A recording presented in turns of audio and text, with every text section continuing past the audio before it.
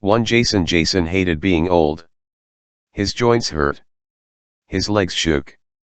As he tried to climb the hill, his lungs rattled like a box of rocks. He couldn't see his face, thank goodness, but his fingers were gnarled and bony. Bulging blue veins webbed the backs of his hands. He even had that old man smell mothballs and chicken soup. How was that possible? He'd gone from 16 to 75 in a matter of seconds, but the old man smell happened instantly, like boom. Congratulations.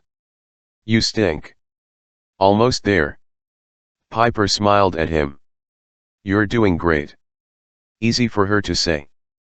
Piper and Annabeth were disguised as lovely Greek serving maidens. Even in their white sleeveless gowns and laced sandals, they had no trouble navigating the rocky path. Piper's mahogany hair was pinned up in a braided spiral. Silver bracelets adorned her arms. She resembled an ancient statue of her mom, Aphrodite, which Jason found a little intimidating. Dating a beautiful girl was nerve-wracking enough. Dating a girl whose mom was the goddess of love. Well, Jason was always afraid he'd do something unromantic and Piper's mom would frown down from Mount Olympus and change him into a feral hog. Jason glanced uphill. The summit was still 100 yards above. Worst idea ever. He leaned against a cedar tree and wiped his forehead. Hazel's magic is good. If I have to fight, I'll be useless. It won't come to that, Annabeth promised. She looked uncomfortable in her serving maiden outfit. She kept hunching her shoulders to keep the dress from slipping. Her pinned-up blonde bun had come undone in the back and her hair dangled like long spider legs. Knowing her hatred of spiders, Jason decided not to mention that. We infiltrate the palace, she said. We get the information we need, and we get out. Piper set down her amphora, the tall ceramic wine jar in which her sword was hidden. We can rest for a second. Catch your breath, Jason. From her waist cord hung her cornucopia, the magic horn of plenty. Tucked somewhere in the folds of her dress was her knife, K-top trees. Piper didn't look dangerous, but if the need arose she could dual-wield celestial bronze blades or shoot her enemies in the face with ripe mangoes. Annabeth slung her own amphora off her shoulder. She, too, had a concealed sword, but even without a visible weapon she looked deadly. Her stormy gray eyes scanned the surroundings, alert for any threat. If any dude asked Annabeth for a drink, Jason figured she was more likely to kick the guy in the bifurcum. He tried to steady his breathing. Below them, Apheles Bay glittered, the water so blue it might have been dyed with food coloring. A few hundred yards offshore, the Argo 11 rested at anchor. Its white sails looked no bigger than postage stamps, its 90 oars like toothpicks. Jason imagined his friends on deck following his progress, taking turns with Leo's spyglass, trying not to laugh as they watched Grandpa Jason hobble uphill. Stupid Ithaca, he muttered. He supposed the island was pretty enough.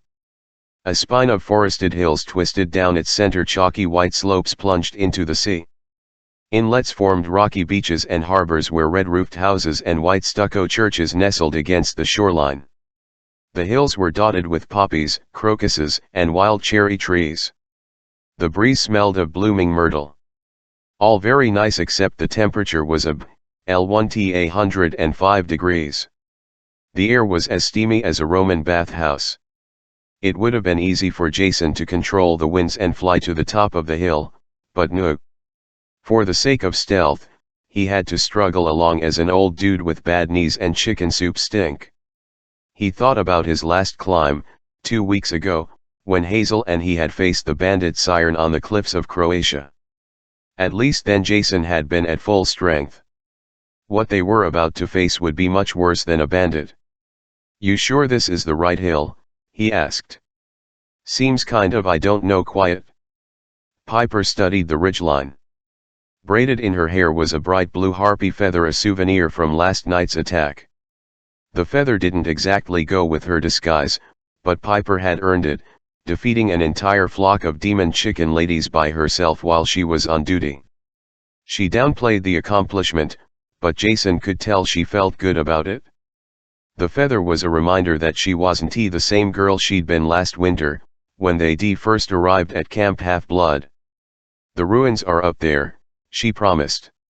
"I saw them in K-Top Teresa's blade." "And you heard what Hazel said?" The biggest gathering of evil spirits I've ever sensed," Jason recalled. "Yeah, sounds awesome." After battling through the underground temple of Hades, the last thing Jason wanted was to deal with more evil spirits. But the fate of the quest was at stake. The crew of the Argo 11 had a big decision to make. If they chose wrong, they would fail, and the entire world would be destroyed.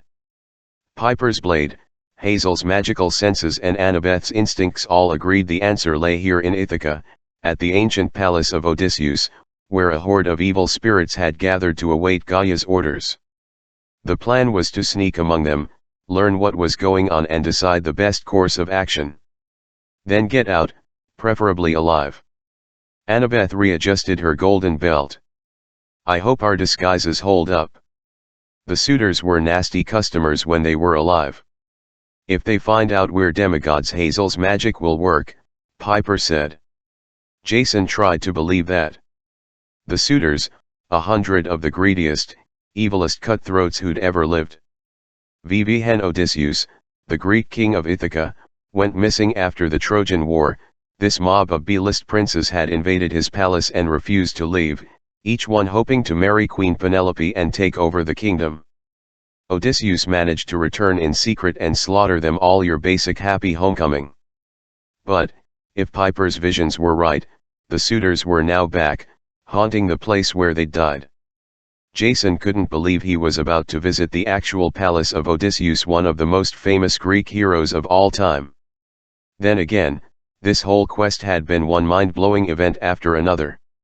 Annabeth herself had just come back from the eternal abyss of Tartarus. Given that, Jason decided maybe he shouldn't complain about being an old man. Well, he steadied himself with his walking stick. "If I look as old as I feel, my disguise must be perfect. Let's get going." As they climbed, sweat trickled down his neck.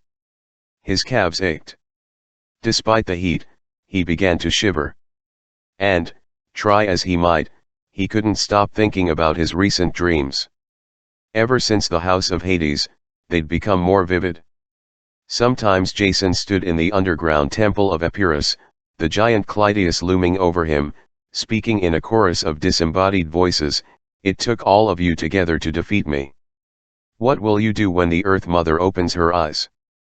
Other times Jason found himself at the crest of Half-Blood Hill. Gaia the Earth Mother rose from the ground, a swirling figure of soil, leaves and stones. "Poor child." Her voice resonated across the landscape, shaking the bedrock under Jason's feet.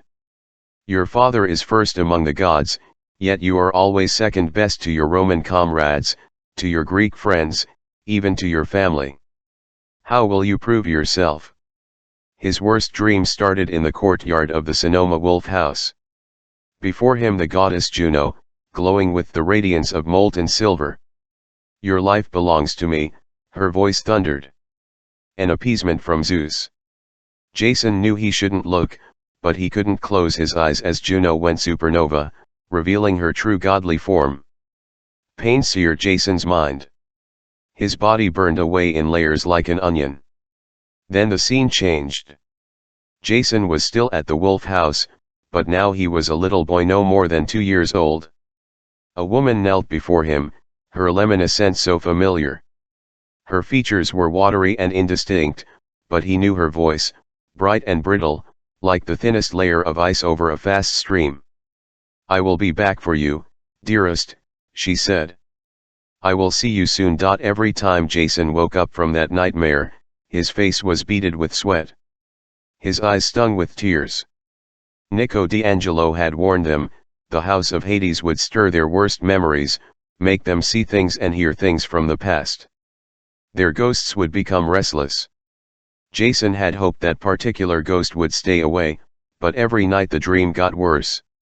Now he was climbing to the ruins of a palace where an army of ghosts had gathered. "That doesn't mean she'll be there," Jason told himself. But his hands wouldn't stop trembling. Every step seemed harder than the last. Almost there, Annabeth said. Let's boom. The hillside rumbled.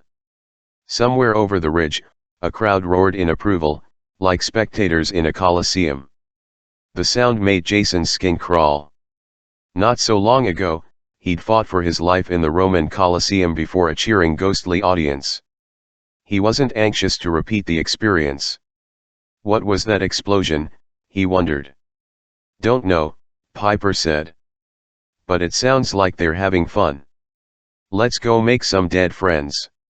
11 Jason Naturally, the situation was worse than Jason expected. It wouldn't have been any fun otherwise.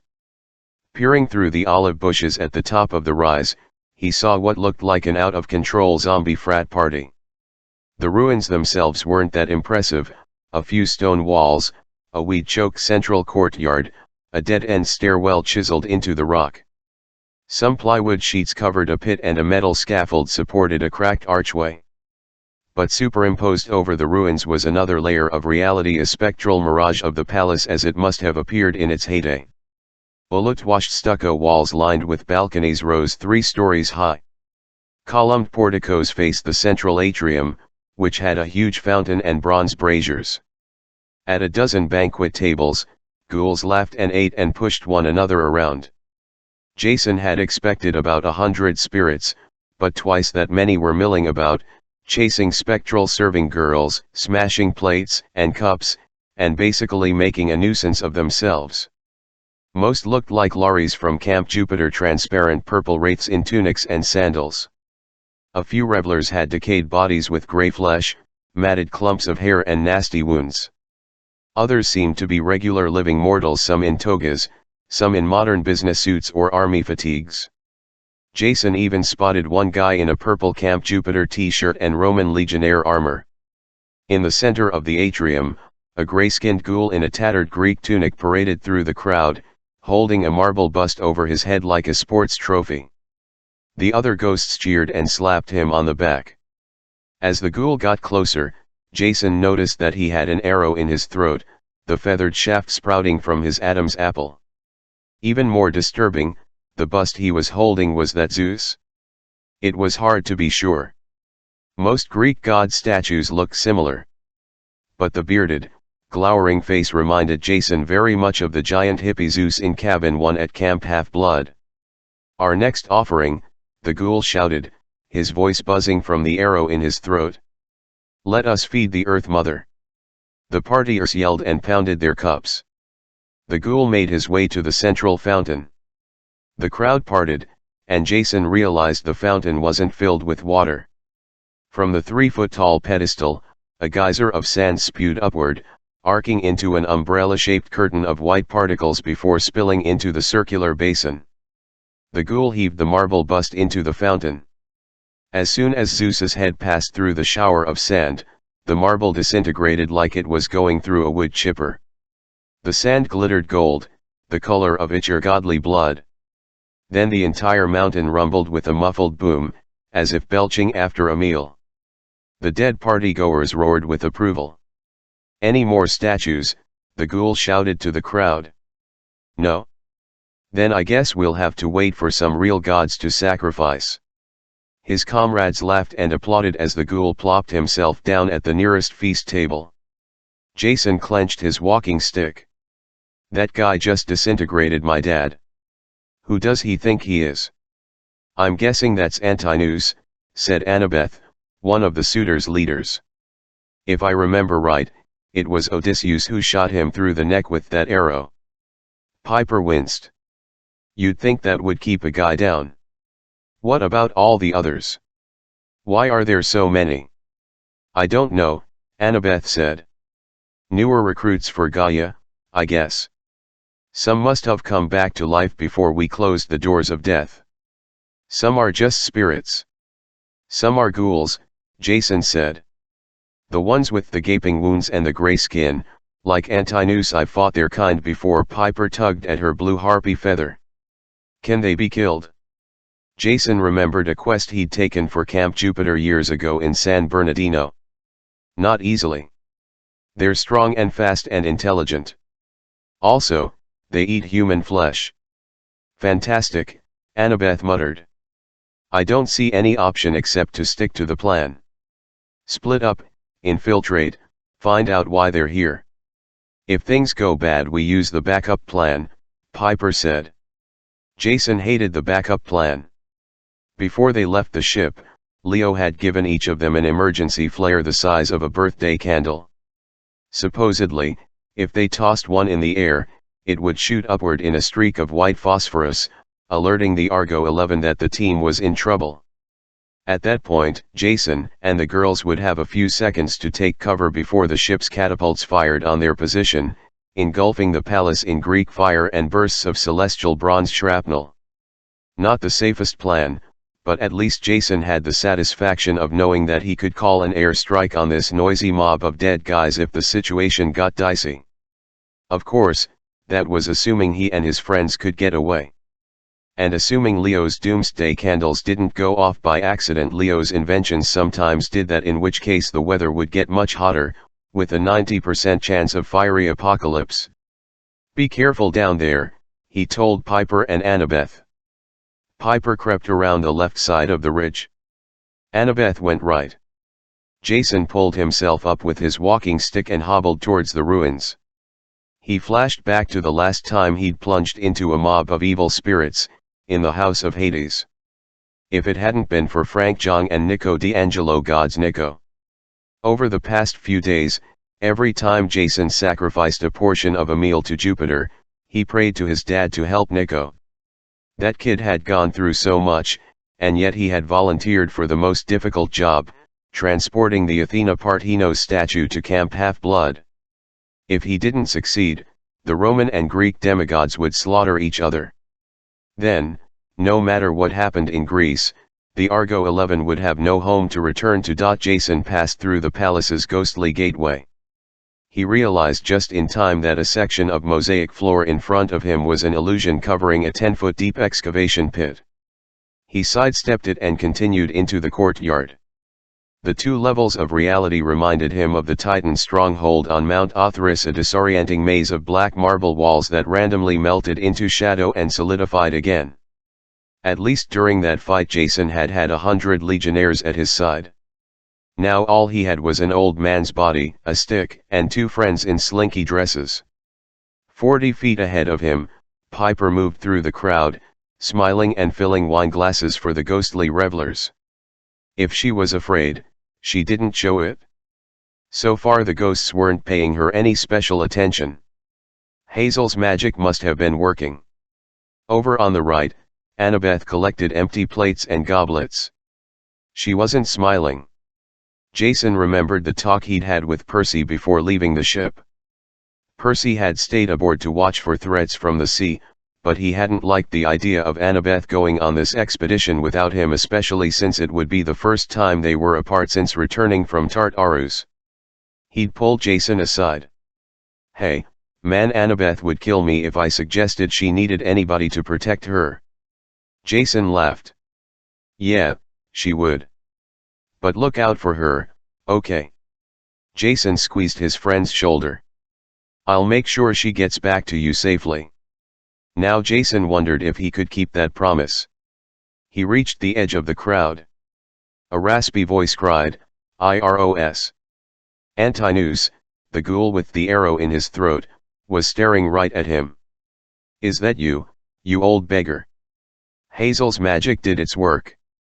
Cold air rippled across Jason's face as the mist subtly altered his appearance, showing the suitors what they expected to see. That's me, Jason said. Iros. A dozen more ghosts turned towards him.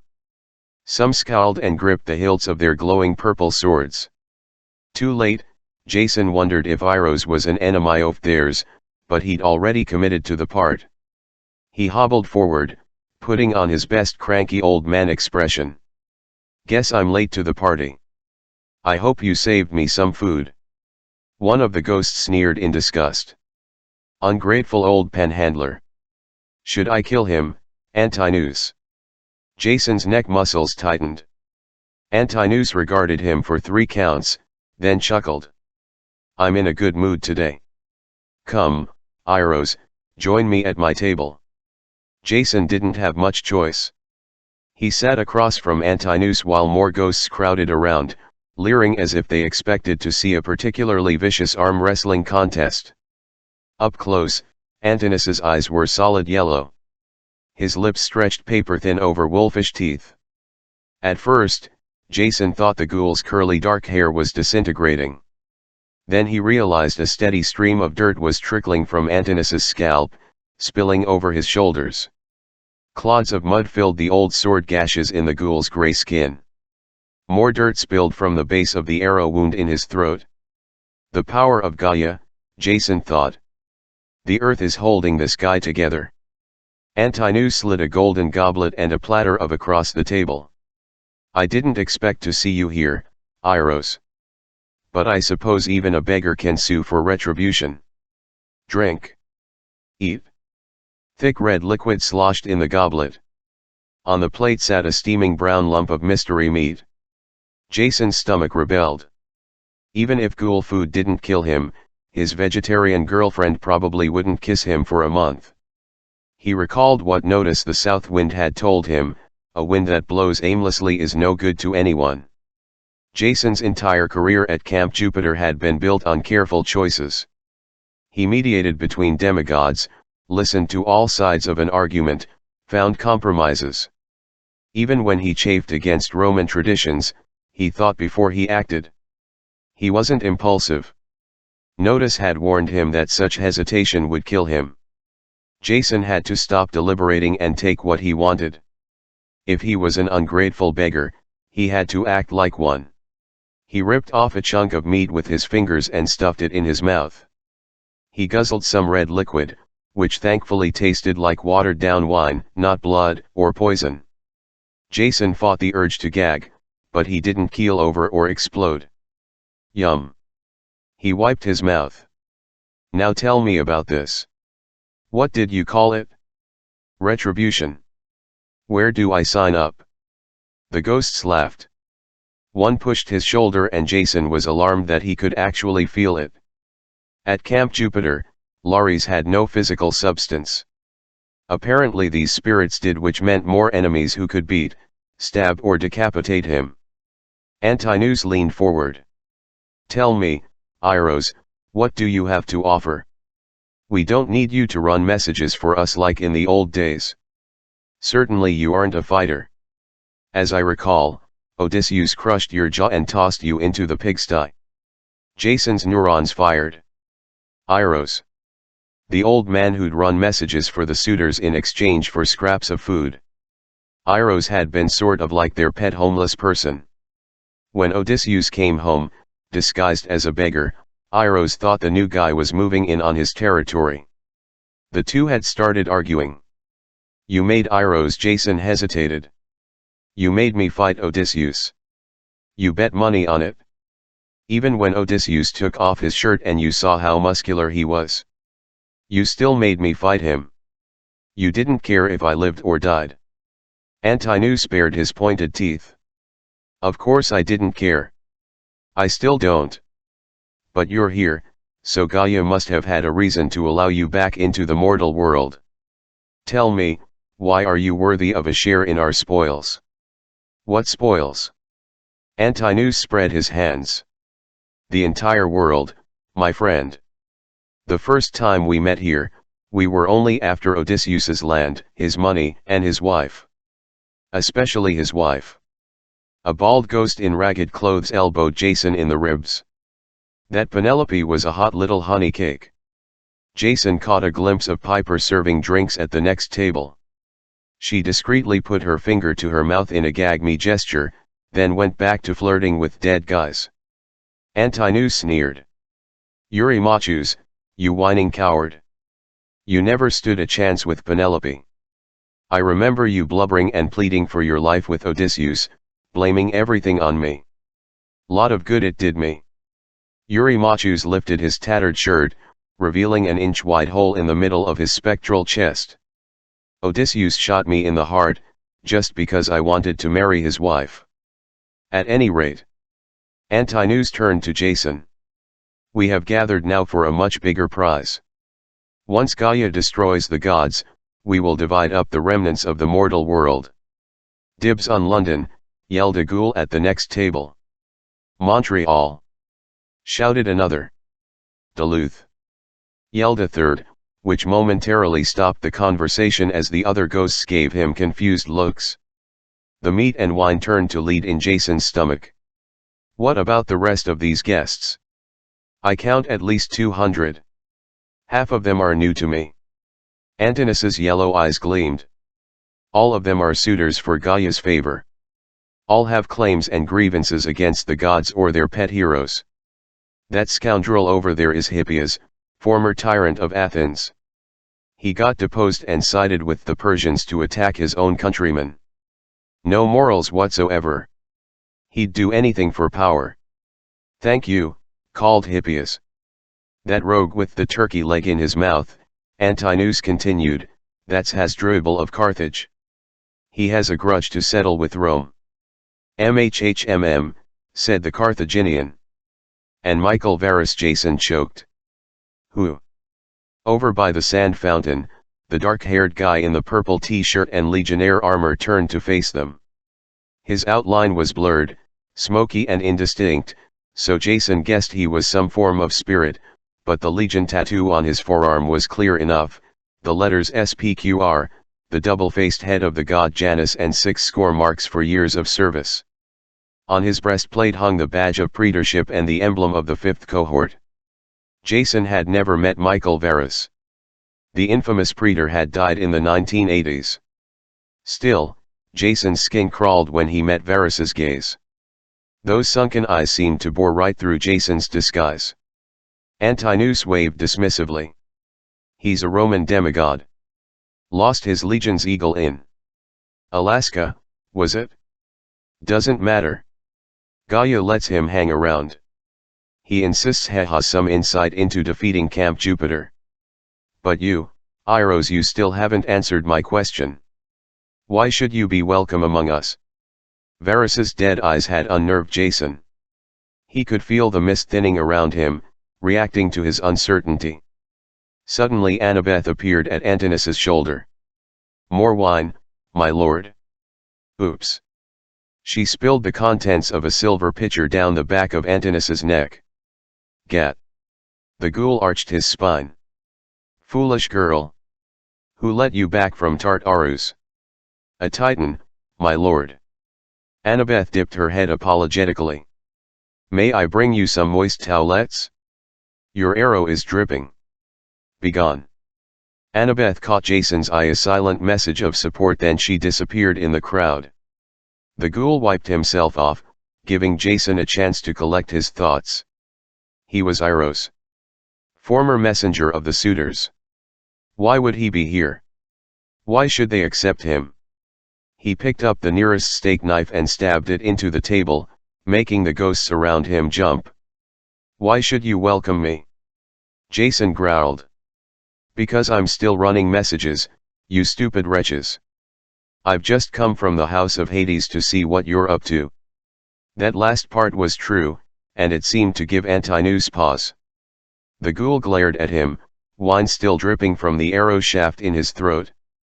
You expect me to believe Gaia sent you a beggar to check up on us? Jason laughed. I was among the last to leave Epirus before the doors of death were closed. I saw the chamber where Clytius stood guard under a domed ceiling tiled with tombstones. I walked the jewel and bone floors of the Necromantean. That was also true. Around the table, ghosts shifted and muttered.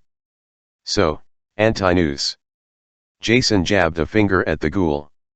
Maybe you should explain to me why you were worthy of Gaia's favor. All I see is a crowd of lazy, dawdling dead folk enjoying themselves and not helping the war effort. Vs. What should I tell the Earth Mother? From the corner of his eye, Jason saw Piper flash him an approving smile. Then she returned her attention to a glowing purple Greek dude who was trying to make her sit on his lap. Antinous wrapped his hand around the steak knife Jason had impaled in the table. He pulled it free and studied the blade. If you come from Gaia, you must know we are here under orders. Porphyrion decreed it. Antinous ran the knife blade across his palm. Instead of blood, dry dirt spilled from the cut. You do know Porphyrion? Jason struggled to keep his nausea under control. He remembered Porphyrion just fine from their battle at the Wolf House. The giant king, green skin, 40 feet tall, white eyes, hair braided with weapons. Of course I know him.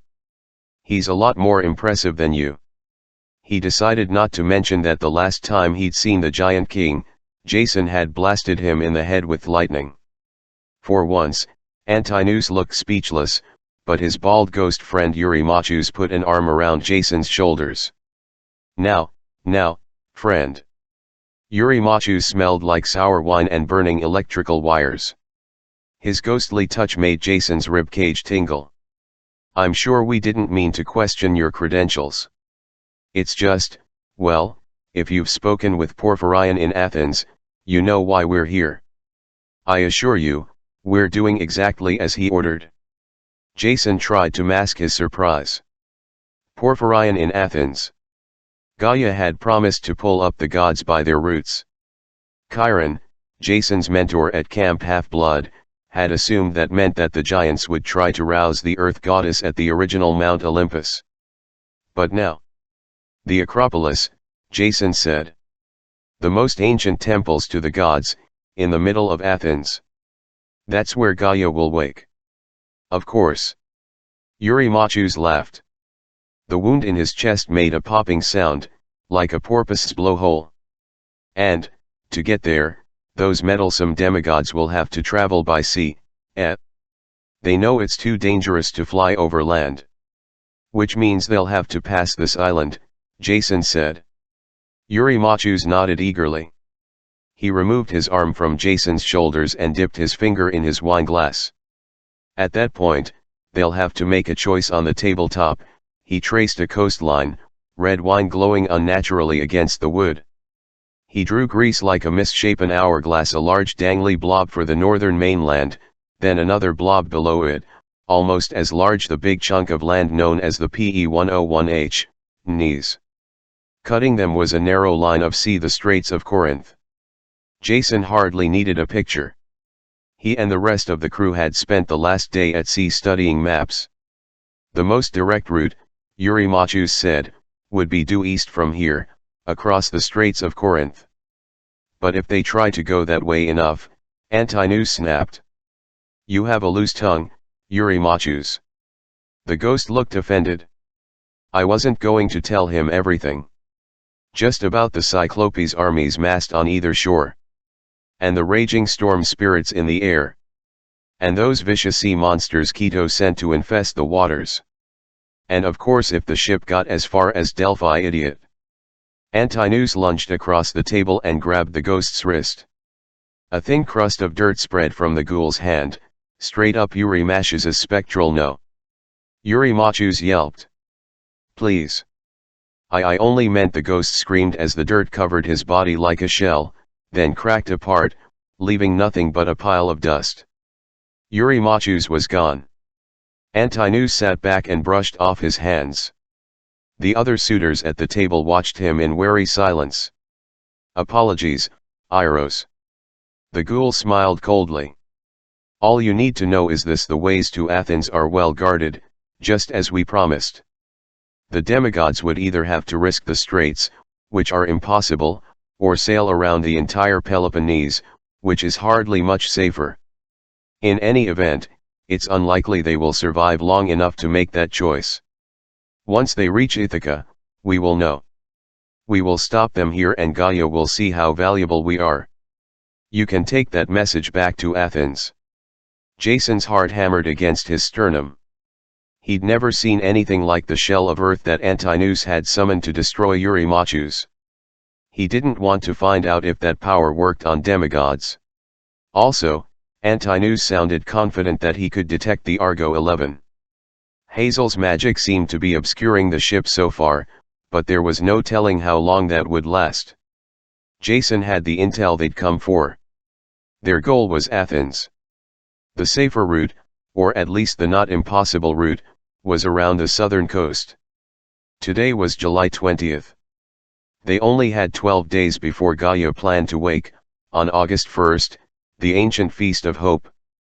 Jason and his friends needed to leave while they had the chance. But something else bothered him, a cold sense of foreboding, as if he hadn't heard the worst news yet.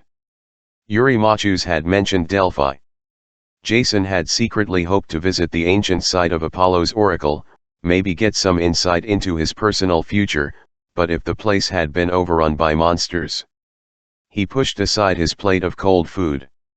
Sounds like everything is under control. For your sake, Antinous, I hope so.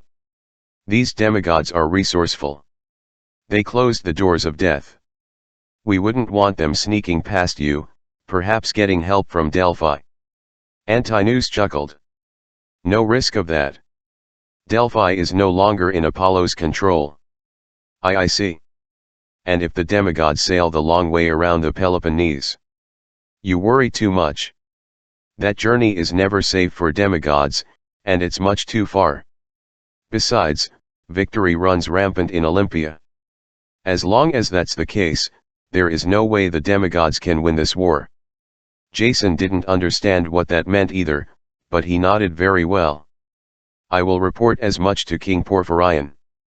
Thank you for the meal. Over at the fountain, Michael Varus called, wait. Jason bit back a curse. He'd been trying to ignore the dead praetor, but now Varus walked over, surrounded in a hazy white aura, his deep-set eyes like sinkholes. At his side hung an imperial gold gladius. You must stay, Varus said. Antinous shot the ghost an irritated look. What's the problem, Legionnaire? If Iros wants to leave, let him. He smells bad. The other ghosts laughed nervously. Across the courtyard, Piper shot Jason a worried glance. A little further away, Annabeth casually palmed a carving knife from the nearest platter of meat. Varus rested his hand on the pommel of his sword. Despite the heat, his breastplate was glazed with ice. I lost my cohort twice in Alaska, once in life, once in death to a Gricus named Percy Jackson. Still I have come here to answer Gaia's call. Do you know why? Jason swallowed. Stubbornness. This is a place of longing, Varus said. All of us are drawn here, sustained not only by Gaia's power but also by our strongest desires. Eurymachius's greed. Antinous' cruelty. You flatter me, the ghoul muttered. Hasdrubal's hatred, Varus continued. Hippias's bitterness. My ambition. And you, Iros. What has drawn you here? What does a beggar most desire? Perhaps a home. An uncomfortable tingle started at the base of Jason's skull, the same feeling he got when a huge electrical storm was about to break. I should be going, he said. Messages to carry. Michael Varus drew his sword. My father is Janus, the god of two faces. I am used to seeing through masks and deceptions. Do you know, Iros, why we are so sure the demigods will not pass our island undetected? Jason silently ran through his repertoire of Latin cuss words. He tried to calculate how long it would take him to get out his emergency flare and fire it. Hopefully he could buy enough time for the girls to find shelter before this mob of dead guys slaughtered him. He turned to Antinous. Look, are you in charge here or not? Maybe you should muzzle your Roman. The ghoul took a deep breath. The arrow rattled in his throat. Ah, but this might be entertaining. Go on, Varus. The dead praetor raised his sword. Our desires reveal us. They show us for who we really are. Someone has come for you, Jason Grace. Behind Varus, the crowd parted. The shimmering ghost of a woman drifted forward, and Jason felt as if his bones were turning to dust. My dearest, said his mother's ghost. You have come home. 111. Jason somehow he knew her. He recognized her dress of flowery green and red wraparound, like the skirt of a Christmas tree. He recognized the colorful plastic bangles on her wrists that had dug into his back when she hugged him goodbye at the Wolf House. He recognized her hair, an over-teased corona of dyed blonde curls and her scent of lemons and aerosol. Her eyes were blue like Jason's, but they gleamed with fractured light, like she'd just come out of a bunker after a nuclear war, hungrily searching for familiar details in a changed world. "Dearest." She held out her arms. Jason's vision tunneled. The ghosts and ghouls no longer mattered. His mist disguise burned off. His posture straightened. His joints stopped aching. His walking stick turned back into an imperial gold gladius. The burning sensation didn't stop.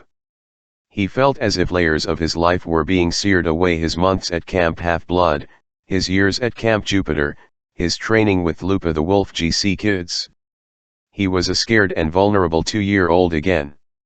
Even the scar on his lip, from when he'd tried to eat a stapler as a toddler, stung like a fresh wound. "Mom," he managed. "Yes, dearest." Her image flickered. "Come, embrace me. You're not real." "Of course she is real." Michael Varys's voice sounded far away. "Did you think Gaia would let such an important spirit languish in the underworld? She is your mother, Beryl Grace, star of television, sweetheart to the king of Olympus, who rejected her not once but twice, in both his Greek and Roman aspects.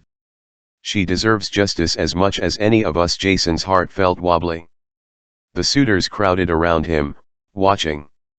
"I'm their entertainment," Jason realized. The ghosts probably found this even more amusing than two beggars fighting to the death. Piper's voice cut through the buzzing in his head. "Jason, look at me." She stood 20 feet away, holding her ceramic amphora. Her smile was gone. Her gaze was fierce and commanding, as impossible to ignore as the blue harpy feather in her hair. "That isn't your mother. Her voice is working some kind of magic on you, like charm speak, but more dangerous. Can't you sense she's right?" Annabeth climbed onto the nearest table. She kicked aside a platter, startling a dozen suitors. "Jason, that's only a remnant of your mother, like an era, maybe, or a remnant." His mother's ghost sobbed. "Yes, look what I have been reduced to. It's Jupiter's fault. He abandoned us. He wouldn't help me. I didn't want to leave you in Sonoma, my dear, but Juno and Jupiter gave me no choice. They wouldn't allow us to stay together. Fight for them now? Join these suitors. Lead them. We can be a family again." Jason felt hundreds of eyes on him. "This has been the story of my life," he thought bitterly. Everyone had always watched him, expecting him to lead the way. From the moment he'd arrived at Camp Jupiter, the Roman demigods had treated him like a prince in waiting. Despite his attempts to alter his destiny, joining the worst cohort, trying to change the camp traditions, taking the least glamorous missions and befriending the least popular kids, he had been made praetor anyway. As a son of Jupiter, his future had been assured. He remembered what Hercules had said to him at the Straits of Gibraltar: "If not easy being a son of Zeus. Too much pressure. Eventually, it can make a guy snap." Now Jason was here, drawn as taut as a bowstring. "You left me," he told his mother. "That wasn't Jupiter or Juno. That was you." Beryl Grace stepped forward. The worry lines around her eyes, the pain tightness in her mouth reminded Jason of his sister, Thalia. "Dearest, I told you I would come back. Those were my last words to you. Don't you remember?" Jason shivered. In the ruins of the Wolf House, his mother had hugged him one last time. She had smiled, but her eyes were full of tears. "It's all right," she had promised. But even as a little kid, Jason had known it wasn't all right. "Wait here. I will be back for you, dearest. I will see you soon." She hadn't come back. Instead, Jason had wandered the ruins, crying and alone, calling for his mother and for Thalia until the wolves came for him. His mother's unkept promise was at the core of who he was. He'd built his whole life around the irritation of her words, like the grain of sand at the center of a pearl. People lie. Promises are broken. That was why, as much as it chafed him, Jason followed rules. He kept his promises. He never wanted to abandon anyone the way he'd been abandoned and lied to. Now his mom was back, erasing the one certainty Jason had about her, that she'd left him forever. Across the table, Antinous raised his goblet. "So pleased to meet you, son of Jupiter. Listen to your mother. You have many grievances against the gods. Why not join us? I gather these two serving girls are your friends.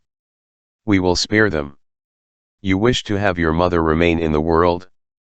We can do that. You wish to be a king?" No, Jason's mind was spinning. "No, I don't belong with you." Michael Varus regarded him with cold eyes. "Are you so sure, my fellow praetor? Even if you defeat the giants and Gaia, would you return home like Odysseus did? Where is your home now? With the Greeks? With the Romans? No one will accept you. And, if you get back, who's to say you won't find ruins like this?" Jason scanned the palace courtyard. Without the illusory balconies and colonnades, there was nothing but a heap of rubble on a barren hilltop.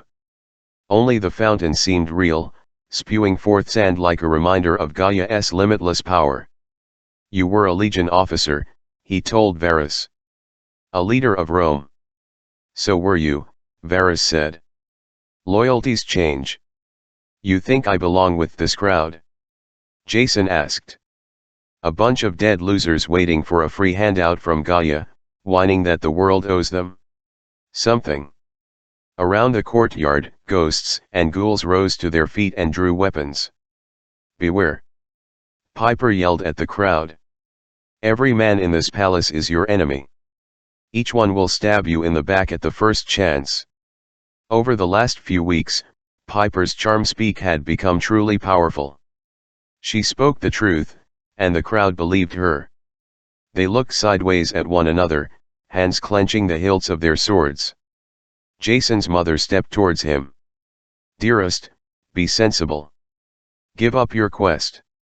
Your Argo 11 could never make the trip to Athens. Even if it did, there's the matter of the Athena part he knows." A tremor passed through him. "What do you mean?" "Don't feign ignorance, my dearest.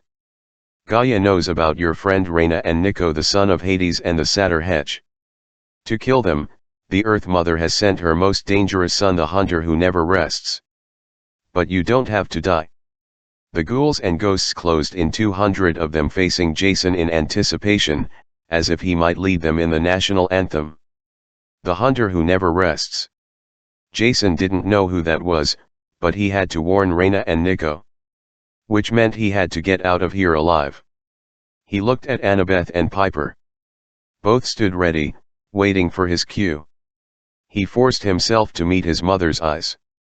She looked like the same woman who'd abandoned him in the Sonoma woods 14 years ago. But Jason wasn't a toddler anymore. He was a battle veteran, a demigod who'd faced death countless times. And what he saw in front of him wasn't his mother, at least, not what his mother should be: caring, loving, selflessly protective. A remnant, Annabeth had called her. Michael Varus had told him that the spirits here were sustained by their strongest desires. The spirit of Beryl Grace literally glowed with need. Her eyes demanded Jason's attention. Her arms reached out, desperate to possess him. "What do you want?" he asked. "What brought you here?" "I want life," she cried. "Youth. Beauty. Your father could have made me immortal. He could have taken me to Olympus, but he abandoned me. You can set things right, Jason. You are my proud warrior." Her lemon turned acrid, as if she were starting to burn. Jason remembered something Thalia had told him. Their mother had become increasingly unstable, until her despair had driven her crazy. She had died in a car accident, the result of her driving while drunk. The watered wine in Jason's stomach churned. He decided that if he lived through this day he would never drink alcohol again. "You're a mania," Jason decided, the word coming to him from his studies at Camp Jupiter long ago. "A spirit of insanity. That's what you've been reduced to." "I am all that remains," Beryl Grace agreed. Her image flickered through a spectrum of colors. "Embrace me, son. I am all you have left." The memory of the south wind spoke in his mind. You can't choose your parentage. But you can choose your legacy. Jason felt like he was being reassembled, one layer at a time. His heartbeat steadied. The chill left his bones. His skin warmed in the afternoon Sunday. "No," he croaked. He glanced at Annabeth and Piper. "My loyalties haven't changed. My family has just expanded. I'm a child of Greece and Rome." He looked back at his mother for the last time. "I'm no child of yours." He made the ancient sign of warding off evil, 3 fingers thrust out from the heart, and the ghost of Beryl Grace disappeared with a soft hiss, like a sigh of relief. The ghoul Antinous tossed aside his goblet. He studied Jason with a look of lazy disgust. "Well, then," he said, "I suppose we'll just kill you." All around Jason, the enemies closed in. Jason, the fight was going great until he got stabbed.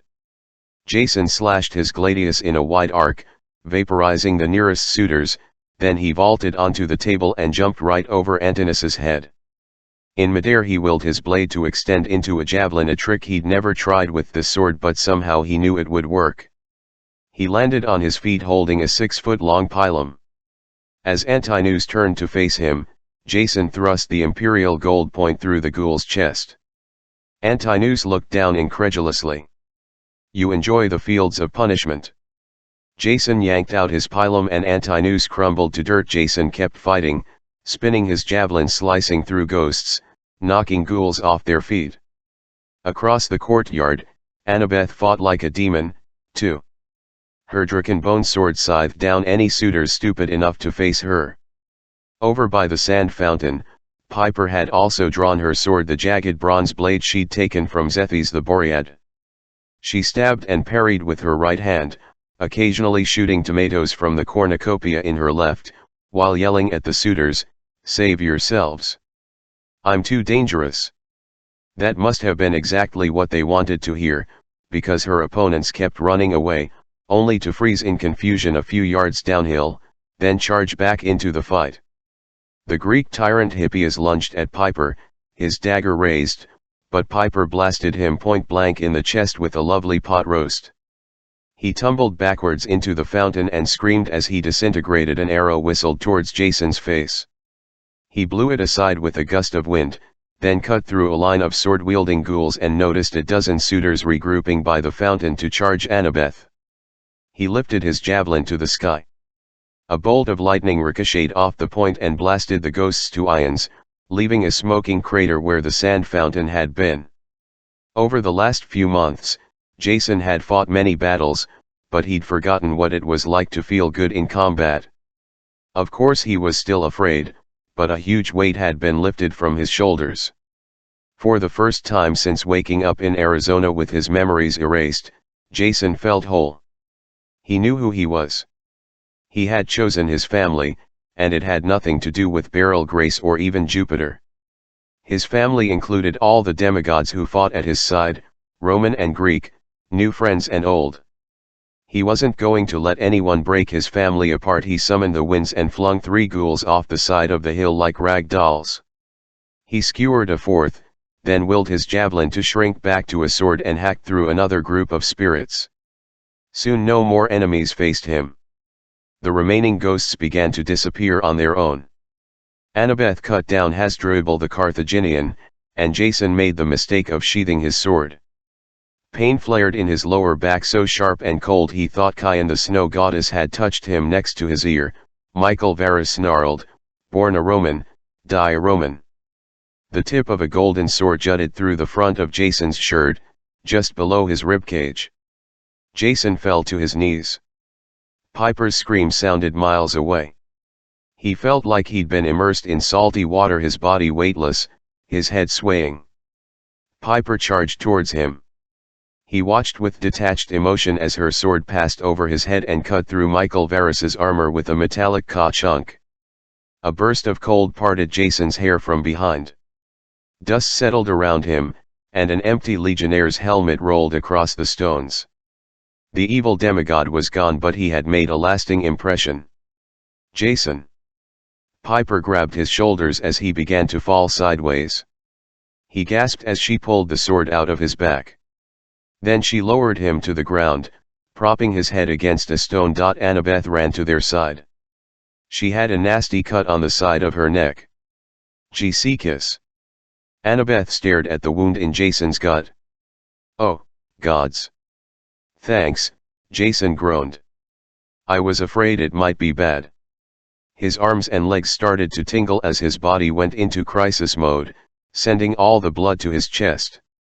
The pain was dull, which surprised him, but his shirt was soaked red. The wound was smoking. He was pretty sure sword wounds weren't supposed to smoke. You're going to be fine. Piper spoke the words like an order. Her tone steadied his breathing. Annabeth, Ambrosia. Annabeth stirred. Yeah, I got it. She ripped through her supply pouch and unwrapped a piece of godly food. We have to stop the bleeding. Piper used her dagger to cut fabric from the bottom of her dress.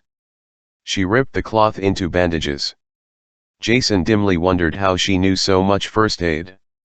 She wrapped the wounds on his back and stomach while Annabeth pushed tiny bites of ambrosia into his mouth. Annabeth's fingers trembled. After all the things she'd been through, Jason found it odd that she would freak out now while Piper acted so calm. Then it occurred to him Annabeth could afford to be scared for him. Piper couldn't. She was completely focused on trying to save him. Annabeth fed him another bite.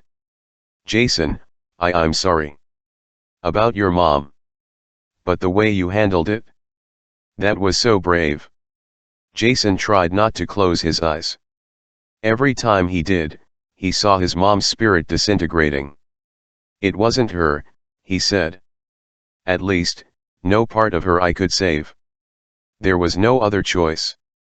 Annabeth took a shaky breath. No other right choice, maybe, but a friend of mine, Luke. His mom. Similar problem. He didn't handle it as well. Her voice broke. Jason didn't know much about Annabeth's past, but Piper glanced over in concern. I've bandaged as much as I can, she said. Blood is still soaking through. And the smoke. I don't get that. Imperial gold, Annabeth said, her voice quavering. It's deadly to demigods. It's only a matter of time before. He'll be all right, Piper insisted. We've got to get him back to the ship. I don't feel that bad, Jason said. And it was true.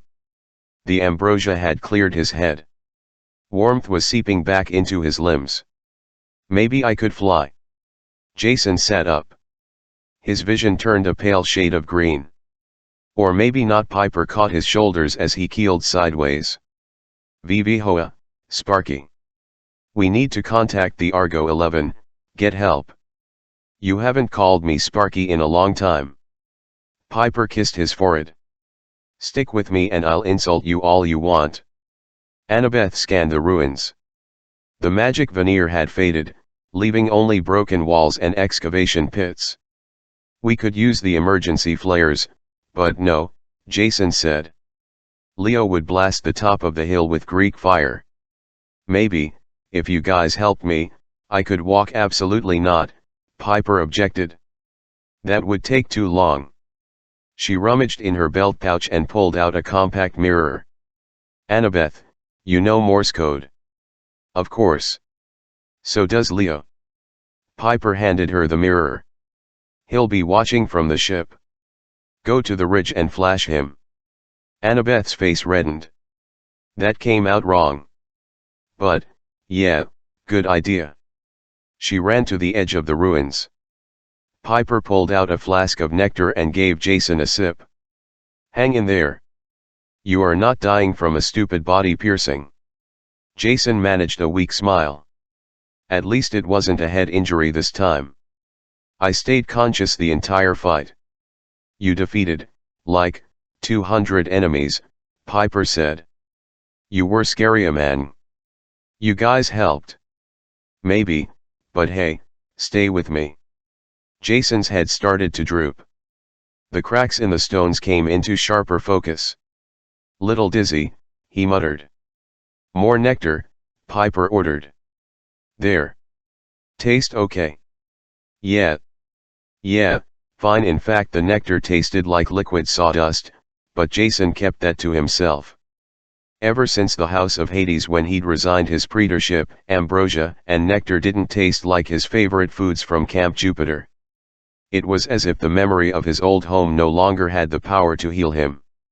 Born a Roman, die a Roman, Michael Varus had said.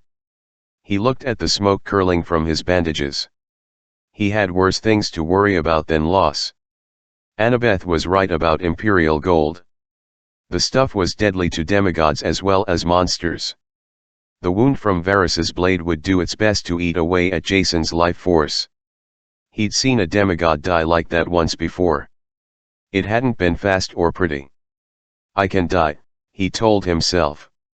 My friends are depending on me. Antinous' words rang in his ears about the giants in Athens, the impossible trip facing the Argo 11, the mysterious hunter Gaia had sent to intercept the Athena Parthenos. Reyna, Nico, and Coach Hedge, he said. They're in danger. We need to warn them. We'll take care of it when we get back to the ship, Piper promised. Your job right now is to relax. Her tone was light and confident, but her eyes brimmed with tears. Besides, those three are a tough group. They'll be fine. Jason hoped she was right. Reyna had risked so much to help them. Coach Hedge was annoying sometimes, but he'd been a loyal protector for the entire crew. And Nico? Jason felt especially worried about him. Piper brushed her thumb against the scar on his lip. Once the war is over, everything will work out for Nico. You've done what you could, being a friend to him. Jason wasn't sure what to say. He hadn't told Piper anything about his conversations with Nico. He'd kept D'Angelo's secret. Still, Piper seemed to sense what was wrong. As a daughter of Aphrodite, maybe she could tell when somebody was struggling with heartache. She hadn't pressured Jason to talk about it, though. He appreciated that. Another wave of pain made him wince. Concentrate on my voice. Piper kissed his forehead. Think about something good. Birthday cake in the park in Rome that was nice last winter, she suggested. The Maury's fight at the campfire. I totally got you. You had marshmallows in your hair for days. I did not. Jason's mind drifted back to better times. He just wanted to stay there talking with Piper, holding her hand, not worrying about giants or Gaia or his mother's madness. He knew they should get back to the ship. He was in bad shape. They had the information they'd come for. But as he lay there on the cool stones, Jason felt a sense of incompleteness. The story of the suitors and Queen Penelope, his thoughts ATM_LT family. His recent dreams. Those things all swirled around in his head. There was something more to this place, something he'd missed. Annabeth came back limping from the edge of the hill. Are you hurt? Jason asked her. Annabeth glanced at her ankle. It's fine. Just the old break from the Roman caverns. Sometimes when I'm stressed. That's not important. I signaled Leo. Frank's going to change form, fly up here and carry you back to the ship. I need to make a litter to keep you stable. Jason had a terrifying image of himself in a hammock, swinging between the claws of Frank the giant eagle, but he decided it would be better than dying. Annabeth set to work. She collected scraps left behind by the suitors: a leather belt, a torn tunic, sandal straps, a red blanket and a couple of broken spear shafts. Her hands flew across the materials, ripping, weaving, tying, braiding. How are you doing that? Jason asked in amazement. Learned it during my quest under Rome. Annabeth kept her eyes on her work. I'd never had a reason to try weaving before, but it's handy for certain things, like getting away from spiders. She tied off one last bit of leather cord and voila, a stretcher large enough for Jason, with spear shafts as carrying handles and safety straps across the middle. Piper whistled appreciatively. The next time I need a dress altered, I'm coming to you. Shut up, McLean, Annabeth said, but her eyes glinted with satisfaction. Now, let's get him secured. Wait, Jason said. His heart pounded. Watching Annabeth weave the makeshift bed, Jason had remembered the story of Penelope, how she'd held out for 20 years, waiting for her husband Odysseus to return. A bed, Jason said. There was a special bed in this palace. Piper looked worried. Jason, you've lost a lot of blood. I'm not hallucinating, he insisted. The marriage bed was sacred. If there was any place you could talk to Juno.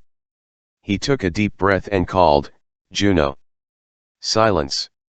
Maybe Piper was right. He wasn't thinking clearly. Then, about 60 feet away, the stone floor cracked. Branches muscled through the earth, growing in fast motion until a full-sized olive tree shaded the courtyard. Under a canopy of gray-green leaves stood a dark-haired woman in a white dress, a leopard skin cape draped over her shoulders. Her staff was topped with a white lotus flower. Her expression was cool and regal. My heroes, said the goddess. Hera, Piper said. Juno, Jason corrected. Whatever, Annabeth grumbled. What are you doing here, your bovine majesty? Juno's dark eyes glittered dangerously. Annabeth Chase. As charming as ever. Yeah, well, Annabeth said, I just got back from Tartarus, so my manners are a little rusty, especially towards goddesses who wiped my boyfriend's memory, made him disappear for months, and then honestly, child. Are we going to rehash this again? Aren't you supposed to be suffering from split personality disorder? Annabeth asked. I mean more so than usual. Whoa, Jason interceded. He had plenty of reasons to hate Juno, but they had other issues to deal with. Juno, we need your help. Jason tried to sit up and immediately regretted it. His insides felt like they were being twirled on a giant spaghetti fork. Piper kept him from falling over. First things first, she said. Jason is hurt. Heal him. The goddess knitted her eyebrows. Her form shimmered unsteadily. Some things even the gods cannot heal, she said. This wound touches your soul as well as your body. You must fight it, Jason Grace. You must survive. Yeah, thanks, he said, his mouth dry. I'm trying. What do you mean, the wound touches his soul? Piper demanded. Why can't you, my heroes? Our time together is short, Juno said. I am grateful that you called upon me. I have spent weeks in a state of pain and confusion, my Greek and Roman natures warring against each other. Worse, I've been forced to hide from Jupiter, who searches for me in his misguided wrath, believing that I caused this war with Gaia. Gee, Annabeth said, why would he think that? Juno flashed her an irritated look. Fortunately, this place is sacred to me. By clearing away those ghosts, you have purified it and given me a moment of clarity. I will be able to speak with you if only briefly. Why is it sacred? Piper's eyes widened. Oh. The marriage bed. Marriage bed? Annabeth asked. I don't see any. The bed of Penelope and Odysseus, Piper explained. One of its bedposts was a living olive tree, so it could never be moved. Indeed. Juno ran her hand along the olive tree's trunk. An immovable marriage bed. Such a beautiful symbol. Like Penelope, the most faithful wife, standing her ground, fending off 100 arrogant suitors for years because she knew her husband would return. Odysseus and Penelope, the epitome of a perfect marriage. Even in his dazed state, Jason was pretty sure he remembered stories about Odysseus falling for other women during his travels, but he decided not to bring that up. "Can you advise us, at least?" he asked. "Tell us what to do." "Sail around the Peloponnese," said the goddess. "As you suspect, that is the only possible route. On your way, seek out the goddess of victory in Olympia. She is out of control. Unless you can subdue her, the rift between Greek and Roman can never be healed." "You mean Nike?" Annabeth asked. "How is she out of control?" Thunder boomed overhead, shaking the hill. "Explaining would take too long," Juno said. "I must flee before Jupiter finds me. Once I leave, I will not be able to help you again." Jason bit back a retort, "When did you help me the first time?" "What else should we know?" he asked. "As you heard, the giants have gathered in Athens. Few gods will be able to help you on your journey, but I am not the only Olympian who is out of favor with Jupiter. The twins have also incurred his wrath." "Artemis and Apollo?" Piper asked. "Why?" Juno's image began to fade. "If you reach the island of Delos, they might be prepared to help you. They are desperate enough to try anything to make amends. Go now. Perhaps we will meet again in Athens, if you succeed. If you do not." The goddess disappeared, or maybe Jason's eyesight simply failed. Pain rolled through him. His head lolled back. He saw a giant eagle circling high above.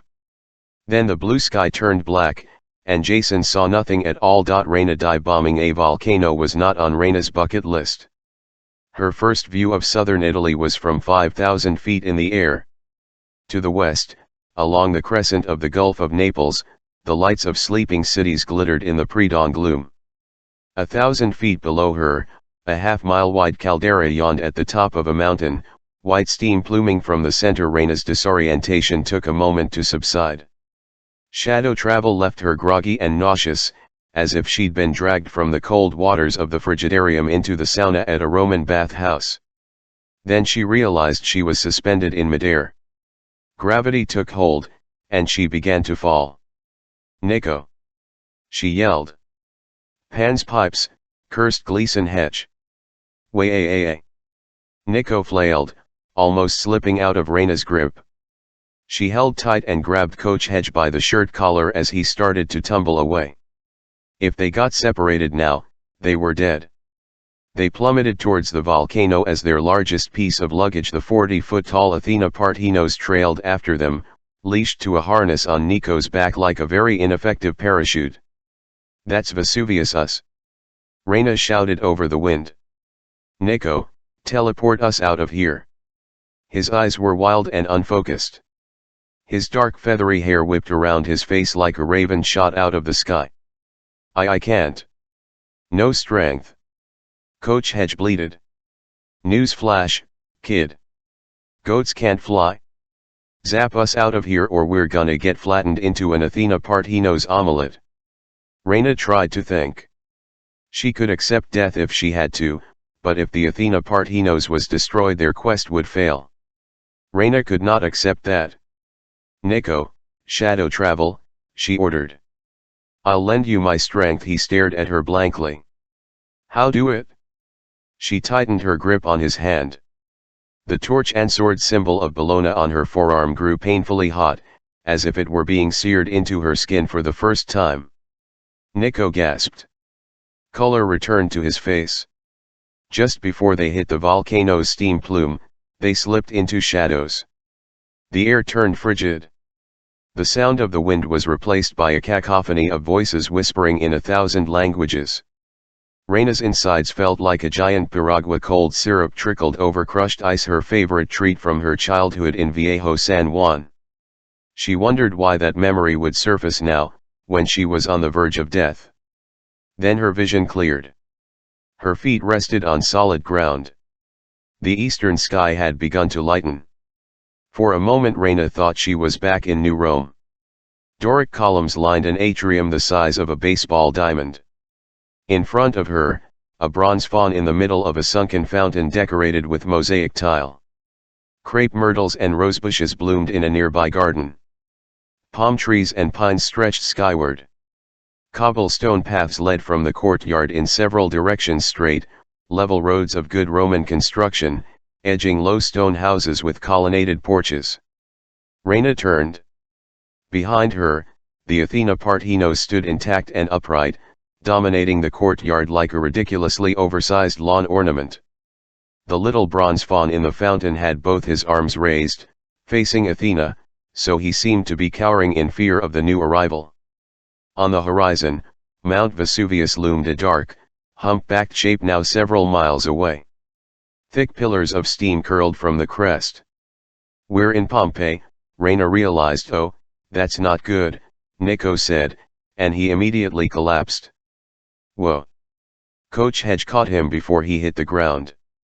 The satyr propped him against Athena's feet and loosened the harness that attached Nico to the statue.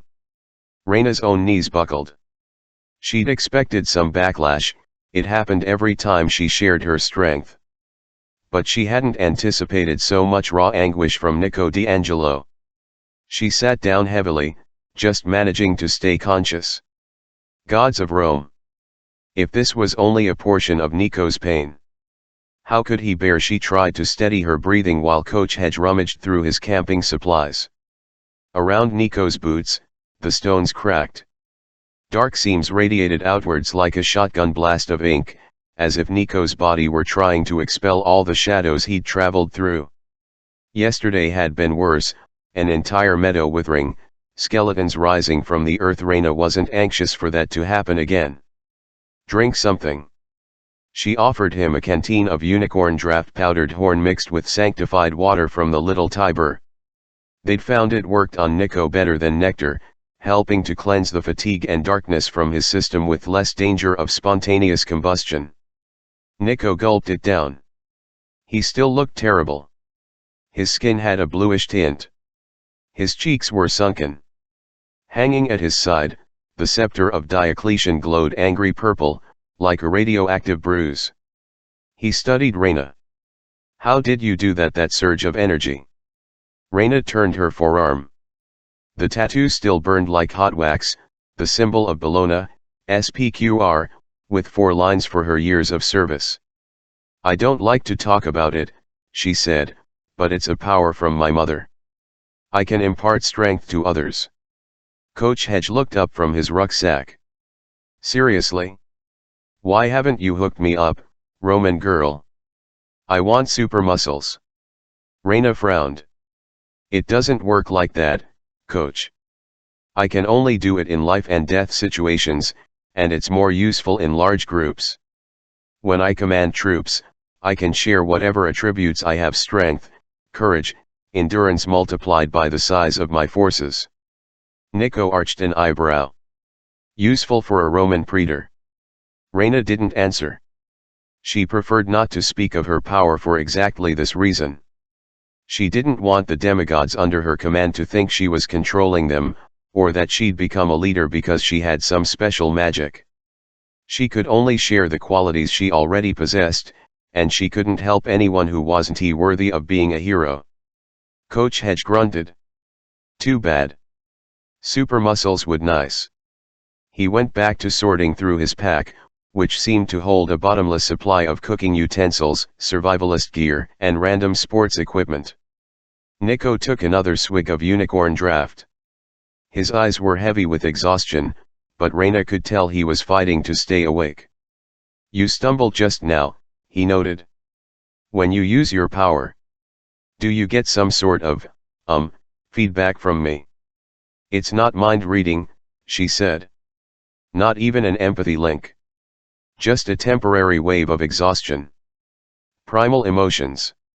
Your pain washes over me. I take on some of your burden." Nico's expression became guarded. He twisted the silver skull ring on his finger, the same way Reina did with her silver ring when she was thinking. Sharing a habit with the son of Hades made her uneasy. She'd felt more pain from Nico in their brief connection than she had from her entire legion during the battle against the giant polybotes. It had drained her worse than the last time she'd used her power to sustain her Pegasus Scipio during their journey across the Atlantic. She tried to push away that memory.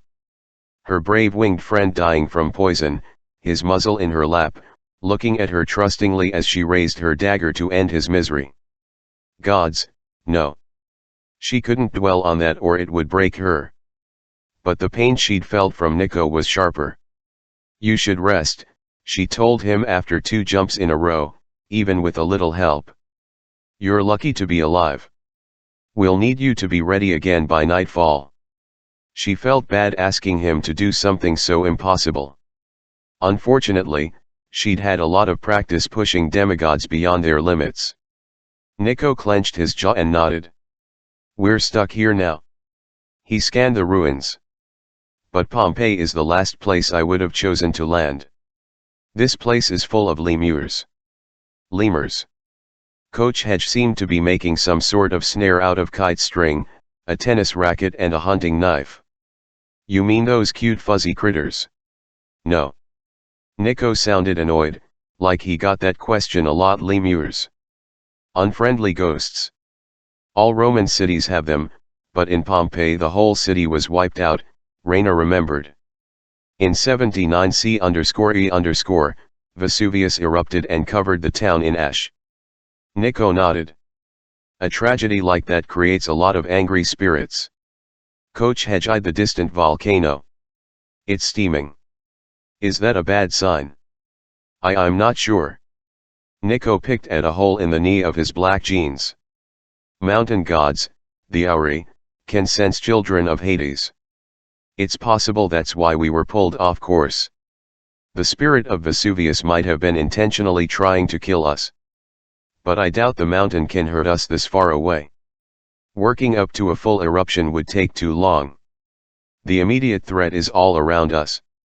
The back of Reina's neck tingled. She'd grown used to Lares, the friendly spirits at Camp Jupiter, but even they made her uneasy. They didn't have a good understanding of personal space. Sometimes they'd walk right through her, leaving her with vertigo. Being in Pompeii gave Reina the same feeling, as if the whole city was one big ghost that had swallowed her whole. She couldn't tell her friends how much she feared ghosts, or why she feared them. The whole reason she and her sister had run away from San Juan all those years ago. That secret had to stay buried. Can you keep them at bay? She asked. Nico turned up his palms. I've sent out that message, stay away. But once I'm asleep it won't do us much. Coach Hedge patted his tennis racket knife contraption.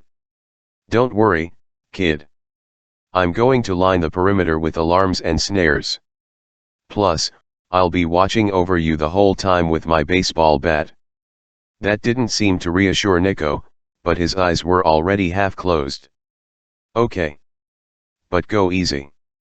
We don't want another Albania. No, Reina agreed. Their first shadow travel experience together 2 days ago had been a total fiasco, possibly the most humiliating episode in Reina's long career. Perhaps someday, if they survived, they would look back on it and laugh, but not now. The 3 of them had agreed never to speak of it. What happened in Albania would stay in Albania. Coach Hedge looked hurt. Fine, whatever. Just rest, kid. We got you covered. All right, Nico relented. Maybe a little. He managed to take off his aviator jacket and wad it into a pillow before he keeled over and began to snore. Reina marveled at how peaceful he looked. The worry lines vanished. His face became strangely angelic, like his surname, D'Angelo. She could almost believe he was a regular 14-year-old boy, not a son of Hades who had been pulled out of time from the 1940s and forced to endure more tragedy and danger than most demigods would in a lifetime. When Nico had arrived at Camp Jupiter, Reina didn't trust him. She'd sensed there was more to his story than being an ambassador from his father, Pluto. Now, of course, she knew the truth. He was a Greek demigod, the first person in living memory, perhaps the first ever, to go back and forth between the Roman and Greek camps without telling either group that the other existed. Strangely, that made Reina trust Nico more. Sure, he wasn't Roman. He'd never hunted with Lupa or endured the brutal legion training. But Nico had proven himself in other ways. He'd kept the camp secrets for the best of reasons, because he feared a war. He had plunged into Tartarus alone, voluntarily, to find the doors of death. He'd been captured and imprisoned by giants. He had led the crew of the Argo 11 into the House of Hades. And now he had accepted yet another terrible quest, risking himself to haul the Athena Parthenos back to Camp Half-Blood. The pace of the journey was maddeningly slow. They could only shadow travel a few hundred miles each night, resting during the day to let Nico recover, but even that required more stamina from Nico than Reyna would have thought possible. He carried so much sadness and loneliness, so much heartache. Yet he put his mission first. He persevered. Reyna respected that. She understood that. She'd never been a touchy-feely person, but she had the strangest desire to drape her cloak over Nico's shoulders and tuck him in. She mentally chided herself. He was a comrade, not her little brother. He wouldn't appreciate the gesture. Hey. Coach Hedge interrupted her thoughts. You need sleep, too. I'll take first watch and cook some grub.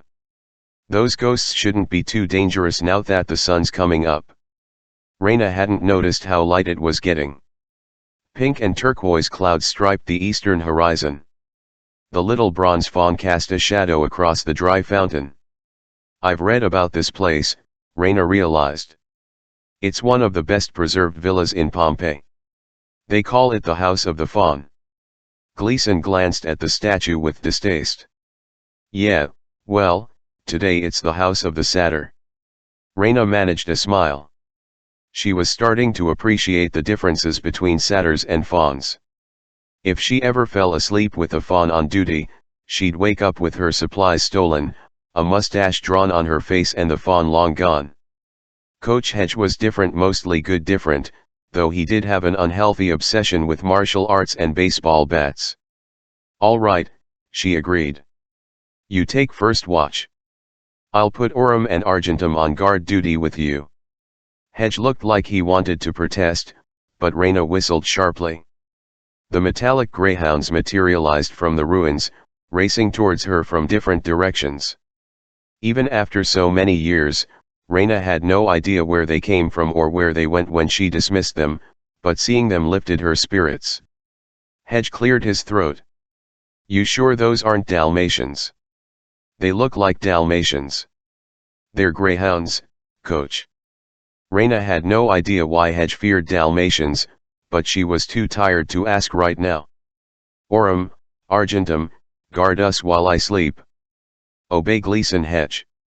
The dogs circled the courtyard, keeping their distance from the Athena Parthenos, which radiated hostility towards everything Roman. Reyna herself was only now getting used to it, and she was pretty sure the statue did not appreciate being relocated in the middle of an ancient Roman city. She lay down and pulled her purple cloak over herself.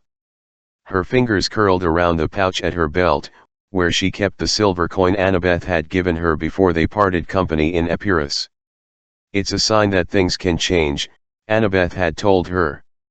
The mark of Athena is yours now. Maybe the coin will bring you luck. Whether that luck would be good or bad, Reyna wasn't sure. She took one last look at the bronze faun cowering before the sunrise and the Athena Parthenos. Then she closed her eyes and slipped into dreams. Reyna most of the time, Reyna could control her nightmares. She had trained her mind to start all her dreams in her favorite place, the Garden of Bacchus on the tallest hill in New Rome. She felt safe and tranquil there. Vivian visions invaded her sleep as they always did with demigods. She could contain them by imagining they were reflections in the garden's fountain. This allowed her to sleep peacefully and avoid waking up the next morning in a cold sweat. Tonight, however, she wasn't so lucky. The dream began well enough. She stood in the garden on a warm afternoon, the arbor heavy with blooming honeysuckle. In the central fountain, the little statue of Bacchus spouted water into the basin. The golden domes and red-tiled roofs of New Rome spread out below her. Half a mile west rose the fortifications of Camp Jupiter.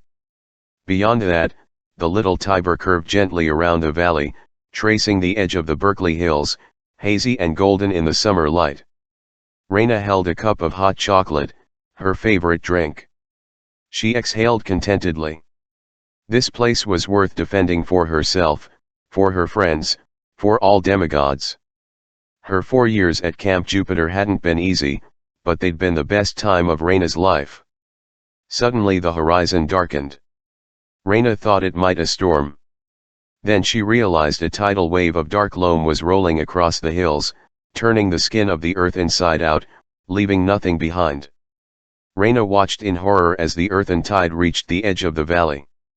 The god Terminus sustained a magical barrier around the camp, but it slowed the destruction for only a moment. Purple light sprayed upward like shattered glass. And the tide poured through, shredding trees, destroying roads, wiping the little Tiber off the map. It's a vision, Reyna thought. I can control this. She tried to change the dream. She imagined that the destruction was only a reflection in the fountain, a harmless video image, but the nightmare continued in full vivid scope. The earth swallowed the field of Mars, obliterating every trace of forts and trenches from the war games. The city's aqueduct collapsed like a line of children's blocks. Camp Jupiter itself fell, watchtowers crashing down, walls and barracks disintegrating. The screams of demigods were silenced, and the earth moved on. A sob built in Reyna's throat. The gleaming shrines and monuments on Temple Hill crumbled. The Colosseum and the Hippodrome were swept away. The tide of loam reached the Pomerian line and roared straight into the city. Families ran through the Forum. Children cried in terror. The Senate House imploded. Villas and gardens disappeared like crops under a tiller. The tide churned uphill towards the Garden of Bacchus, the last remnant of Reyna's world. You left them helpless, Reyna Ramirez Arellano. A woman's voice issued from the black terrain. Your camp will be destroyed. Your quest is a fool's errand. My hunter comes for you. Reyna tore herself from the garden railing. She ran to the fountain of Bacchus and gripped the rim of the basin, staring desperately into the water. She willed the nightmare to become a harmless reflection. Thunk. The basin broke in half, split by an arrow the size of a rake. Reyna stared in shock at the raven feather fletching, the shaft painted red, yellow, and black like a coral snake, the Stygian iron point embedded in her gut. She looked up through a haze of pain. At the edge of the garden, a dark figure approached, the silhouette of a man whose eyes shone like miniature headlamps, blinding Reyna.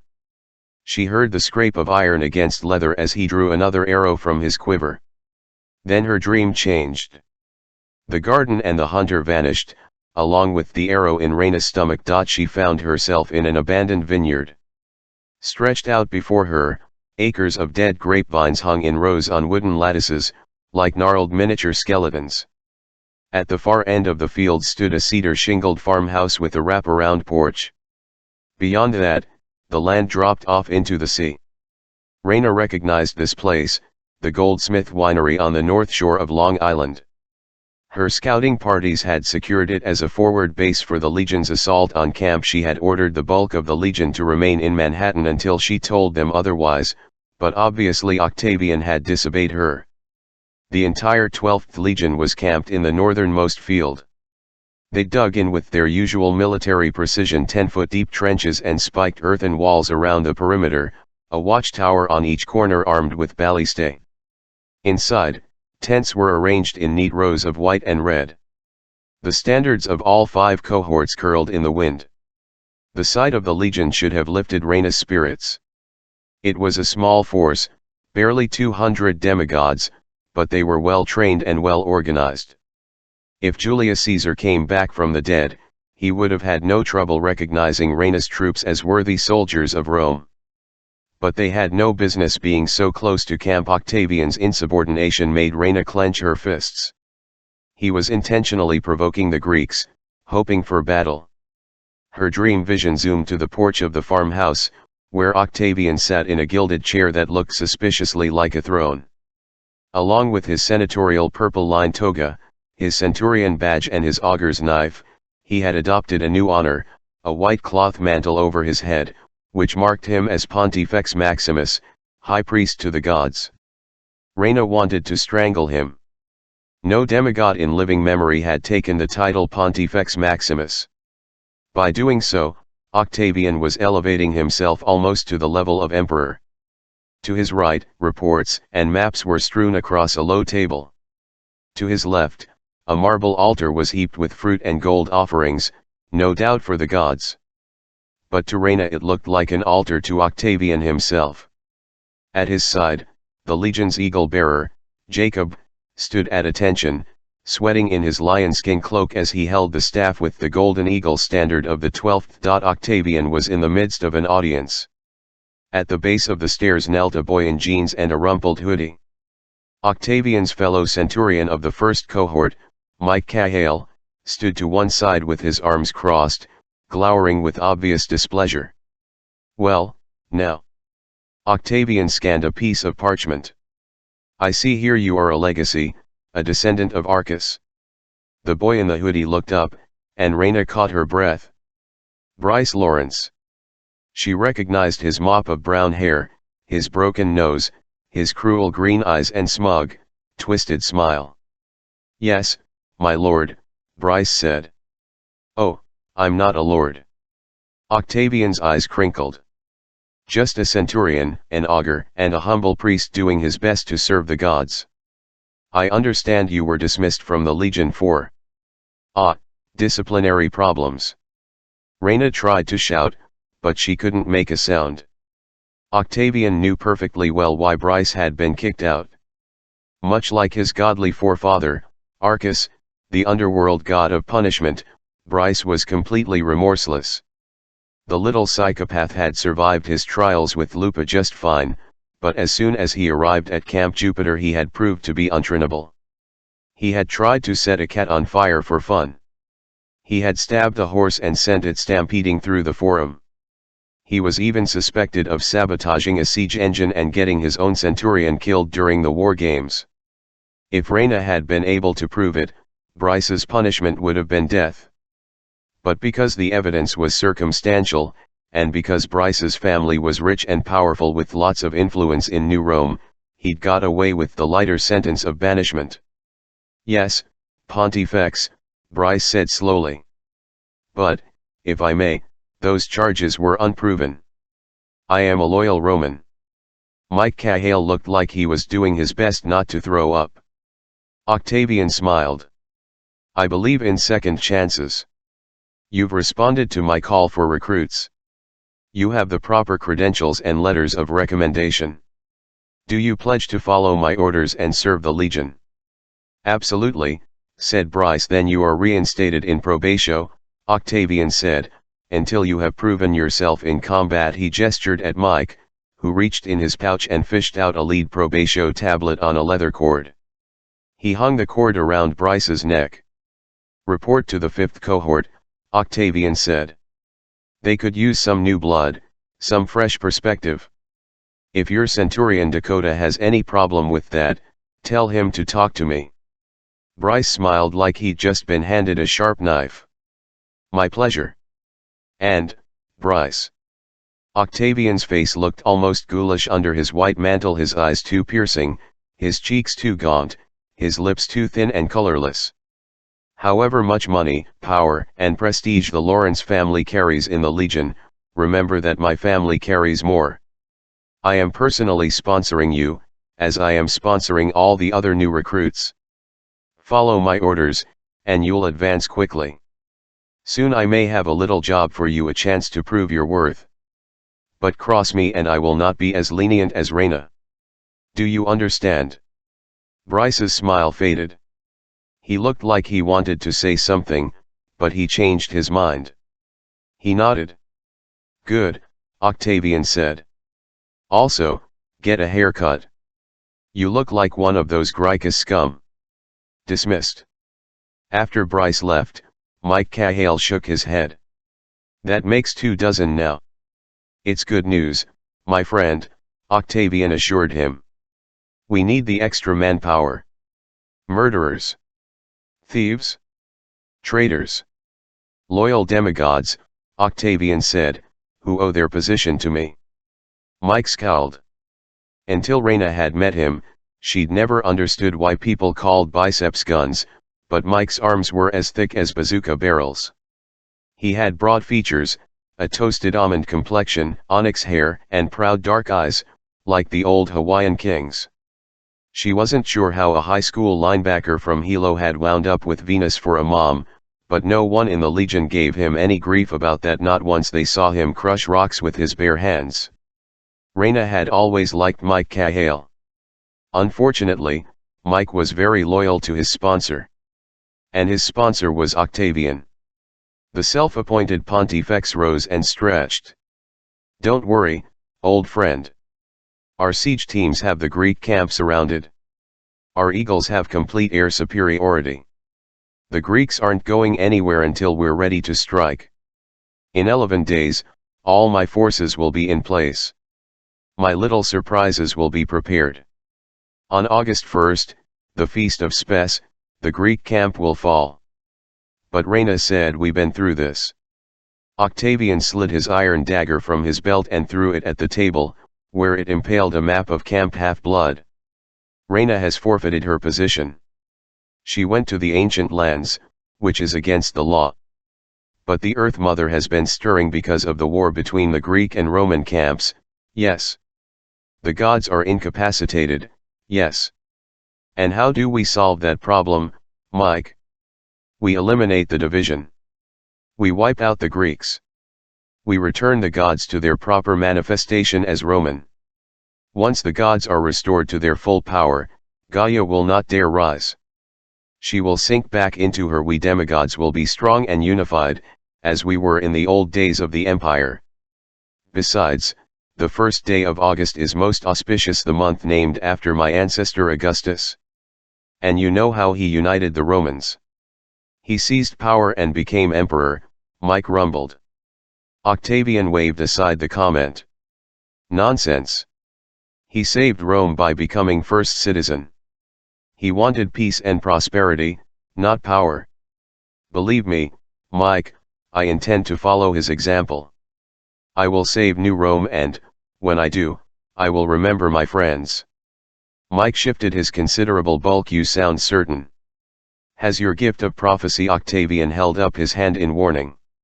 He glanced at Jacob the eagle-bearer, who was still standing at attention behind him. Jacob, you're dismissed. Don't you go polish the eagle or something. Jacob's shoulders slumped in relief.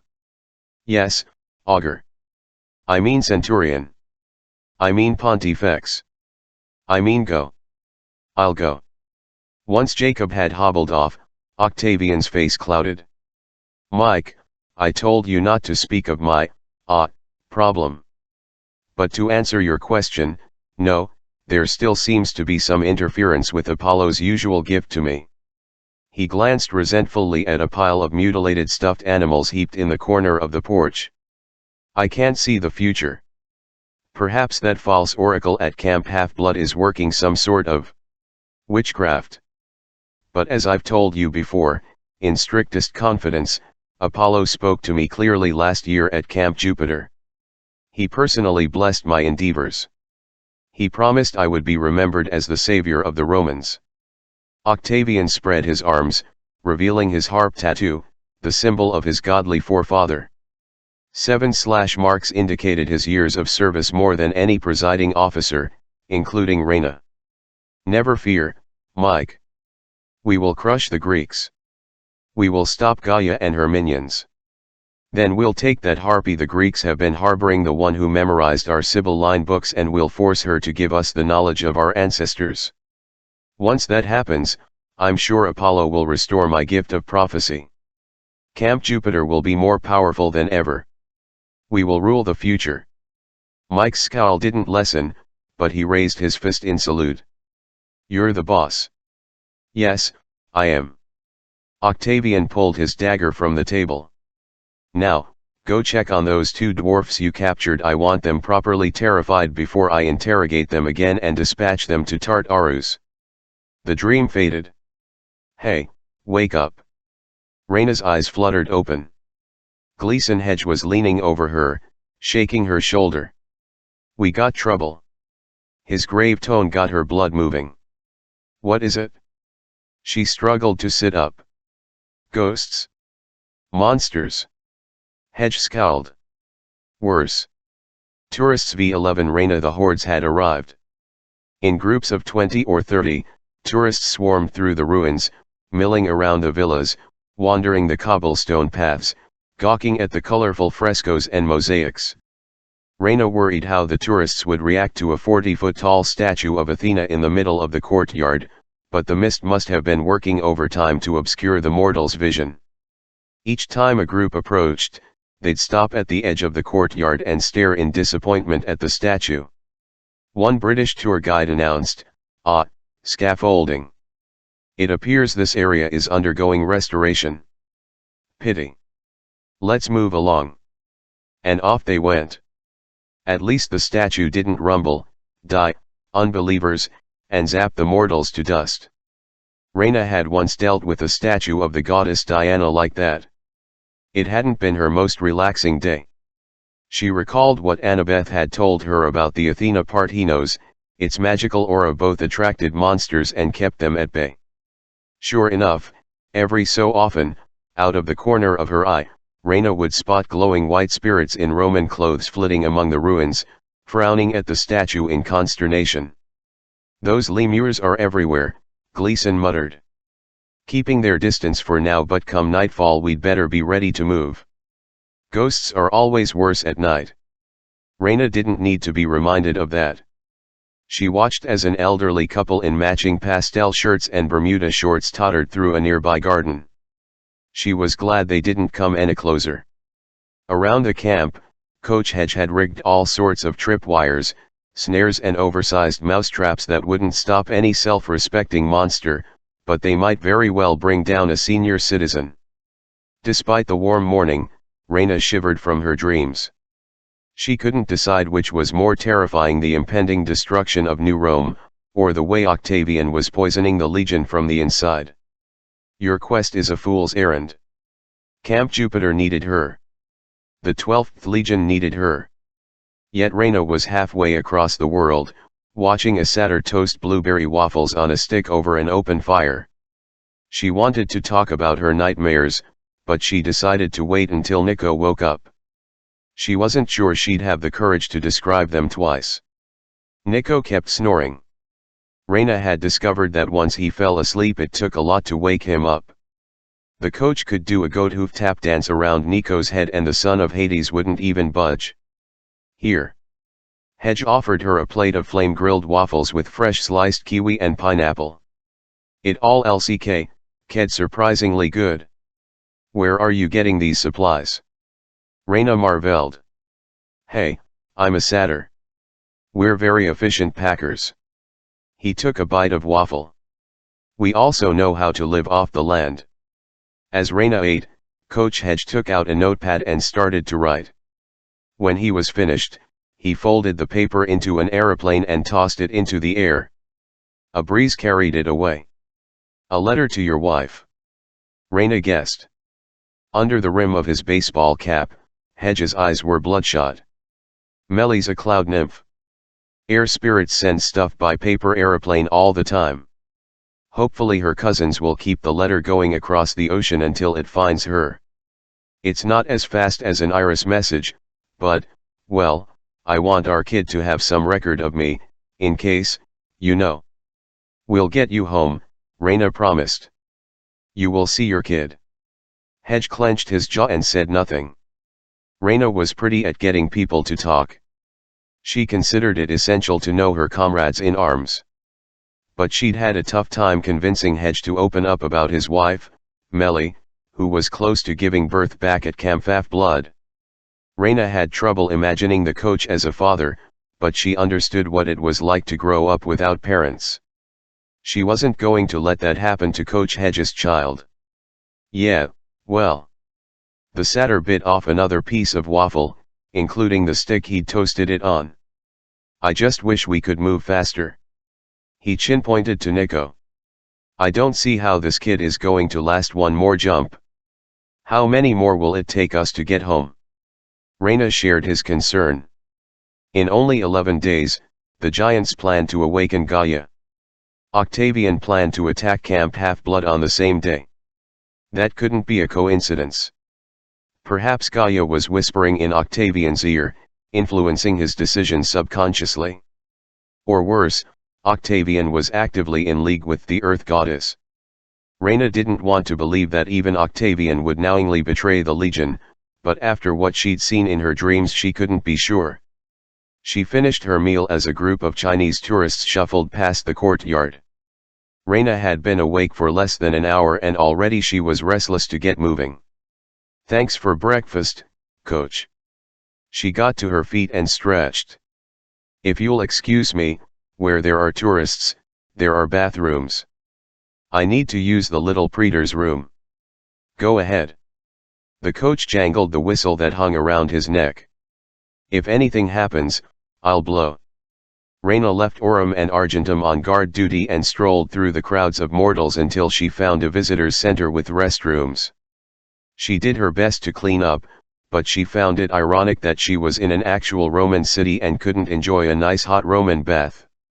She had to settle for paper towels, a broken soap dispenser and an asthmatic hand dryer. And the toilets. The less said about those, the better. As she was walking back, she passed a small museum with a window display. Behind the glass lay a row of plaster figures, all frozen in the throes of death. A young girl was curled in a fetal position. A woman lay twisted in agony, her mouth open to scream, her arms thrown overhead.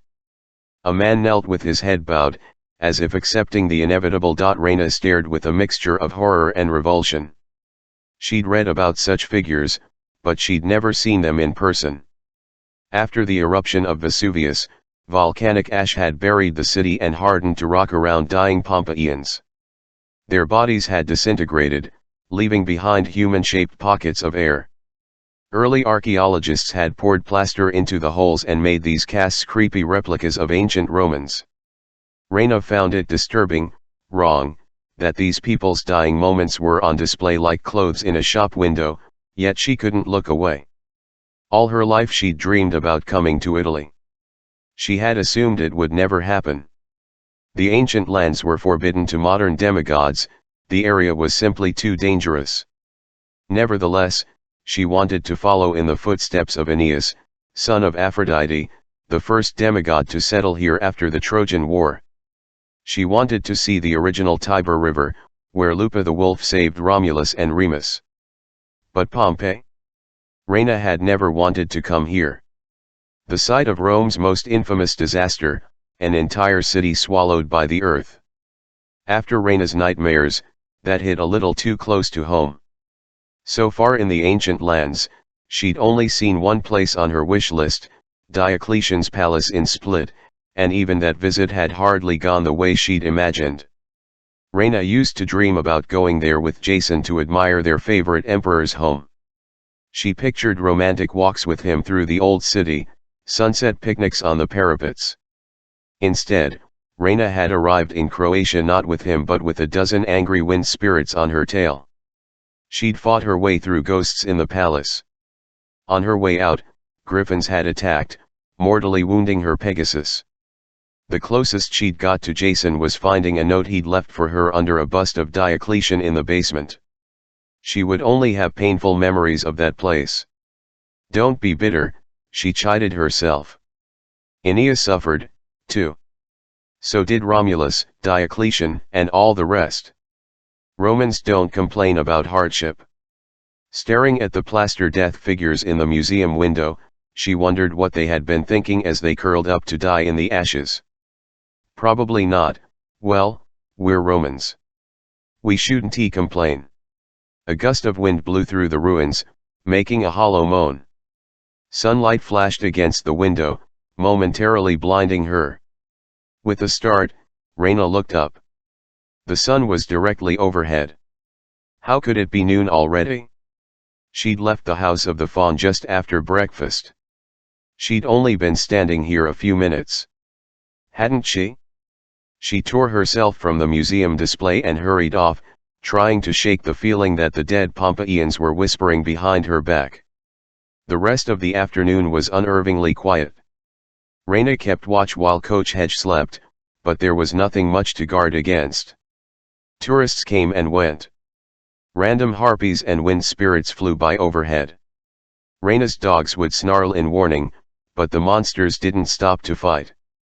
Ghosts skulked around the edges of the courtyard, apparently intimidated by the Athena Parthenos. Reyna couldn't blame them. The longer the statue stood in Pompeii, the more anger it seemed to radiate, making Reyna's skin itchy and her nerves raw. Finally, just after sunset, Nico woke. He wolfed down an avocado and cheese sandwich, the first time he'd shown a decent appetite since leaving the house of Hades. Reyna hated to ruin his dinner, but they didn't have much time. As the daylight faded, the ghosts started moving closer and in greater numbers. She told him about her dreams, the Earth swallowing Camp Jupiter, Octavian closing in on Camp Half-Blood and the hunter with the glowing eyes who had shot Reyna in the gut. Nico stared at his empty plate. This hunter a giant, maybe. Coach Hedge grunted. I'd rather not find out. I say we keep moving. Nico's mouth twitched.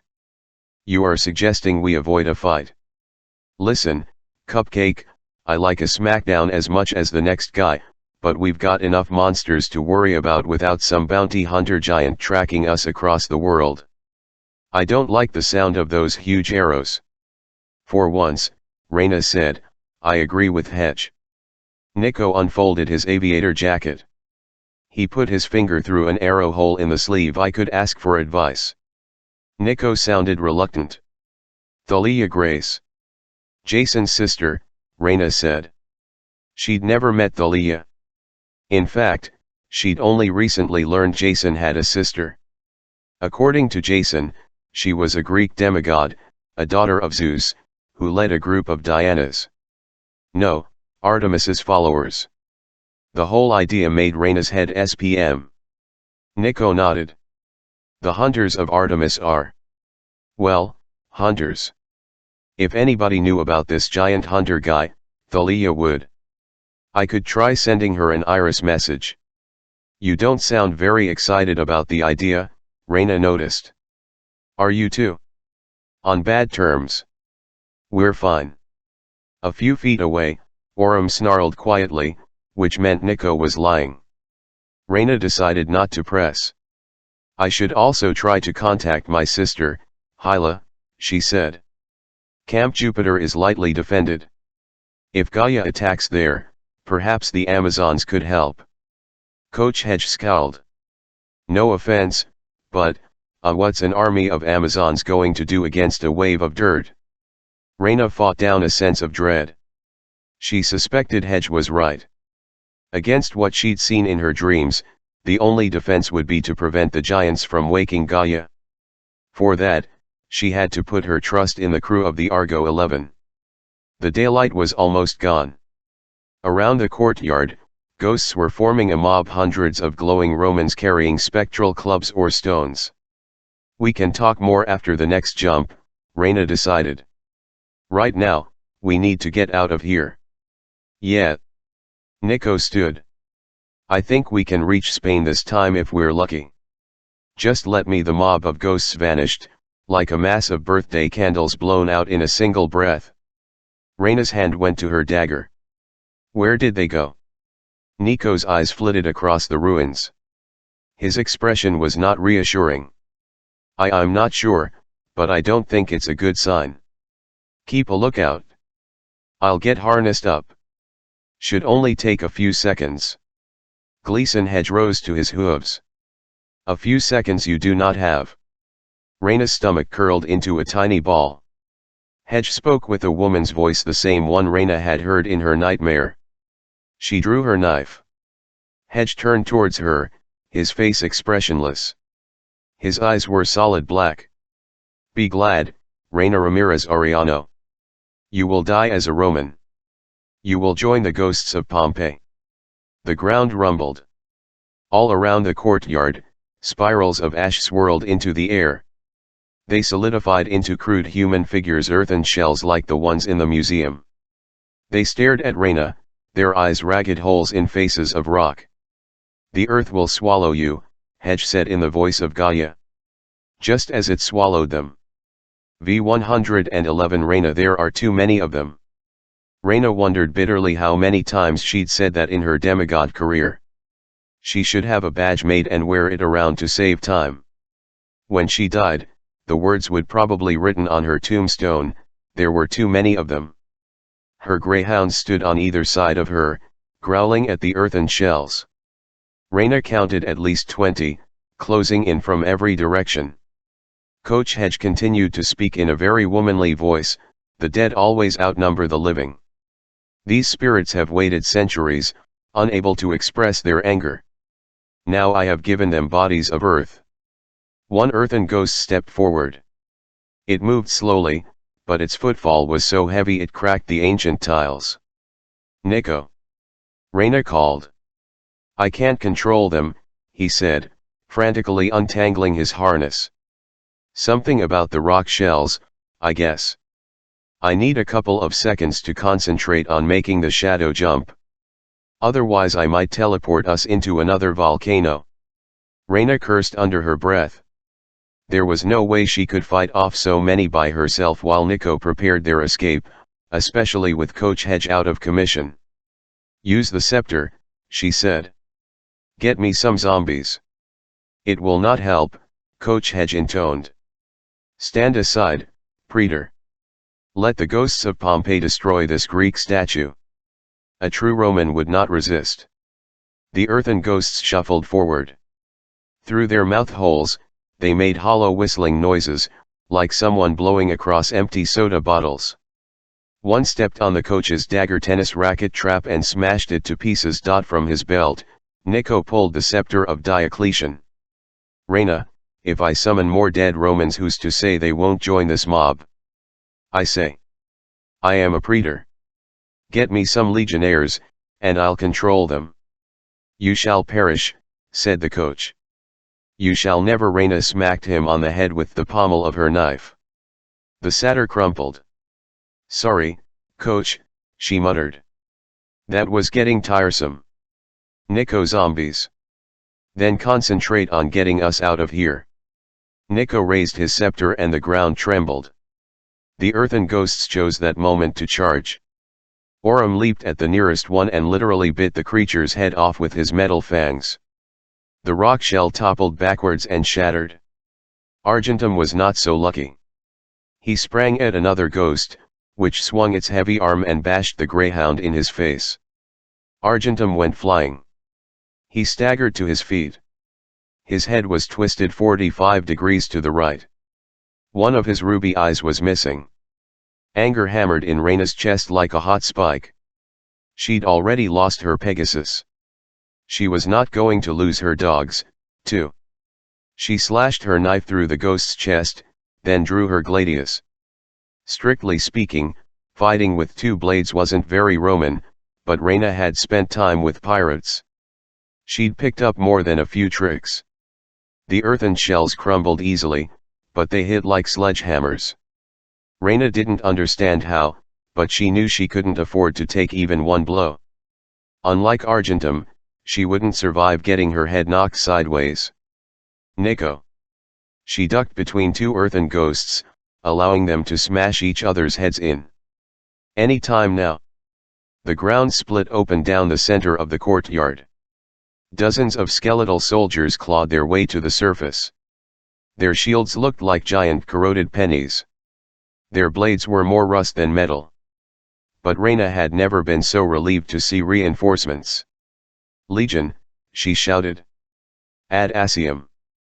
The zombies responded, pushing through the earthen ghosts to form a battle line. Some fell, crushed by stone fists. Others managed to close ranks and raise their shields. Behind her, Nico cursed. Reyna risked a backward glance. The scepter of Diocletian was smoking in Nico's hands. "It's fighting me," he yelled. "I don't think it likes summoning Romans to fight other Romans." Reyna knew that ancient Romans had spent at least half their time fighting each other, but she decided not to bring that up. Just secure Coach Hedge. Get ready to shadow travel. I'll buy you some, Nico yelped. The scepter of Diocletian exploded into pieces. Nico didn't hurt, but he stared at Reyna in shock. I don't know what happened. You've got a few minutes, tops, before your zombies disappear. Legion. Reyna shouted. Orbum formate. Gladium signa. The zombies circled the Athena Parthenos, their swords ready for close quarters fighting. Argentum dragged the unconscious Coach Hedge over to Nico, who was furiously strapping himself into the harness. Aurum stood guard, lunging at any earth ghosts who broke through the line. Reyna fought shoulder to shoulder with the dead legionnaires, sending her strength into their ranks. She knew it wouldn't be enough. The earthen ghosts fell easily, but more kept rising from the ground in swirls of ash. Each time their stone fists connected, another zombie went down. Meanwhile, the Athena Parthenos towered over the battle regal, haughty and unconcerned. A little help would be nice, Reyna thought. Maybe a destructo ray? Or some good old-fashioned smiting. The statue did nothing except radiate hatred, which seemed directed equally at Reyna and the attacking ghosts. You want to lug me to Long Island? The statue seemed to say. Good luck with that, Roman scum. Reyna's destiny, to die defending a passive-aggressive goddess. She kept fighting, extending more of her will into the undead troops. In return, they bombarded her with their despair and resentment. You fight for nothing, the zombie legionnaires whispered in her mind. The Emperor is gone for Rome. Reyna cried hoarsely. She slashed her gladius through one earthen ghost and stabbed her dagger in another's chest. 12th Legion Fulminata. All around her, zombies fell. Some were crushed in battle.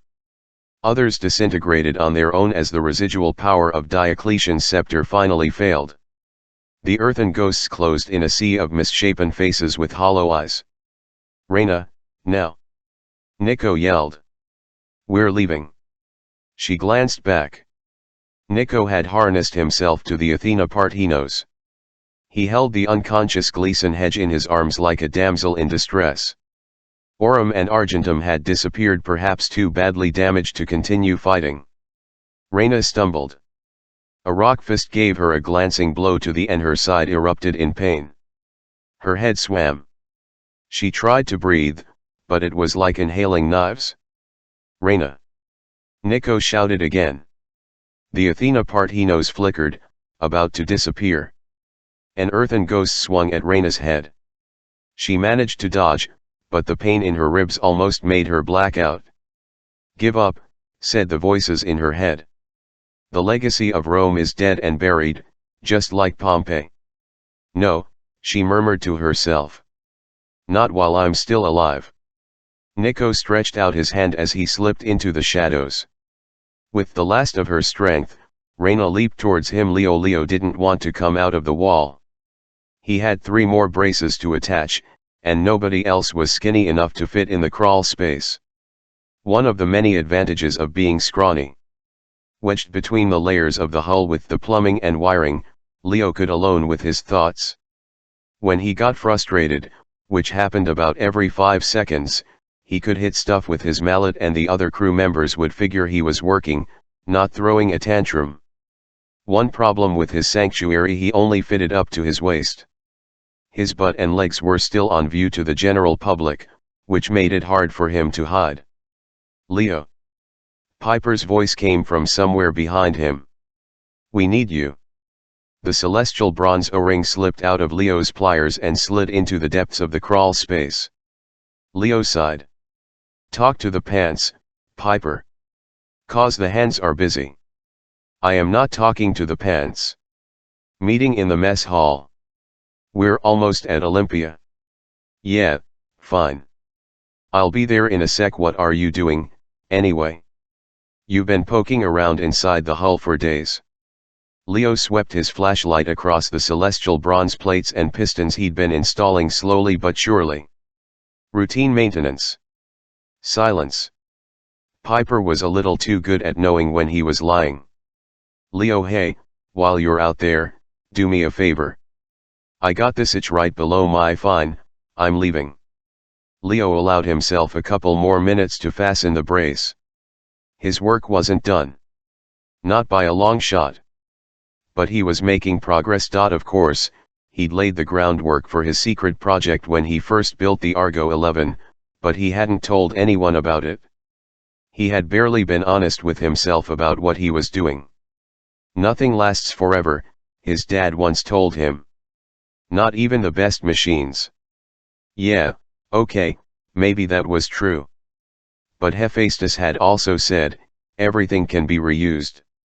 Leo intended to test that theory. It was a dangerous risk. If he failed, it would crush him. Not just emotionally. It would physically crush him. The thought made him claustrophobic.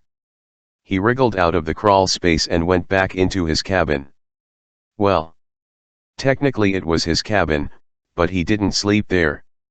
The mattress was littered with wires, nails, and the guts of several disassembled bronze machines. His three massive rolling tool cabinets, Chico, Harpo, and Groucho, took up most of the room. Dozens of power hung on the walls. The work table was piled with photocopied blueprints from On Spheres, the forgotten Archimedes text Leo had liberated from an underground workshop in Rome. Even if he wanted to sleep in his cabin, it would have been too cramped and dangerous. He preferred to bed down in the engine room, where the constant hum of machinery helped him fall asleep. Besides, ever since his time on the island of Ogygia, he had become fond of camping out. A bedroll on the floor was all he needed. His cabin was only for storage and for working on his most difficult projects. He pulled his keys from his tool belt. He didn't really have time, but he unlocked Groucho's middle drawer and stared at the two precious objects inside, a bronze astrolabe he'd picked up in Bologna, and a fist-sized chunk of crystal from Ogygia. Leo hadn't figured out how to put the two things together yet, and it was driving him crazy. He'd been hoping to get some answers when they visited Ithaca. After all, it was the home of Odysseus, the dude who had constructed the astrolabe. But, judging from what Jason had said, those ruins hadn't held any answers for him, just a bunch of ill-tempered ghouls and ghosts. Anyway, Odysseus never got the astrolabe to work. He had a crystal to use as a homing beacon. Leo did. He would have to succeed where the cleverest demigod of all time had failed. Just Leo's luck. A super-hot immortal girl was waiting for him on Ogygia, but he couldn't figure out how to wire a stupid chunk of rock into the 3,000-year-old navigation device. Some problems even duct tape couldn't solve. Leo closed the drawer and locked it. His eyes drifted to the bulletin board above his work table, where two pictures hung side by side. The first was the old crayon drawing he'd made when he was 7 years old, a diagram of a flying ship he'd seen in his dreams. The second was a charcoal sketch Hazel had recently made for him. Hazel Levesque, that girl was something. As soon as Leo rejoined the crew in Malta, she'd known right away that Leo was hurting inside. The first chance she got, after all that mess in the House of Hades, she'd marched into Leo's cabin and said, "Spill." Hazel was a good listener. Leo told her the whole story. Later that evening, Hazel came back with her sketch pad and her charcoal pencils. "Describe her," she insisted. "Every detail." It felt a little weird helping Hazel make a portrait of Calypso as if he were talking to a police artist. "Yes, officer, and the girl who stole my heart." Sounded like a freaking country song. But describing Calypso had been easy. Leo couldn't close his eyes without seeing her. Now her likeness gazed back at him from the bulletin board, her almond-shaped eyes, her pouty lips, her long straight hair swept over one shoulder of her sleeveless dress. He could almost smell her cinnamon fragrance. Her knitted brow and the downward turn of her mouth seemed to say, "Leo Valdez, you are so full of it." Dang, he loved that woman. Leo had pinned her portrait next to the drawing of the Argo 11 to remind himself that sometimes visions do come true. As a little kid, he'd dreamed about a flying ship. Eventually he built it. Now he would build a way to get back to Calypso. The hum of the ship's engines changed to a lower pitch. Over the cabin loudspeaker, Festus's voice creaked and squeaked. "Yeah, thanks, buddy," Leo said. "On my way." The ship was descending, which meant Leo's projects would have to wait. "Sit tight, sunshine," he told Calypso's picture. "I'll get back to you, just like I promised." Leo could imagine her response, "I am not waiting for you, Leo Valdez. I am not in love with you. And I certainly don't believe your foolish promises." The thought made him smile. He slipped his keys back into his tool belt and headed for the mess hall. The other 6 demigods were eating breakfast. Once upon a time, Leo would have worried about all of them being together below decks with nobody at the helm, but ever since Piper had permanently woken up Festus with her charm speak a feat Leo still did not understand. The dragon figurehead had been more than capable of running the Argo 11 by himself. Festus could navigate, check the radar, make a blueberry smoothie and spew white-hot jets of fire at invaders simultaneously without even blowing a circuit. Besides, they had Buford the Wonder Table as backup. After Coach Hedge left on his shadow travel expedition, Leo had decided that his 3-legged table could do just as good a job as their adult chaperone. He had laminated Buford's tabletop with a magic scroll that projected a pint-sized holographic simulation of Coach Hedge. Minnie Hedge would stomp around on Buford's top, randomly saying things like "cut that out," "I'm gonna kill you," and the ever-popular "put some clothes on." Today, Buford was manning the helm. If Festus's flames didn't scare away the monsters, Buford's holographic hedge definitely would. Leo stood in the doorway of the mess hall, taking in the scene around the dining table. It wasn't often he got to see all his friends together.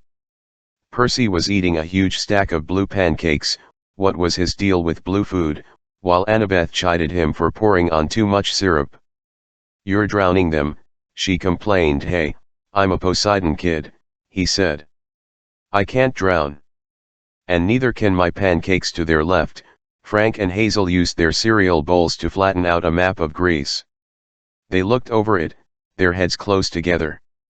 Every once in a while Frank's hand would cover Hazel's, just sweet and natural like they were an old married couple, and Hazel didn't even look flustered, which was real progress for a girl from the 1940s. Until recently, if somebody said "gosh darn," she would nearly faint. At the head of the table, Jason sat uncomfortably with his t-shirt rolled up to his rib cage as Nurse Piper changed his bandages. "Hold still," she said. "I know it hurts." "It's just cold," he said. Leo could hear the pain in his voice.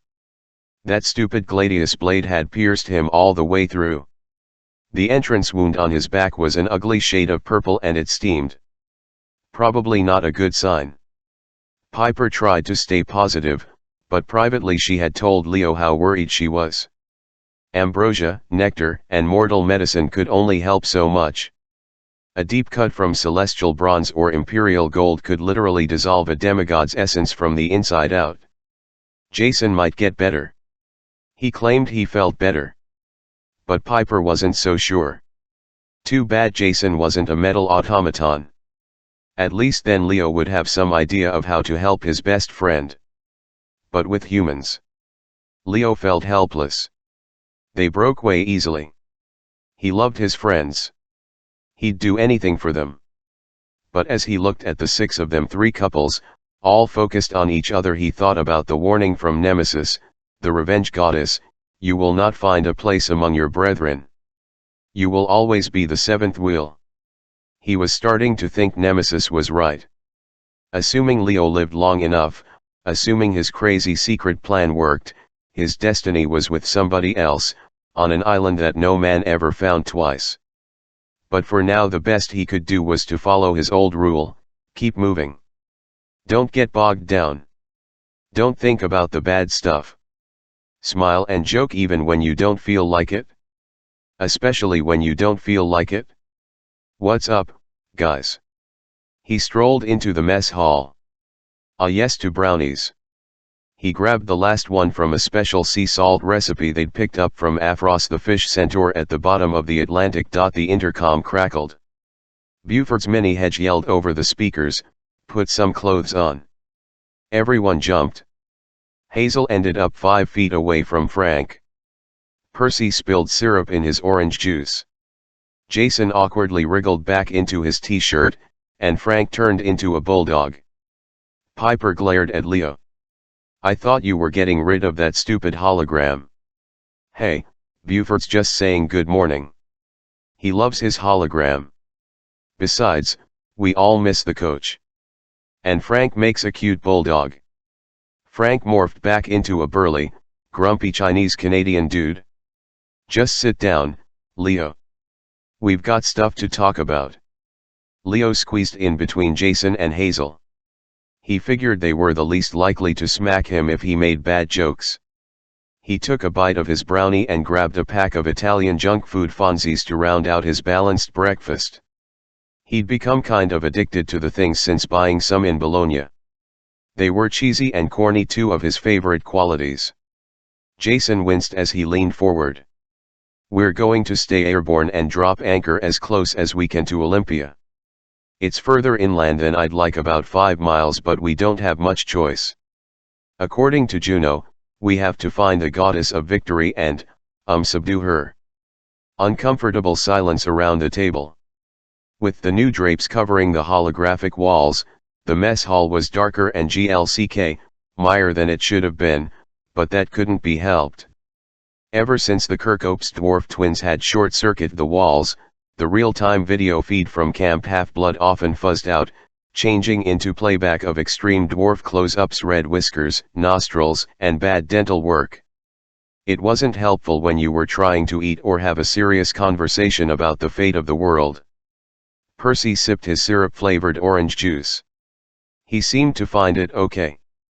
"I'm cool with fighting the occasional goddess, but isn't Nike one of the good ones? I mean, personally, I like victory. I can't get enough of it." Annabeth drummed her fingers on the table. "It does seem strange. I understand why Nike would be in Olympia, home of the Olympics and all that. The contestants sacrificed to her. Greeks and Romans worshipped her there for, like, 1200 years, right? Almost to the end of the Roman Empire," Frank agreed. "Romans called her Victoria, but same difference. Everybody loved her. Who doesn't like to win? Not sure why we would have to subdue her." Jason frowned. A wisp of steam curled from the wound under his shirt. "All I know," the ghoul Antinous said, "victory runs rampant in Olympia. Juno warned us that we could never heal the rift between the Greeks and Romans unless we defeated victory." "How do we defeat victory?" Piper wondered. "Sounds like one of those impossible riddles." "Like making stones fly," Leo said, "or eating only one Fonzie." He popped a handful into his mouth. Hazel wrinkled her nose. "That stuff is going to kill you." "You kidding? So many preservatives in these things, I'll live forever." "But, hey, about this victory goddess being popular and great, don't you guys remember what her kids are like at Camp Half-Blood?" Hazel and Frank had never been to Camp Half-Blood, but the others nodded gravely. "He's got a point," Percy said. "Those kids in cabin 17, they're super competitive. When it comes to capture the flag, they're almost worse than the Ares kids." No offense, Frank." Frank shrugged. "You're saying Nike has a dark side?" "Her kids sure do," Annabeth said. "They never turn down a challenge. They have to be number one at everything. If their mom is that intense, whoa." Piper put her hands on the table like the ship was rocking. "Guys, all the gods are split between their Greek and Roman aspects, right? If Nike's that way and she's the goddess of victory, she'd be really conflicted," Annabeth said. "She'd want one side or the other to win so she could declare a victor. She'd literally be fighting with herself." Hazel nudged her cereal bowl across the map of Greece. "But we don't want one side or the other to win. We've got to get the Greeks and Romans on the same team. Maybe that's the problem, Jason said. If the goddess of victory is running rampant, torn between Greek and Roman, she might make it impossible to bring the two camps together. How? Leo asked. Start a flame war on Twitter. Percy stabbed at his pancakes. Maybe she's like Ares. That guy can spark a fight just by walking into a crowded RCK-M. If Nike radiates competitive vibes or something, she could aggravate the whole Greek-Roman rivalry big time. Frank pointed at Percy. You that old sea god in Atlanta force? He said that Gaia's plans always have lots of layers. This could be part of the giant's strategy: keep the two camps divided, keep the gods divided. If that's the case, we can't let Nike play us against each other. We should send a landing party of 2 Greeks, 2 Romans. The balance might help keep her balanced. Listening to John, Leo had one of those double-take moments. He couldn't believe how much the guy had changed in the last few weeks. Frank wasn't just taller and buffer. He was more confident now, more willing to take charge. Maybe that was because his magic firewood lifeline was safely stashed away in a flame-proof pouch, or maybe it was because he'd commanded a zombie legion and been promoted to praetor. The case, Leo had trouble seeing him as the same klutzy dude who'd once iguanaed his way out of Chinese handcuffs. I think Frank is right, Annabeth said. A party of 4. We'll have to be careful who goes. We don't want to do anything that might make the goddess, more unstable. I'll go, Piper said. I can try charm speaking. Worry lines deepened around Annabeth's eyes. Not this time, Piper. Nike is all about competition. Aphrodite. Well, she is too, in her own way. I think Nike might see you as a threat. Once, Leo might have made a joke about that. Piper a threat? The girl was like a sister to him, but, if he needed help beating up a gang of thugs or subduing a victory goddess, Piper was not the first person he'd turn to. Recently, though. Well, Piper may not have changed as obviously as Frank, but she had changed. She had stabbed Kyan the snow goddess in the chest. She had defeated the Boreads. She'd slashed up a flock of wild harpies single-handedly. As for her charm speak, she'd become so powerful it made Leo nervous. If she told him to eat his vegetables, he might actually do it. Annabeth's words didn't seem to upset her. Piper just nodded and scanned the group. Who should go, then? Jason and Percy shouldn't go together, Annabeth said. Jupiter and Poseidon, bad combination. Nike could start you two fighting easily. Percy gave her a sideways smile. Yeah, we can't have another incident like in Kansas. I might kill my bro Jason. Or I might kill my bro Percy, Jason said amiably. Which proves my point, said. We also shouldn't send Frank and me together. Mars and Athena, that would be just as bad. Okay, Leo broke in. So Percy and me for the Greeks. Frank and Hazel for the Romans. Is that the ultimate non-competitive dream team or what? Annabeth and Frank exchanged war-godly looks. It could work, Frank decided. I mean, no combination is going to be perfect, but Poseidon, Hephaestus, Pluto, Mars. I don't see any huge antagonism there. Hazel traced her finger along the map of Greece. I still wish we could have gone through the Gulf of Corinth. I was hoping we could visit Delphi, maybe get some advice. Plus it's such a long way around the Peloponnese. Yeah. Leo's heart sank when he looked at how much coastline they still had to navigate. It's July 22nd already. Counting today, only 10 days until I know, Jason said. But Juno was clear. The shorter way would have been suicide. And as for Delphi? Piper leaned towards the map. The blue harpy feather in her hair swung like a pendulum. What's going on there? If Apollo doesn't have his oracle anymore. Percy grunted. Probably something to do with that creep Octavian. Maybe he was so bad at telling the future that he broke Apollo's powers. Jason managed a smile, though his eyes were cloudy from pain. Hopefully we can find Apollo and Artemis. Then you can ask him yourself. Juno said the twins might be willing to help us. A lot of unanswered questions, Frank muttered. A lot of miles to cover before we get to Athens. First things first, Annabeth said. You guys have to find Nike and figure out how to subdue her, whatever Juno meant by that. I still don't understand how you defeat a goddess who controls victory. Seems impossible.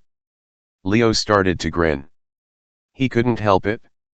Sure, they only had 10 days to stop the giants from waking Gaia. Sure, he could die before dinner time. But he loved being told that something was impossible. It was like someone handing him a lemon meringue pie and telling him not to throw it. He just couldn't resist the challenge. We'll see about that. He rose to his feet. Let me get my collection of grenades and I'll meet you guys on deck. Leo smart call back there, Percy said, choosing the air conditioning. He and Leo had just searched the museum. Now they were sitting on a bridge that spanned the Cladios River, their feet dangling over the water as they waited for Frank and Hazel to finish scouting the ruins. To their left, the Olympic Valley shimmered in the afternoon heat. To their right, the visitors' lot was crammed with tour buses. Good thing the Argo 11 was moored 100 feet in the air, because they never would have found parking. Leo skipped a stone across the river. He wished Hazel and Frank would get back. He felt awkward hanging out with Percy. For one thing, he wasn't sure what kind of small talk to make with a guy who'd recently come back from Tartarus. Catch that last episode of Dr. VV-Ho? Oh, right. You were trudging through the pit of eternal damnation. Percy had been intimidating enough before summoning hurricanes, dueling pirates, killing giants in the Colosseum. Now. Well, after what happened in Tartarus, it seemed like Percy had graduated to a totally different level of butt-kickery. Leo had trouble even thinking of him as part of the same camp. The two of them had never been at Camp Half-Blood at the same time. Percy's leather necklace had 4 beads for 4 completed summers. Leo's leather necklace had exactly none. The only thing they had in common was Calypso, and every time Leo thought about that he wanted to punch Percy in the face. Leo kept thinking he should bring it up, just to clear the air, but the timing never seemed right. And, as the days went by, the subject got harder and harder to broach. What? Percy asked. Leo stirred. Vivi had, what? You were staring at me, like, angry. Was I? Leo tried to muster a joke, or at least a smile, but he couldn't. Sorry. Percy gazed at the river. I suppose we need to talk. He opened his hand and the stone Leo had skipped flew out of the stream, right into Percy's palm. Oh, Leo thought, we're showing off now. He considered shooting a column of fire at the nearest tour bus and blowing up the gas tank, but he decided that might be a tad dramatic. Maybe we should talk. But not guys. Frank stood at the far end of the parking lot, waving at them to come over. Next to him, Hazel sat astride her horse Arion, who had appeared unannounced as soon as they'd landed. Saved by the Jong, Leo thought. He and Percy jogged over to meet their friends. This place is huge, Frank reported. The ruins stretch from the river to the base of that mountain over there, about half a kilometer. How far is that in regular measurements? Percy asked. Frank rolled his eyes. That is a regular measurement in Canada and the rest of the world. Only you Americans ATM_LT 5 or 6 football fields, Hazel interceded, feeding Arion a big chunk of gold. Percy spread his hands. That's all you needed to say. Anyway, Frank continued, from overhead, I didn't see anything suspicious. Neither did I, Hazel said. Arion took me on a complete loop around the perimeter. A lot of tourists, but no crazy goddess. The big stallion nickered and tossed his head, his neck muscles rippling under his butterscotch coat. "Man, your horse can cuss." Percy shook his head. "He doesn't think much of Olympia." For once, Leo agreed with the horse. He didn't like the idea of tromping through fields full of ruins under a blazing sun, shoving his way through hordes of sweaty tourists while searching for a split-personality victory goddess. Besides, Frank had already flown over the whole valley as an eagle. If his sharp eyes hadn't seen anything, maybe there was nothing to see. On the other hand, Leo's tool belt pockets were full of dangerous toys. He would hate to go home without blowing anything up. "So we blunder around together," he said, "and let trouble find us. It's always worked before." They poked about for a while, avoiding tour groups and ducking from one patch of shade to the next. Not for the first time, Leo was struck by how similar Greece was to his home state of Texas: the low hills, the scrubby trees, the drone of cicadas and the oppressive summer heat. Switch out the ancient columns and ruined temples for cows and barbed wire, and Leo would have felt right at home. Frank found a tourist pamphlet. Seriously, that dude would read the ingredients on a soup can, and gave them a running commentary on what was what. "This is the propylene."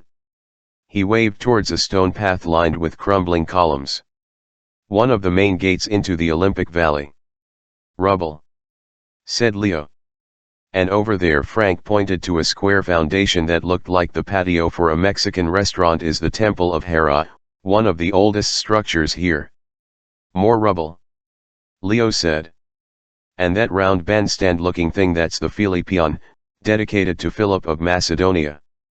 "Even more rubble." "First-rate rubble." Hazel, who was still riding Arion, kicked Leo in the arm. "Doesn't anything impress you?" Leo glanced up. Her curly gold-brown hair and golden eyes matched her helmet and sword so well she might have been engineered from imperial gold. Leo doubted Hazel would consider that a compliment, but, as far as humans went, Hazel was first-rate craftsmanship. Leo remembered their trip together through the House of Hades. Hazel had led him through that creepy maze of illusions. She'd made the sorceress Pasiphae disappear through an imaginary hole in the floor. She'd battled the giant Clytius while Leo choked in the giant's cloud of darkness. She'd cut the chains binding the doors of death. Meanwhile, Leo had done, well, pretty much nothing. He wasn't infatuated with Hazel anymore. His heart was far away on the island of Ogygia. Still, Hazel Levesque impressed him even when she wasn't sitting atop a scary immortal supersonic horse who cussed like a sailor. He didn't say any of this, but Hazel must have picked up on his thoughts. She looked away, flustered. Happily oblivious, Frank continued his guided tour. "And over there, oh." He glanced at Percy. That semicircular depression in the hill, with the niches. That's a nymphaeum, built in Roman times." Percy's face turned the color of limeade. "Here's an idea, let's not go there." Leo had heard all about his near-death experience in the Nymphaeum in Rome with Jason and Piper. "I love that idea." They kept walking. Once in a while, Leo's hands drifted to his tool belt. Ever since the Kirkopes had stolen it in Bologna, he was scared he might get belt-jacked again, though he doubted any monster was as good at thievery as those dwarfs. He wondered how the little crud monkeys were doing in New York. He hoped they were still having fun harassing Romans, stealing lots of shiny zippers and causing legionnaires' trousers to fall down. "This is the Pelopion," Frank said, pointing to another fascinating pile of stones. "Come on, John," Leo said. "Pelopion isn't even a word. What was it, a sacred spot for plopping?" Frank looked offended. "It's the burial site of Pelops. This whole part of Greece, the Peloponnese, was named after him." Leo resisted the urge to throw a grenade in Frank's face. "I suppose I should know who Pelops was." "He was a prince, won his wife in a chariot race. Supposedly he started the Olympic Games in honor of that." Hazel sniffed. "How romantic. Nice wife you have, Prince Pelops." Thanks, I won her in a chariot race. Leo didn't see how any of this was helping them find the victory goddess. At the moment, the only victory he wanted was to vanquish an ice-cold drink and maybe some nachos. Still, the further they got into the ruins, the more uneasy he felt. He flashed back to one of his earliest memories, his babysitter Tia Kalida, aka Hera, encouraging him to prod a poisonous snake with a stick when he was 4 years old. The psycho goddess told him it was good training for being a hero, and maybe she'd been right. These days Leo spent most of his time poking around until he found trouble.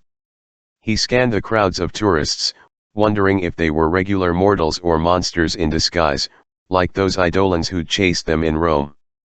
Every so often he thought he saw a familiar face: his bully cousin, Raphael, his mean third-grade teacher, Mr. Borkin, his abusive foster mom, Teresa, all kinds of people who had treated Leo like dirt. Probably he just imagined their faces, but it made him edgy. He remembered how the goddess Nemesis had appeared as his Aunt Rosa, the person Leo most resented and wanted revenge on. He wondered if Nemesis was around here somewhere, watching to see what Leo would do. He still wasn't sure he'd paid his debt to that goddess. He suspected she wanted more suffering from him. Maybe today was the day. They stopped at some wide steps leading to another ruined building, the Temple of Zeus, according to Frank. Used to be a huge gold and ivory statue of Zeus inside, Zhang said. One of the 7 wonders of the ancient world. Made by the same dude who did the Athena part, he knows. Please tell me we don't have to find it, Percy said. I've had enough huge magic statues for one trip. Agreed. Hazel patted Arian's flank, as the stallion was acting skittish. Leo felt like whinnying and stomping his hooves, too. He was hot and agitated and hungry. He felt like they'd prodded the poisonous snake about as much as they could, and the snake was about to strike back. He wanted to call it a day and return to the ship before that happened. Unfortunately, when Frank mentioned Temple of Zeus and statue, Leo's brain had made a connection. Against his better judgment, he shared it. Hey, Percy, he said, remember that statue of Nike in the museum? The one that was all in pieces. Yeah. Didn't it used to stand here, at the Temple of Zeus? Feel free to tell me I'm wrong. I'd love to wrong. Percy's hand went to his pocket. He slipped out his pen, Riptide. You're right. So if Nike was anywhere, this would be a good spot. Frank scanned their surroundings. I don't see anything. What if we promoted, like, Adidas shoes? Percy wondered. Would that make Nike mad enough to show up? Leo smiled nervously. Maybe he and Percy did share something else, a stupid sense of humor. Yeah, I bet that would totally be against her sponsorship deal. Those are not the official shoes of the Olympics. You will die now. Hazel rolled her eyes. You're both impossible. Behind Leo, a thunderous voice shook the ruins. You will die now. Leo almost jumped out of his tool belt. He turned and mentally kicked himself. He just had to invoke Adidas, the goddess of off-brand shoes. Towering over him in a golden chariot, with a spear aimed at his heart, was the goddess Nike. Leo, the gold wings were overkill. Leo could dig the chariot and the 2 white horses. He was okay with Nike's glittering sleeveless dress. Calypso totally rocked that style, but that wasn't relevant, and Nike's piled up braids of dark hair circled with a gilded laurel wreath. Her expression was wide-eyed and a little crazy, like she'd just had 20 espressos and ridden a roller coaster, but that didn't bother Leo. He could even deal with the gold-tipped spear pointed at his chest. But those wings, they were polished gold, right down to the last feather. Leo could admire the intricate workmanship, but it was too much, too bright, too flashy. If her wings had been solar panels, Nike would have produced enough energy to power Miami. Lady, he said, could you fold your flappers, please? You're giving me a sunburn. What? Nike's head jerked towards him like a startled chicken's. Oh, my brilliant plumage. Very well. I suppose you can't die in glory if you are blinded and burned. She tucked in her wings. The temperature dropped to a normal 120-degree summer afternoon. Leo glanced at his friends. Frank stood very still, sizing up the goddess. His backpack hadn't yet morphed into a bow and quiver, which was probably prudent. He couldn't have been too freaked out, because he'd avoided turning into a giant goldfish. Hazel was having trouble with Arion. The roan stallion nickered and bucked, avoiding eye contact with the white horses pulling Nike's chariot. As for Percy, he held his magic ballpoint pen like he was trying to decide whether to bust out some sword moves or autograph Nike's chariot. Nobody stepped forward to talk. Leo kind of missed having Piper and Annabeth with them. They were good at the whole talking thing. He decided somebody had better say something before they all died in glory. So he pointed his index fingers at Nike. I didn't get the briefing, and I'm pretty sure the information wasn't covered in Frank's pamphlet. Could you tell me what's going on here? Nike's wide-eyed stare unnerved him. Was Leo's nose on fire? That happens sometimes when he got stressed. We must have victory. The goddess shrieked. The contest must be decided. You have come here to determine the winner, yes. Frank cleared his throat. Are you Nike or Victoria? Arg. The goddess clutched the side of her head. Her horses reared, causing Arion to do the same. The goddess shuddered and split into two separate images, which reminded Leo ridiculously of when he used to lie on the floor in his apartment as a kid and play with the coiled doorstop on the skirting board. He would pull it back and let it fly, sproing. The stopper would shudder back and forth so fast it looked like it was splitting into two separate coils. That's what Nike looked like, a divine doorstop, splitting in two. On the left was the first version, glittery sleeveless dress, dark hair circled with laurels, golden wings folded behind her. On the right was a different version, dressed for war in a Roman breastplate and greaves. Short auburn hair peeked out from the rim of a tall helmet. Her wings were feathery white, her dress purple, and the shaft of her spear was fixed with a plate-sized Roman insignia, a golden SPQR in a laurel wreath. I am Nike, cried the image on the left. I am Victoria, cried the one on the right. For the first time, Leo understood the old saying his abuelo used to use, talking out of the side of your mouth. This goddess was literally saying two different things at once. She kept shuddering and splitting, making Leo dizzy. He was tempted to get out his tools and adjust the idle on her carburetor, because that much vibration would make her engine fly apart. I am the decider of victory. Nike screamed. Once I stood here at the corner of Zeus's temple, venerated by all. I oversaw the games of Olympia. Offerings from every city-state were piled at my feet. Games are irrelevant, yelled Victoria. I am the goddess of success in battle. Roman generals worshipped me. Augustus himself erected my altar in the Senate house. Ah! Both voices screamed in agony. We must decide. We must have victory. Arion bucked so violently that Hazel had to slide off his back to avoid getting thrown. Before she could calm him down, the horse disappeared, leaving a vapor trail through the ruins. Nike, Hazel said, stepping forward slowly, you're confused, like all the gods. The Greeks and Romans are on the verge of war. It's causing your two aspects to clash. I know that. The goddess shook her spear, the tip rubber banding into 2 points. I cannot abide unresolved conflict. Who is stronger? Who is the winner? Lady, nobody's the winner, Leo said. If that war happens, everybody loses. No winner. Nike looked so shocked, Leo was pretty sure his nose must be on fire. There is always a winner. One winner. Everyone else is a loser. Otherwise victory is meaningless. I suppose you want me to give certificates to all the contestants? Little plastic trophies to every single athlete or soldier for participation.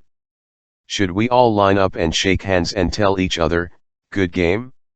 No. Victory must be real. It must be earned. That means it must be rare and difficult, against steep odds, and defeat must be the other possibility. The goddess's two horses nipped at each other, as if getting into the spirit. Okay, Leo said. I can tell you've got strong feelings about that. But the real war is against Gaia. He's right, Hazel said. Nike, you were Zeus's charioteer in the last war with the giants, weren't you? Of course. Then you know Gaia is the real enemy.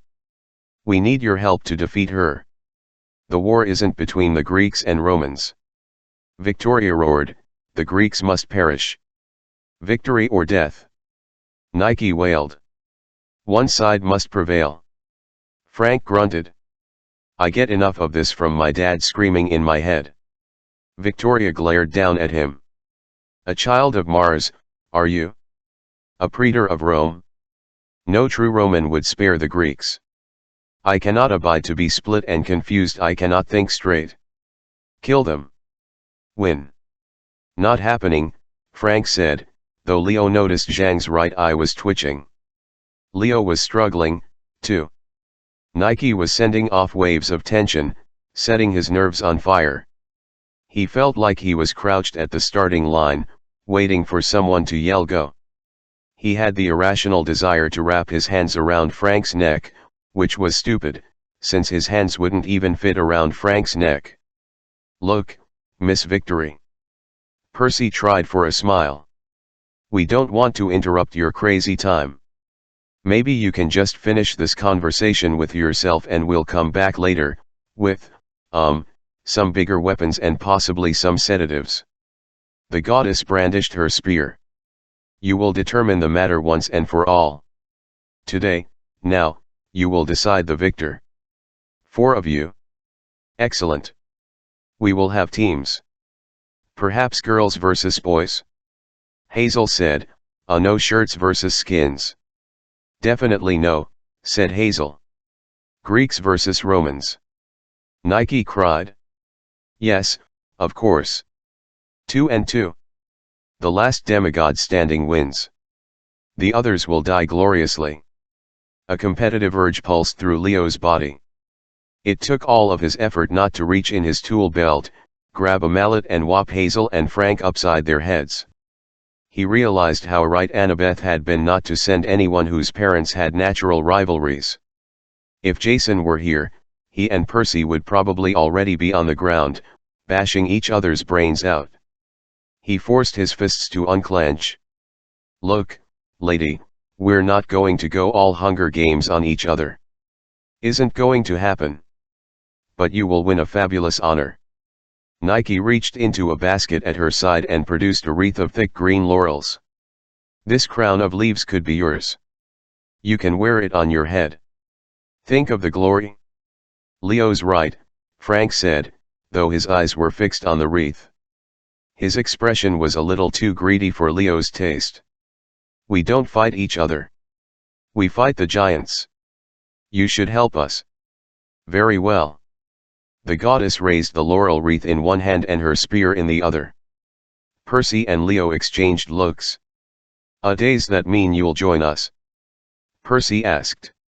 You'll help us fight the giants. That will be part of the prize, Nike said. Whoever wins, I will consider you an ally. We will fight the giants together, and I will bestow victory upon you. But there can only be one winner. The others must be defeated, killed, destroyed utterly. So what will it be, demigods? Will you succeed in your quest, or will you cling to your namby-pamby ideas of friendship and everybody wins participation awards? Percy uncapped his pen. Riptide grew into a celestial bronze sword. Leo was worried he might turn it on them. Nike's aura was that hard to resist. Instead, Percy pointed his blade at Nike. What if we fight you instead? Ha! Nike's eyes gleamed. If you refuse to fight each other, you shall be persuaded.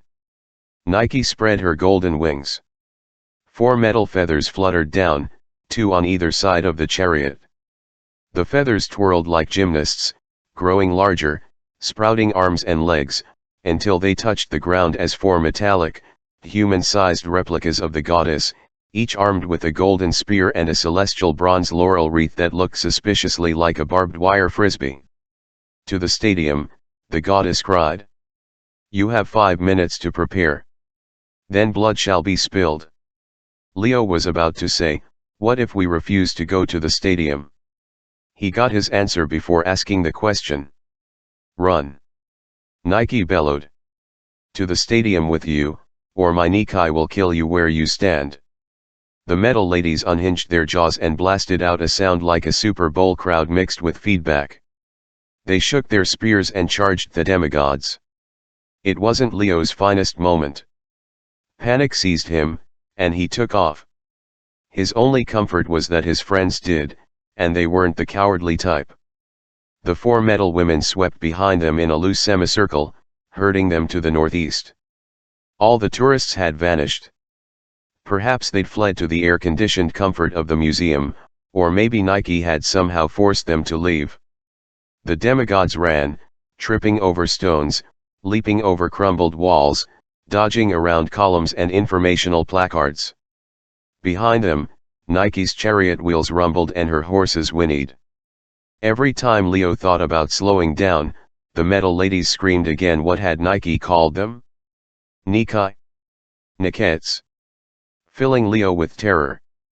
He hated being filled with terror. It was embarrassing. There. Frank sprinted towards a kind of trench between two earthen walls with a stone archway above. It reminded Leo of those tunnels that football teams run through when they enter the field. That's the entrance to the old Olympic Stadium. It's called the Crypt. Not a good name. Leo yelled. Why are we going there? Percy gasped. If that's where she wants us, the Nikets screamed again, and all rational thought abandoned Leo. He ran for the tunnel. When they reached the arch, Hazel yelled, Hold it! They stumbled to a stop. Percy doubled over, wheezing. Leo had noticed that Percy seemed to get winded more easily these days, probably because of that nasty acid air he'd been forced to breathe in Tartarus. Frank peered back the way they'd come. I don't see them anymore. They disappeared. Did they give up? Percy asked hopefully. Leo scanned the ruins. Nah. They just herded us where they wanted us. What were those things, anyway? The Nikets, I mean. Nikets. Frank scratched his head. I think it was Nikai, plural, like victories. Yes. Hazel looked deep in thought, running her hands along the stone archway. In some legends, Nike had an army of little victories she could send all over the world to do her bidding. Like Santa's elves, Percy said. Except evil. And metal. And really loud. Hazel pressed her fingers against the arch, as if taking its pulse. Beyond the narrow tunnel, the earthen walls opened into a long field with gently rising slopes on either side, like seating for spectators. Leo guessed it would have been an open-air stadium back in the day, big enough for discus throwing, javelin catching, naked shot put, or whatever else those crazy Greeks used to do to win a bunch of leaves. Ghosts linger in this place, Hazel murmured. A lot of pain is embedded in these stones. Please tell me you have a plan, Leo said. Preferably one that doesn't involve my pain in the stones. Hazel's eyes were stormy and distant, the way they'd been in the house of Hades, like she was peering into a different layer of reality. This was the player's entrance. Nike said we have 5 minutes to prepare. Then she'll expect us to pass under this archway and begin the games. We won't be allowed to leave that field until 3 of us are dead. Percy leaned on his sword. I'm pretty sure death matches weren't an Olympic sport. Well, they are today, Hazel warned. But I might be able to give us an edge. When we pass through, I could raise some obstacles on the field hiding places to buy us some time. Frank frowned. You mean like on the field of Mars, trenches, tunnels, that kind of thing? You can do that with the mist. I think so, Hazel said. Nike would probably like to see an obstacle course. I can play her expectations against her. But it would be more than that. I can use any subterranean gateway, even this arch, to access the labyrinth. I can raise part of the labyrinth to the surface. Whoa, whoa, whoa. Percy made a timeout sign. The labyrinth is bad. We discussed this. Hazel, he's right. Leo remembered all too well how she'd led him through the illusionary maze in the House of Hades. They'd almost died about every 6 feet. I mean, I know you're good with magic. But we've already got 4 screaming Nikets to worry about. You'll have to trust me, she said. We've only got a couple of minutes now. When we pass through the arch, I can at least manipulate the playing field to our advantage. Percy exhaled through his nose. Twice now, I've been forced to fight in stadiums, once in Rome, and before that in the labyrinth. I hate playing games for people's amusement. We all do, Hazel said. But we have to put Nike off guard. We'll pretend to fight until we can neutralize those Nikets. Ugh, that's an awful name. Then we subdue Nike, like Juno said. Makes sense, Frank agreed.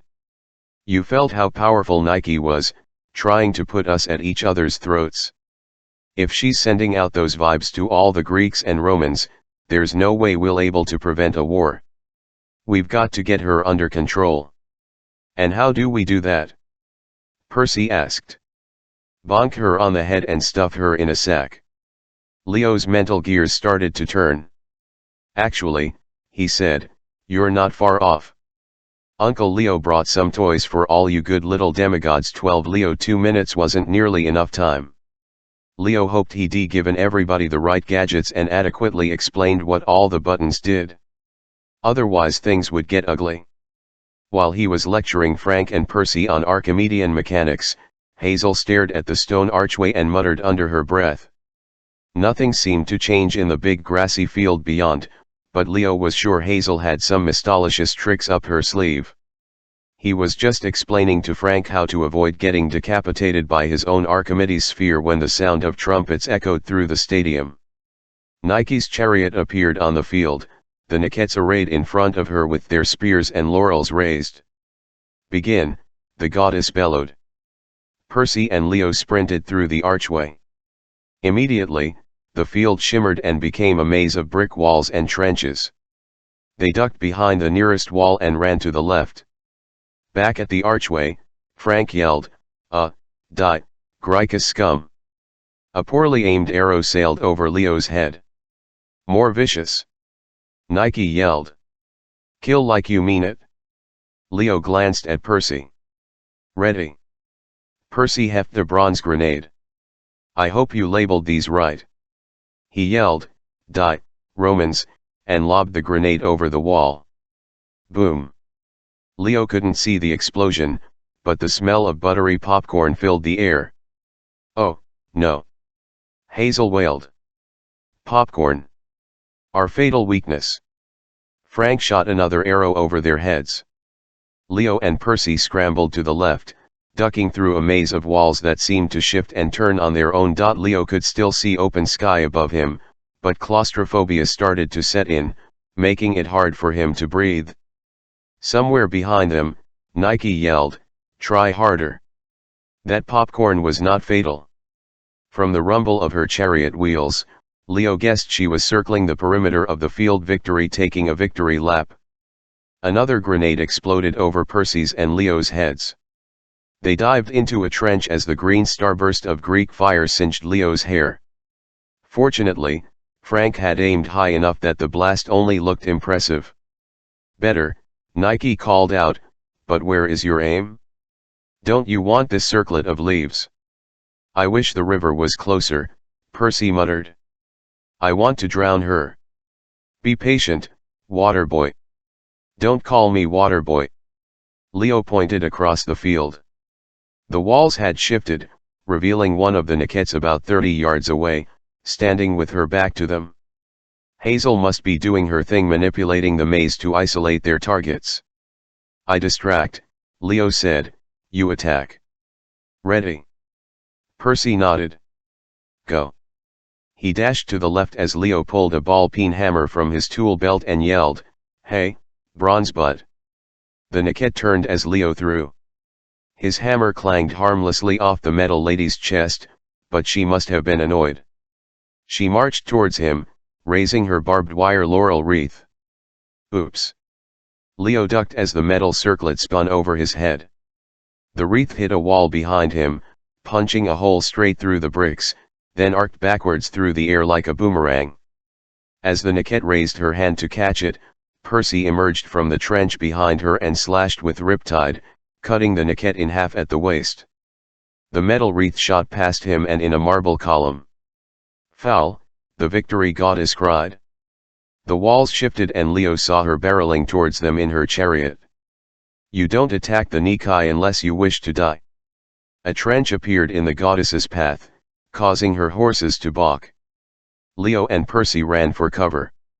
Out of the corner of his eye, maybe 50 feet away, Leo saw Frank the grizzly bear jump from the top of a wall and flatten another Niket. 2 bronze butts down, 2 more to go. "No!" Nike screamed in outrage. "No, no, no. Your lives are forfeit. Nikai attack." Leo and Percy leaped behind a wall. They lay there for a second, trying to catch their breath.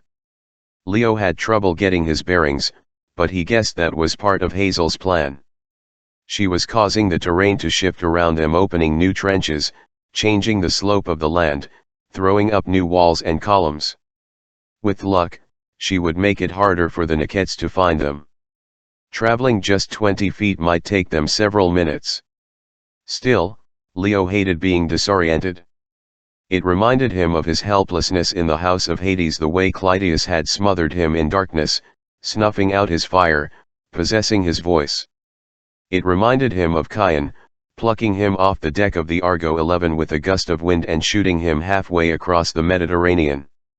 It was bad enough being scrawny and weak. If Leo couldn't control his own senses, his own voice, his own body, that didn't leave him much to rely on.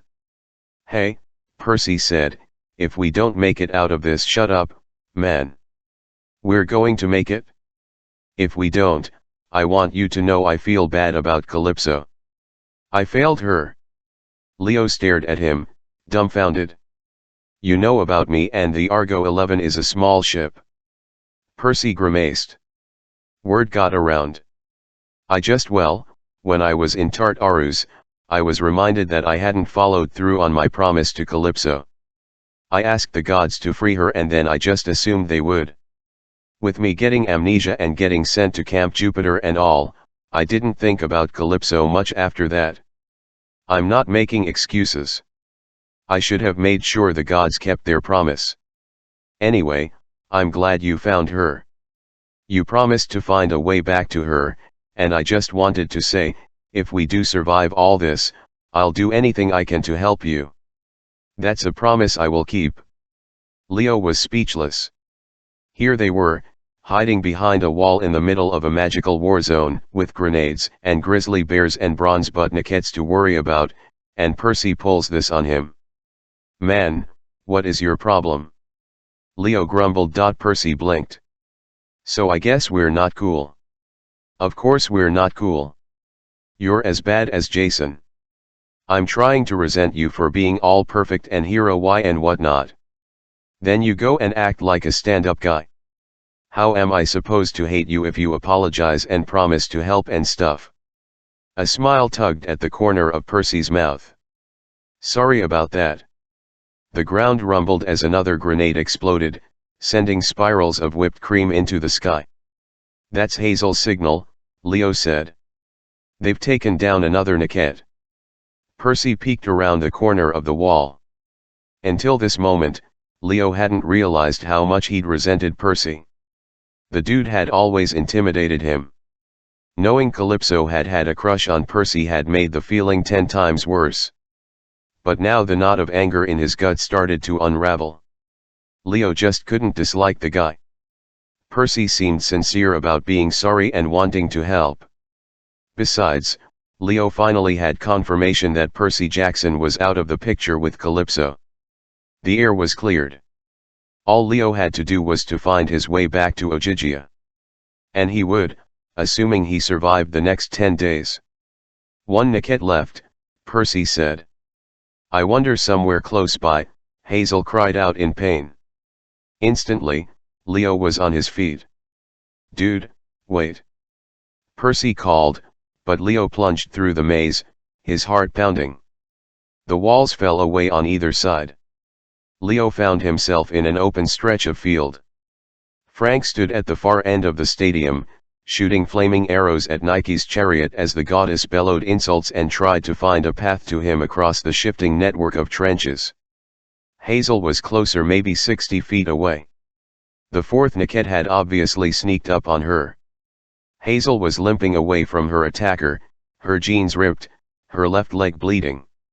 She parried the metal lady's spear with her huge cavalry sword, but she was about to be overpowered. All around her, the mist flickered like a dying strobe light. She was losing control of the magic maze. I'll help her, Percy said.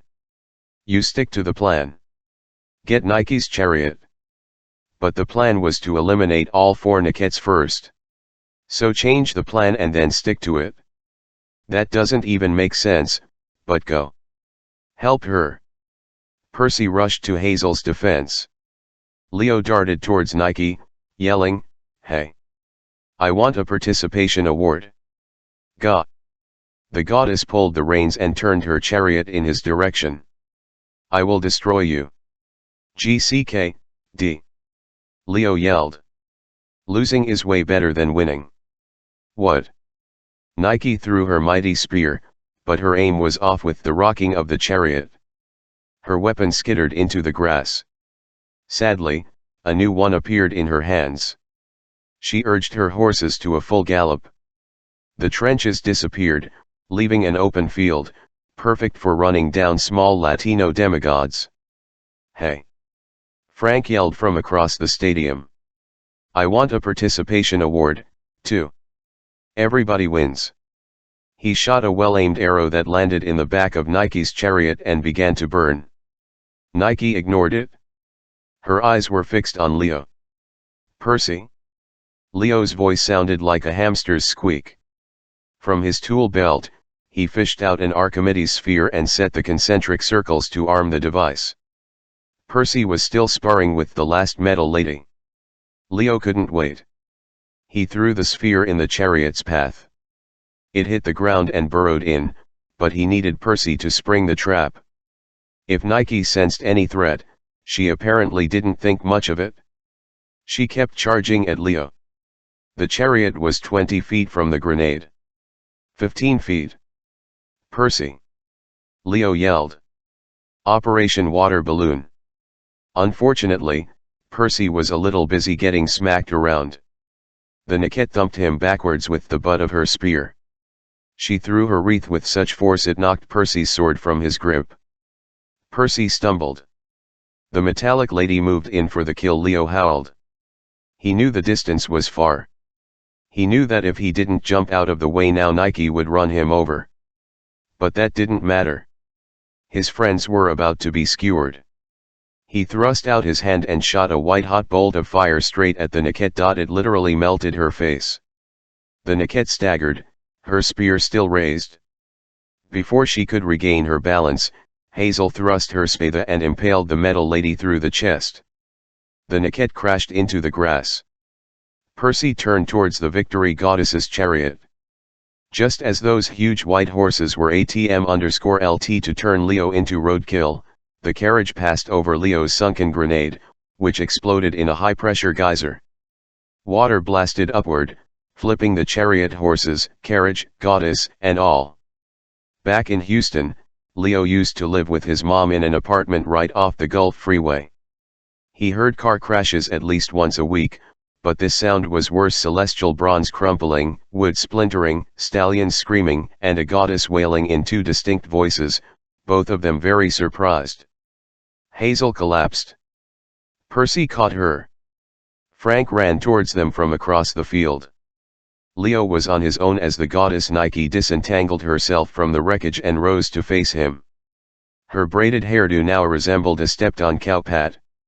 A laurel wreath was stuck around her left ankle. Her horses got to their hooves and galloped away in a panic, dragging the soaked, half-burning wreckage of the chariot them. You! Nike glared at Leo, her eyes hotter and brighter than her metal wings. You dare!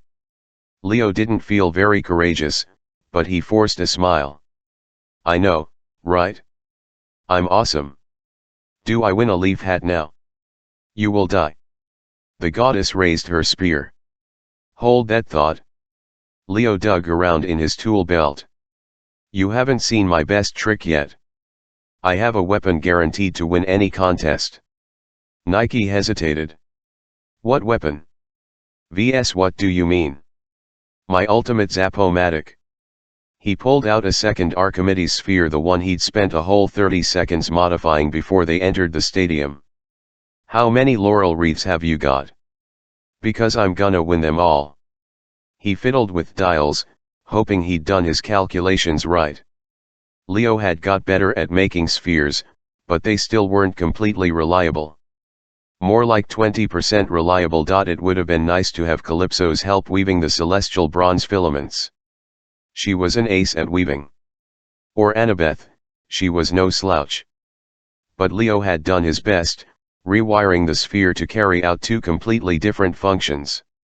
Behold! Leo clicked the final dial. The sphere opened. One side elongated into a gun handle. The other side unfolded into a miniature radar dish made of celestial bronze mirrors. Nike frowned. What is that supposed to be? An Archimedes death ray. Leo said. I finally perfected it. Now give me all the prizes. Those things don't work. Nike yelled. They proved it on television. Besides, I'm an immortal, you can't destroy me. Watch closely, Leo said. Are you watching?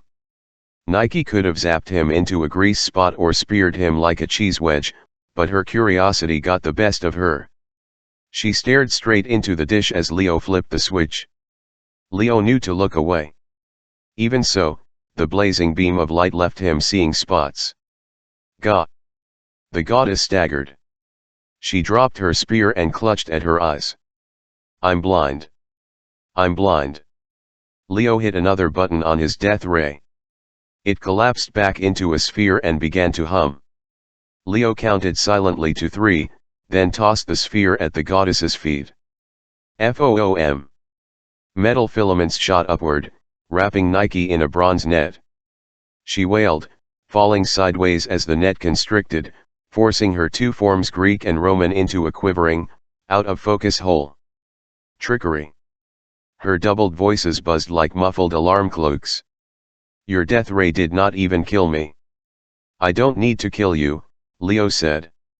I vanquished you just fine. I will simply change form. She cried. I will rip apart your silly net. I will destroy you. Yeah, see, you can't. Leo hoped he was right.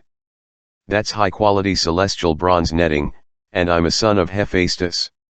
He's kind of an expert on catching goddesses in nets. No. No. Leo left her thrashing and cursing, and went to check on his friends. Percy looked all right, just sore and bruised. Frank had propped Hazel up and was feeding her ambrosia. The cut on her leg had stopped bleeding, though her jeans were pretty much ruined. I'm okay, she said. Just too much magic. You were awesome, Levesque. Leo did his best Hazel imitation, popcorn. Our fatal weakness. She smiled wanly. Together the four of them walked over to Nike, who was still writhing and flapping her wings in the net like a golden chicken. What do we do with her? Percy asked. Take her aboard the Argo 11, Leo said. Chuck her in one of the horse stalls. Hazel's eyes widened. You're going to keep the goddess of victory in the stable. Why not? Once we sort things out between Greeks and Romans, the GCK1s should go back to their normal selves. Then we can free her and she can, you know. Grant us victory. Grant you victory, the goddess cried. Never. You will suffer for this outrage. Your blood shall be spilled. One of you here, one of you four is fated to die battling Gaia. Leo's intestines tied themselves into a slip knot. How do you know that? I can foresee victories. Nike yelled. You will have no success without death. Release me and fight each other. It is better you die here than face what is to come. Hazel stuck the point of her spada under Nike's chin. Explain. Her voice was harder than Leo had ever heard. Each of us will die. How do we stop it? Ah, child of Pluto. Your magic helped you cheat in this contest, but you cannot cheat destiny. One of you will die. One of you must die. No, Hazel insisted. There's another way. There is always another path. Hecate taught you this. Nike laughed. You would hope for the physician's cure, perhaps. But that is impossible. Too much stands in your way, the poison of Pylos, the chained god's heartbeat in Sparta, the curse of Delos. No, you cannot cheat death. Frank knelt. He gathered up the net under Nike's chin and raised her face to his. What are you talking about? How do we find this cure? I will not help you, Nike growled. I will curse you with my power, net, or she began to mutter in ancient Greek. Frank looked up, scowling. Can she really cast magic through this net? Heck if I know, Leo said. Frank let go of the goddess. He took off one of his shoes, peeled off his sock and stuffed it in the goddess's mouth. Dude, Percy said, that is disgusting. MPPPPHHH. Nike complained. MPPPPPHHH. Leo, Frank said grimly, you got duct tape. Never leave home without it? He fished a roll from his tool belt, and in no time Frank had wrapped it around Nike's head, securing the gag in her mouth. Well, it's not a laurel wreath, Frank said, but it's a new kind of victory circle, the gag of duct tape. Jong, Leo said, you got style. Nike thrashed and grunted until Percy nudged her with his toe. Hey, shut up.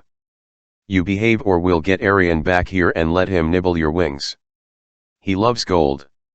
Nike shrieked once, then became still and quiet. So Hazel sounded a little nervous. We have one tied up goddess. Now what? Frank folded his arms. We go looking for this physician's cure, whatever that is. Because, personally, I like cheating death. Leo grinned. Poison in Pylos? A chained god's heartbeat in Sparta? A curse in Delos? Oh, yeah. This is gonna be fun. X111 Nico. The last thing Nico heard was Coach Hedge grumbling, well, this isn't good. He wondered what he'd done wrong this time. Maybe he'd teleported them into a den of cyclopes, or 1,000 feet above another volcano. There was nothing he could do about it. His vision was gone. His other senses were shutting down. His knees buckled and he passed out. He tried to make the most of his unconsciousness. Dreams and death were old friends of his. He knew how to navigate their dark borderland. He sent out his thoughts, searching for Thalia Grace. He rushed past the usual fragments of painful memories: his mother smiling down at him, her face illuminated by the sunlight rippling off the Venetian Grand Canal, his sister Bianca laughing as she pulled him across the mall in Washington, D.C., her green floppy hat shading her eyes and the splash of freckles across her nose. He saw Percy Jackson on a snowy cliff outside Westover Hall, shielding Nico and Bianca from the Manticore as Nico clutched a Mythomagic figurine and whispered, "I'm scared." He saw Minos, his old ghostly mentor, leading him through the labyrinth. Minos's smile was cold and cruel. "Don't worry, son of Hades. You will have your revenge." Nico couldn't stop the memories. They cluttered his dreams like the ghosts of Asphodel, an aimless, sorrowful mob pleading for attention. Save me, they seemed to whisper. Remember me. Help me. Comfort me. He didn't dare stop to dwell on them. They would only crush him with wants and regrets. The best he could do was to stay focused and push through. I am the son of Hades, he thought. I go where I wish. The darkness is my birthright. He forged ahead through a gray and black terrain, looking for the dreams of Thalia Grace, daughter of Zeus. Instead, the ground dissolved at his feet and he fell into a familiar backwater, the Hypnos cabin at Camp Half-Blood. Buried under piles of feather comforters, snoring demigods nestled in their bunks. Above the mantel, a dark tree branch dripped milky water from the river Lethe into a cheerful fire crackled in the fireplace. In front of it, in a leather armchair, dozed the head counselor for cabin 15, a pot-bellied guy with unruly blonde hair and a gentle bovine face. Clovis, Nico growled, for the god's sake, stop dreaming so powerfully. Clovis's eyes fluttered open. He turned and stared at Nico, though Nico knew this was simply part of Clovis's own dreamscape. The actual Clovis would still be snoring in his armchair back at camp. Oh, hi. Clovis yawned wide enough to swallow a minor god. Sorry. Did I pull you off course again? Nico gritted his teeth. There was no point getting upset. The Hypnos cabin was like Grand Central Station for dream activity. You couldn't travel anywhere without going through it once in a while. As long as I'm here, Nico said, pass along a message. Tell Chiron I'm on my way with a couple of friends. We're bringing the Athena part, he knows. Clovis rubbed his eyes. So it's true? How are you bringing it? Did you rent a van or something? Nico explained as concisely as possible. Messages sent through dreams tended to get fuzzy around the edges, especially when you were dealing with Clovis. The simpler, the better. We're being followed by a hunter, Nico said. One of Gaia's giants, I think. Can you get that message to Thalia Grace? You're better at finding people in dreams than I am. I need her advice. I'll try. Clovis fumbled for a cup of hot chocolate on the side table. Before you go, do you have a second? Clovis, this is a dream, Nico reminded him. Time is fluid. Even as he said it, Nico worried about what was happening in the real world. His physical self might be plummeting to his death, or surrounded by monsters. Still, he couldn't force himself to wake up, not after the amount of energy he'd expended on shadow travel. Clovis nodded. Right, I was thinking you should probably see what happened today at the Council of War. I slept through some of it, but show me, Nico said. The scene changed. Nico found himself in the rec room of the big house, all the senior camp leaders gathered around the ping-pong table. At one end sat Chiron the centaur, his equine posterior collapsed into his magic wheelchair so he looked like a regular human. His curly brown hair and beard had more gray streaks than a few months ago. Deep lines etched his face. Things we can't control, he was saying. Now let's review our defenses. Vivi, here do we stand. Clarice from the Ares cabin sat forward. She was the only one in full armor, which was typical.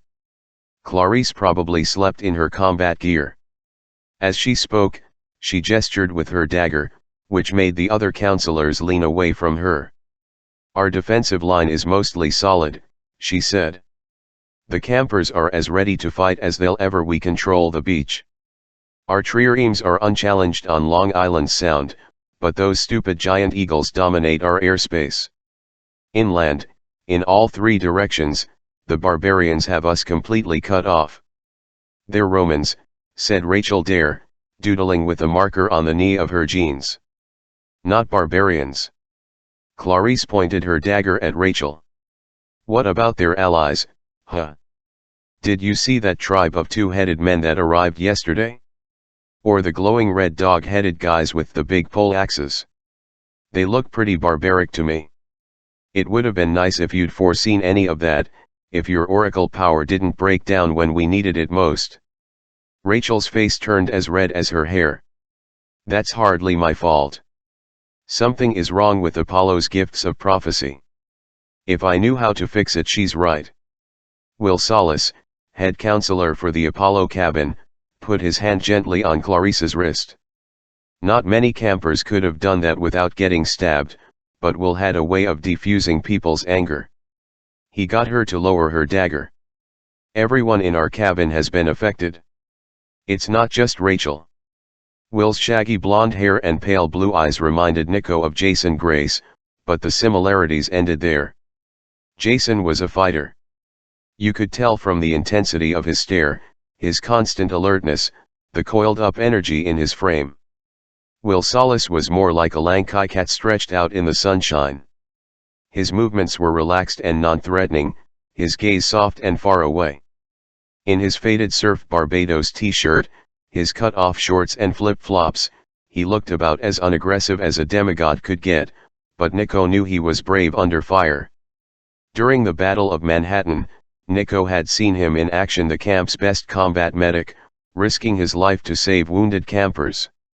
We don't know what's going on at Delphi, Will continued.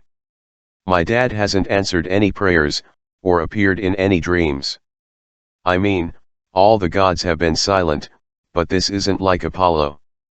Something's wrong. Across the table, Jake Mason grunted. Probably this Roman dirtwipe who's leading the attack. Octavian, what's his name? If I was Apollo and my descendant was acting that way, I'd go into hiding out of shame. I agree, Will said. I wish I was a better archer. I wouldn't mind shooting my Roman relative off his high horse. Actually, I wish I could use any of my father's gifts to stop this war. He looked down at his own hands with distaste. Unfortunately, I'm just a healer. Your talents are essential, Chiron said. I fear we'll need them soon enough. As for seeing the future, what about the harpy Ella? Has she offered any advice from the Sibylline books? Rachel shook her head. The poor thing is scared out of her wits. Harpies hate being imprisoned. Ever since the Romans surrounded us. Well, she feels trapped. She knows Octavian means to capture her. It's all Tyson and I can do to keep her from flying away. Which would be suicide.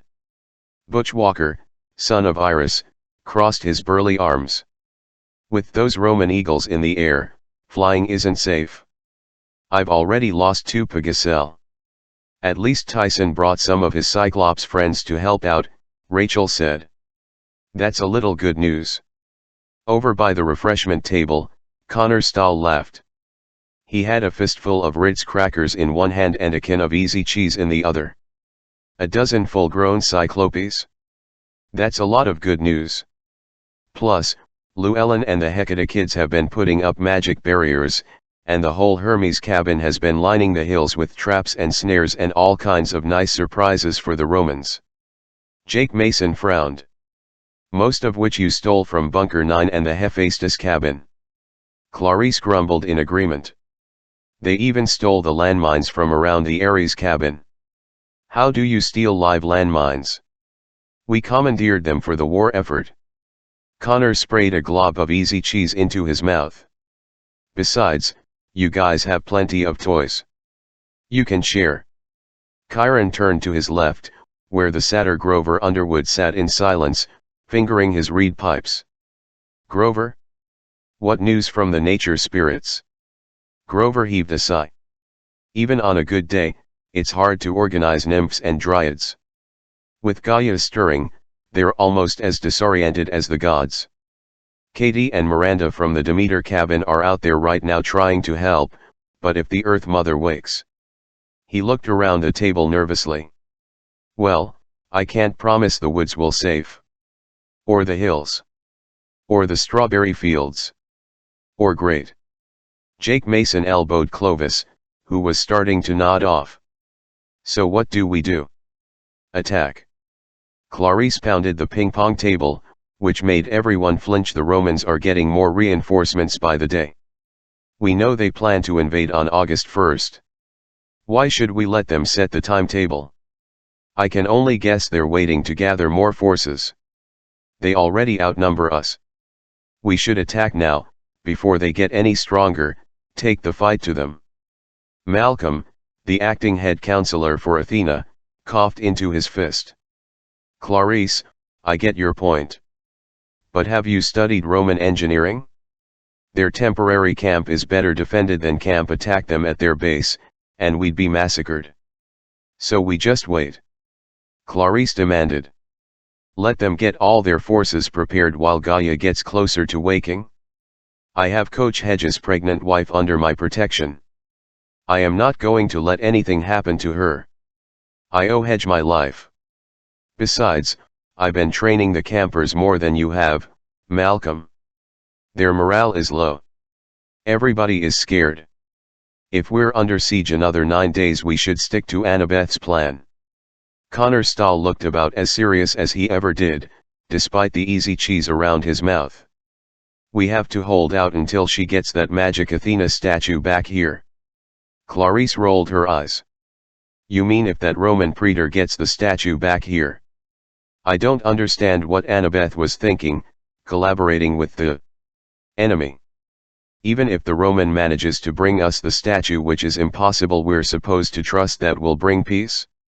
The statue arrives and suddenly the Romans lay down their weapons and start dancing around, throwing flowers. Rachel set down her marker pen. Annabeth knows what she's doing. We have to try for peace. Unless we can unite the Greeks and Romans, the gods won't be healed. Unless the gods are healed, there's no way we can kill the giants. And unless we kill the giants, Gaia wakes, Connor said. Game over. Look, Clarice, Annabeth sent me a message from Tartarus. From freaking Tartarus, anybody who can do that. Hey, I listened to them. Clarice opened her mouth to reply, but when she spoke it was Coach Hedge's voice. Nico, wake up. We've got problems. Nico sat up so quickly he head-butted the satyr in the nose. Ow. Geez, kid, you got a hard noggin. Sorry, coach. Nico blinked, trying to get his bearings. What's going on? He didn't see any immediate threat. They were camped on a sunny lawn in the middle of a public square. Beds of orange marigolds bloomed all around them. Raina was sleeping curled up, with her 2 metal dogs at her feet.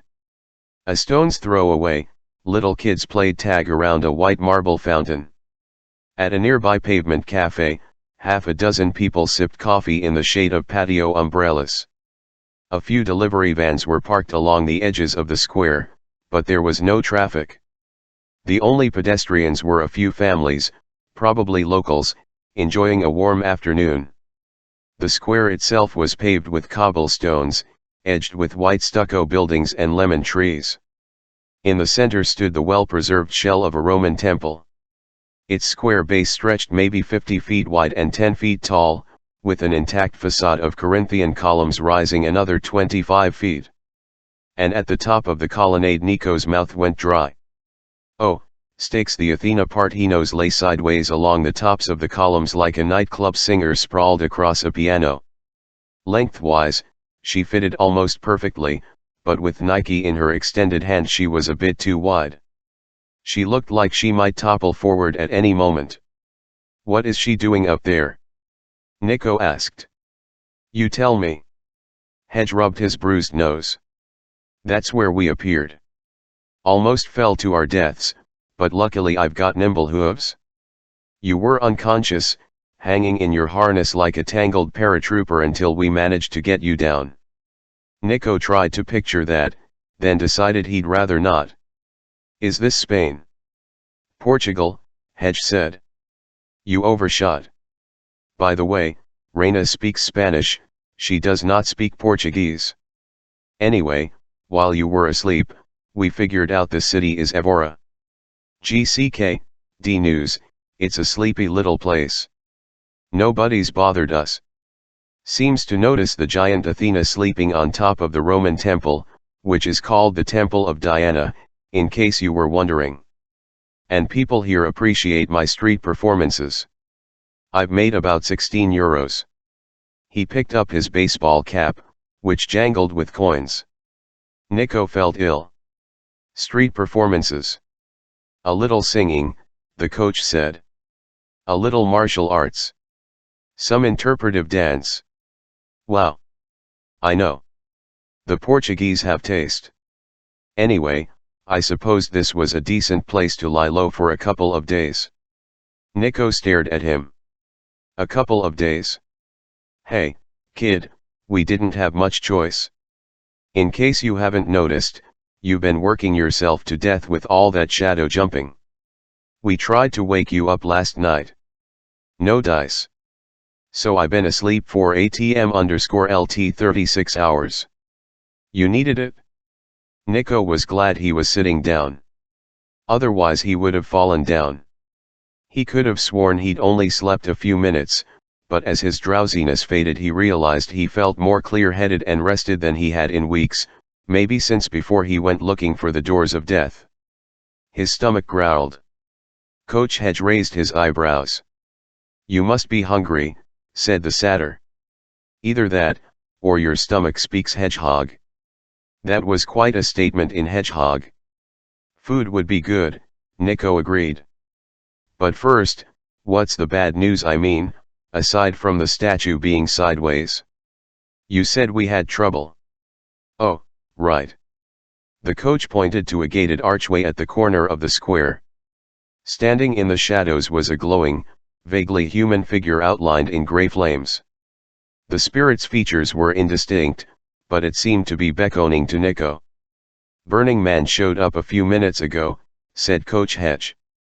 He doesn't get any closer. When I tried to go over there, he disappeared. Not sure if he's a threat, but he seems to be asking for you. Nico assumed it was a trap. Most things were.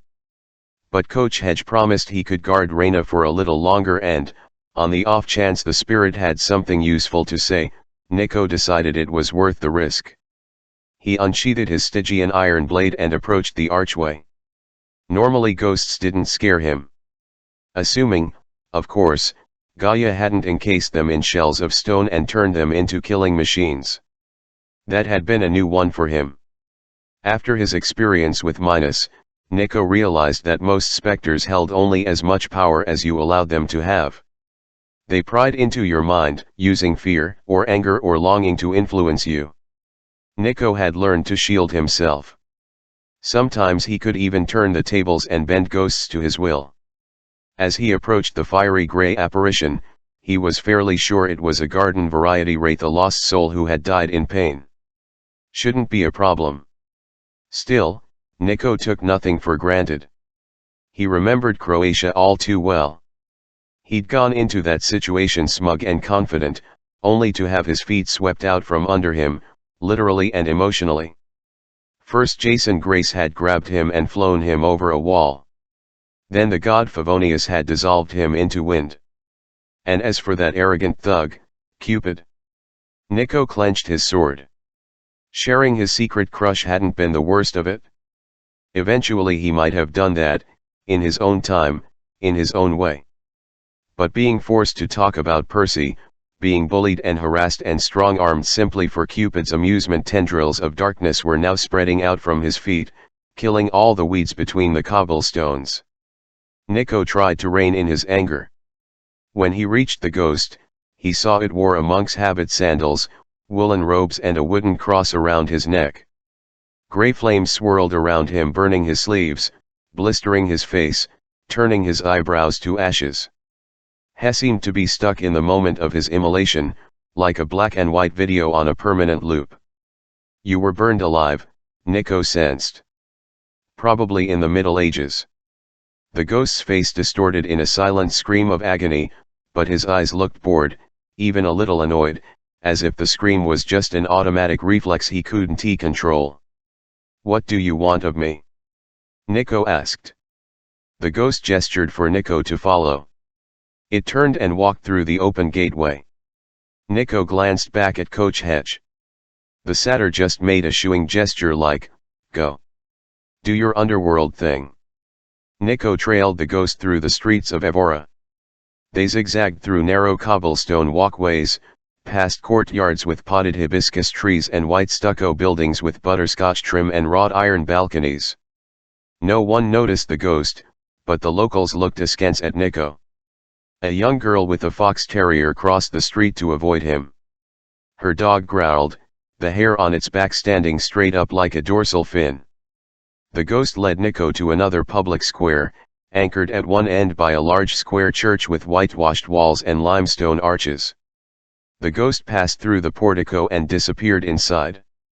Nico hesitated. He had nothing against churches, but this one radiated death. Inside would be tombs, or perhaps something less pleasant. He ducked through the doorway. His eyes were drawn to a side chapel, lit from within by eerie golden light. Carved over the door was a Portuguese inscription. Nico didn't speak the language, but he remembered his Italian well enough to glean the general meaning: "We, the bones that are here, await yours." "Cheery," he muttered. He entered the chapel. At the far end stood an altar, where the fiery wraith knelt in prayer, but Nico was more interested in the room itself. The walls were constructed of bones and skulls, thousands upon thousands, cemented together. Columns of bones held up a vaulted ceiling decorated with images of death. On one wall, like coats on a coat rack, hung the desiccated, skeletal remains of two people, an adult and a small child. A beautiful room, isn't it? Nico turned. A year ago, he would have jumped out of his skin if his father suddenly appeared next to him. Now, Nico was able to control his heart rate, along with his desire to knee his father in the groin and run away. Like the wraith, Hades was dressed in the habit of a Franciscan monk, which Nico found vaguely disturbing. His black robes were tied at the waist with a simple white cord. His cowl was pushed back, revealing dark hair shorn close to the scalp and eyes that glittered like frozen tar. The god's expression was calm and content, as if he'd just come home from a lovely evening strolling through the fields of punishment, enjoying the screams of the damned, getting some redecorating ideas. Nico asked. "Maybe you could do your dining room in medieval monk skulls." Hades arched an eyebrow. "I can never tell when you're joking. Why are you here, father? How are you here?" Hades traced his fingers along the nearest column, leaving bleached white marks on the old bones. "You're a hard mortal to find, my son. For several days I've been searching." The scepter of Diocletian exploded. "Well, that got my attention." Nico felt a flush of shame. Then he felt angry for feeling ashamed. "Breaking the scepter wasn't my fault. We were about to be overrun. Oh, the scepter isn't important. A relic that old, I'm surprised you got 2 uses out of it. The explosion simply gave me some clarity. It allowed me to pinpoint your location. I was hoping to speak to you in Pompeii, but it is so well, Roman. This chapel was the first place where my presence was strong enough that I could appear to you as myself, by which I mean Hades, god of the dead, not split with that other manifestation." Hades breathed in the stale dank air. "I am very drawn to this place. The remains of 5,000 monks were used to build the Chapel of Bones. It serves as a reminder that life is short and death is eternal. I feel focused here. Even so, I only have a few moments." Story of our relationship, Nico thought. You only ever have a few moments. So tell me, father. What do you want? Hades clasped his hands together in the sleeves of his robe. Can you entertain the notion that I might be here to help you, not simply because I want something? Nico almost laughed, but his chest felt too hollow. I can entertain the notion that you might be here for multiple reasons. The god frowned. I suppose that's fair enough. You seek information about Gaia's hunter. His name is Orion. Nico hesitated. He wasn't used to getting a direct answer, without games, or riddles or quests. Orion. Like the constellation. Wasn't he a friend of Artemis? He was, Hades said. A giant born to oppose the twins, Apollo and Artemis, but, much like Artemis, Orion rejected his destiny. He sought to live on his own terms. First he tried to live among mortals as a huntsman for the king of Chios. He, ran into some trouble with the king's daughter. The king had Orion blinded and exiled. Nico thought back to what Rhena had told him. My friend dreamed of a hunter with glowing eyes. If Orion is blind, he was blind, Hades corrected. Shortly after his exile, Orion met Hephaestus, who took pity on the giant and crafted him new mechanical eyes even better than the originals. Orion became friends with Artemis. He was the first male ever allowed to join her hunt. But things went wrong between them. How exactly, I do not know. Orion was slain. Now he has returned as a loyal son of Gaia, ready to do her bidding. He is driven by bitterness and anger. You can understand that. Nico wanted to yell, like, you know what I feel? Instead he asked, how do we stop him? You cannot, Hades said. Your only hope is to outrun him, accomplish your quest before he reaches you. Apollo or Artemis might be able to slay him, arrows against arrows, but the twins are in no condition to aid you. Even now, Orion has your scent. His hunting pack is almost upon you. You won't have the luxury of more rest from here to Camp Half-Blood. A belt seemed to tighten around Nico's ribs. He'd left Coach Hedge on guard duty with Rhena asleep. I need to get back to my companions. Indeed, Hades said. But there is more. Your sister. Hades faltered. As always, the subject of Bianca lay between them like a loaded gun, deadly, easy to reach, impossible to ignore.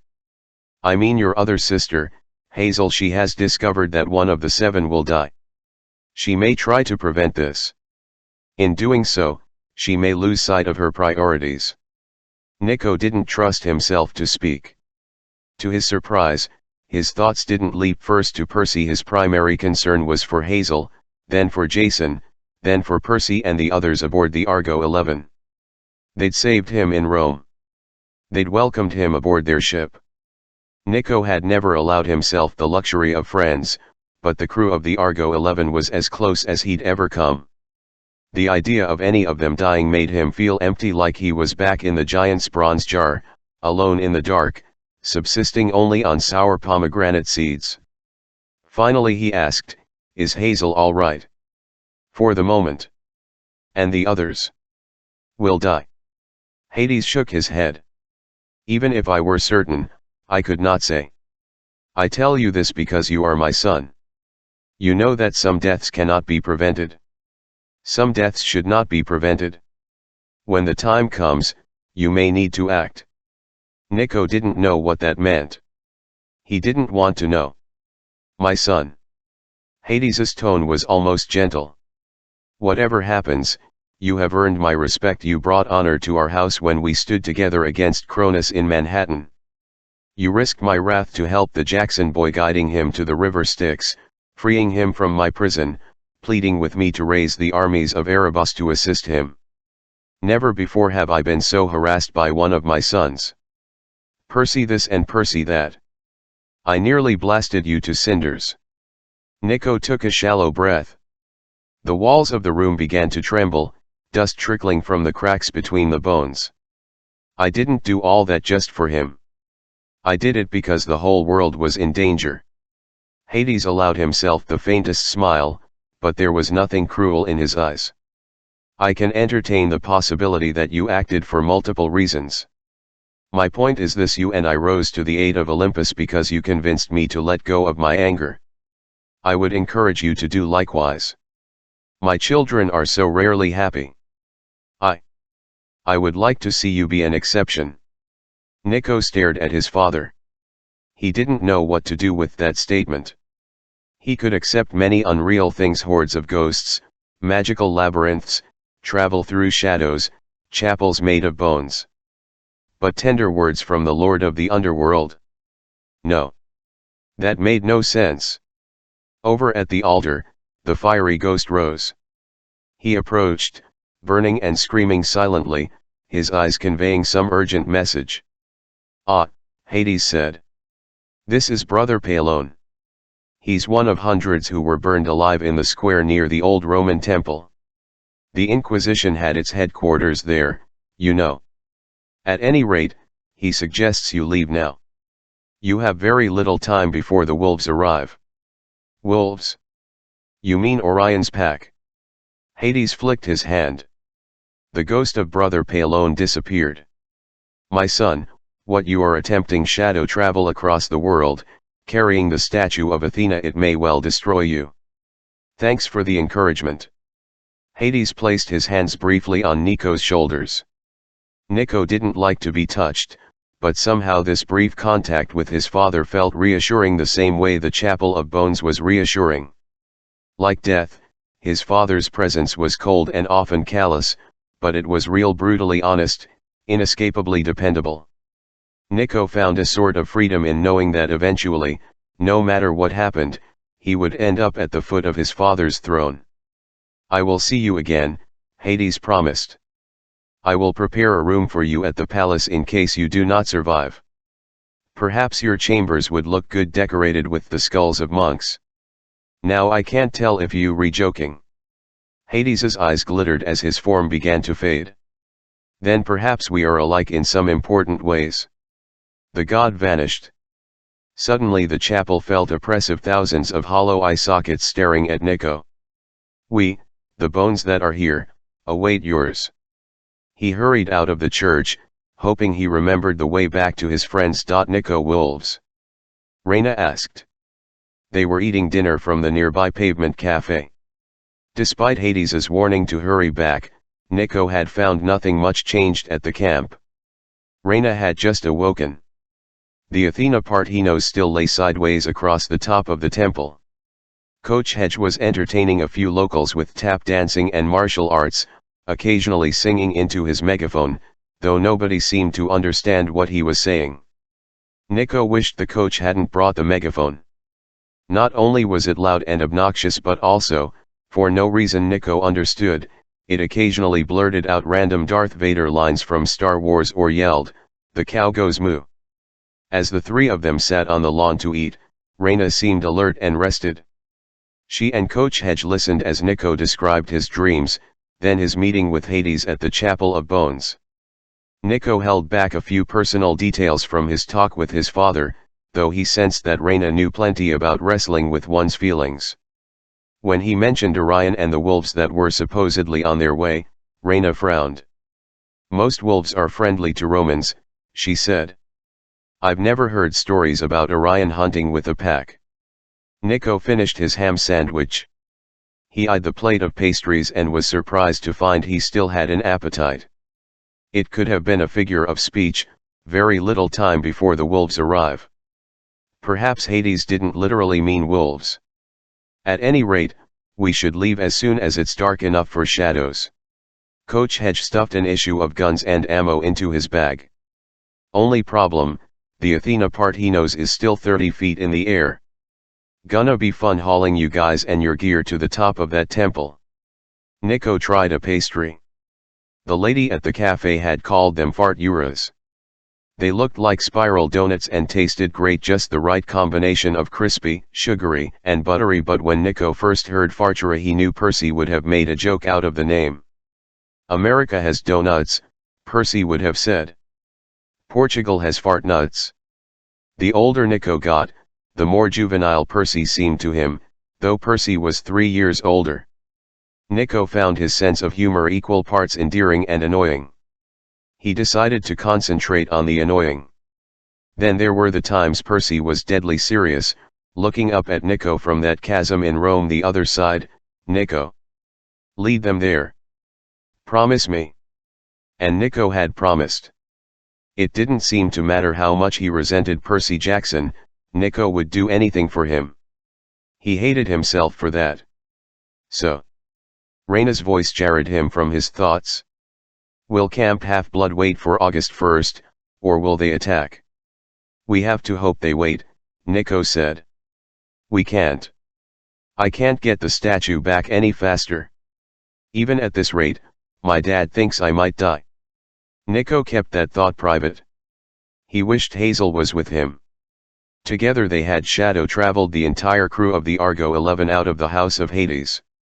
When they shared their power, Nico felt like anything was possible. The trip to Camp Half-Blood could have been done in half the time. Besides, Hades's words about one of the crew dying had sent a chill through him. He couldn't lose Hazel.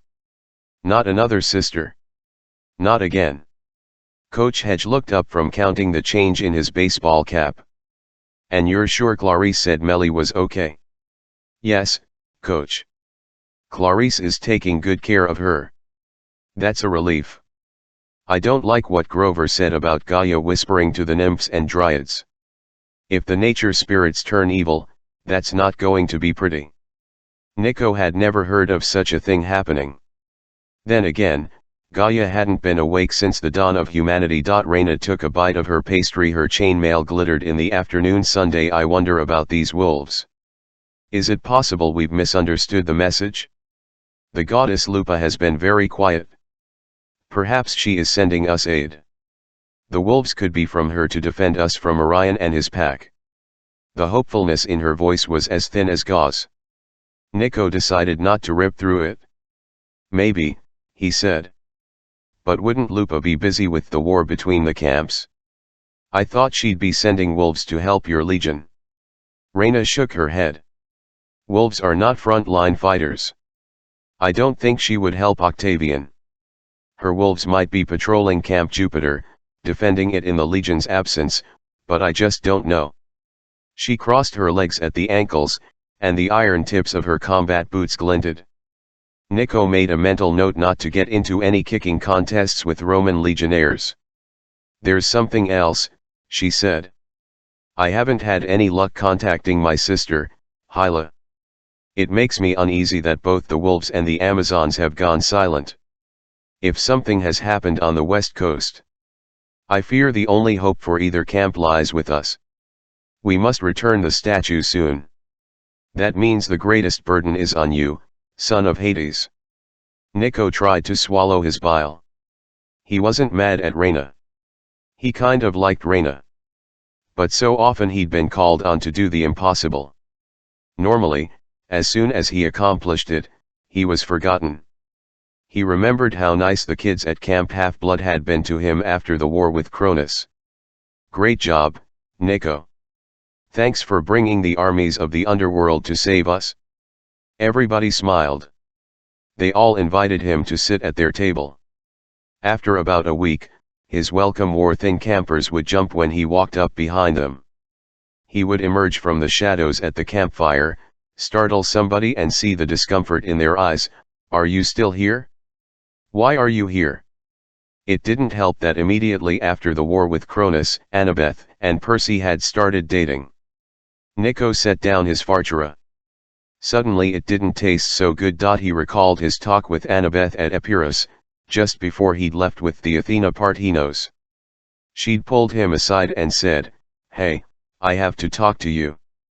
Panic had seized him. "She knows. I want to thank you," she continued. "Bob the Titan, he only helped us in Tartarus because you were kind to him. You told him we were worth saving. That's the only reason we're alive." She said "we" so easily, as if she and Percy were interchangeable, inseparable. Nico had once read a story from Plato, who claimed that in the ancient times all humans had been a combination of male and female.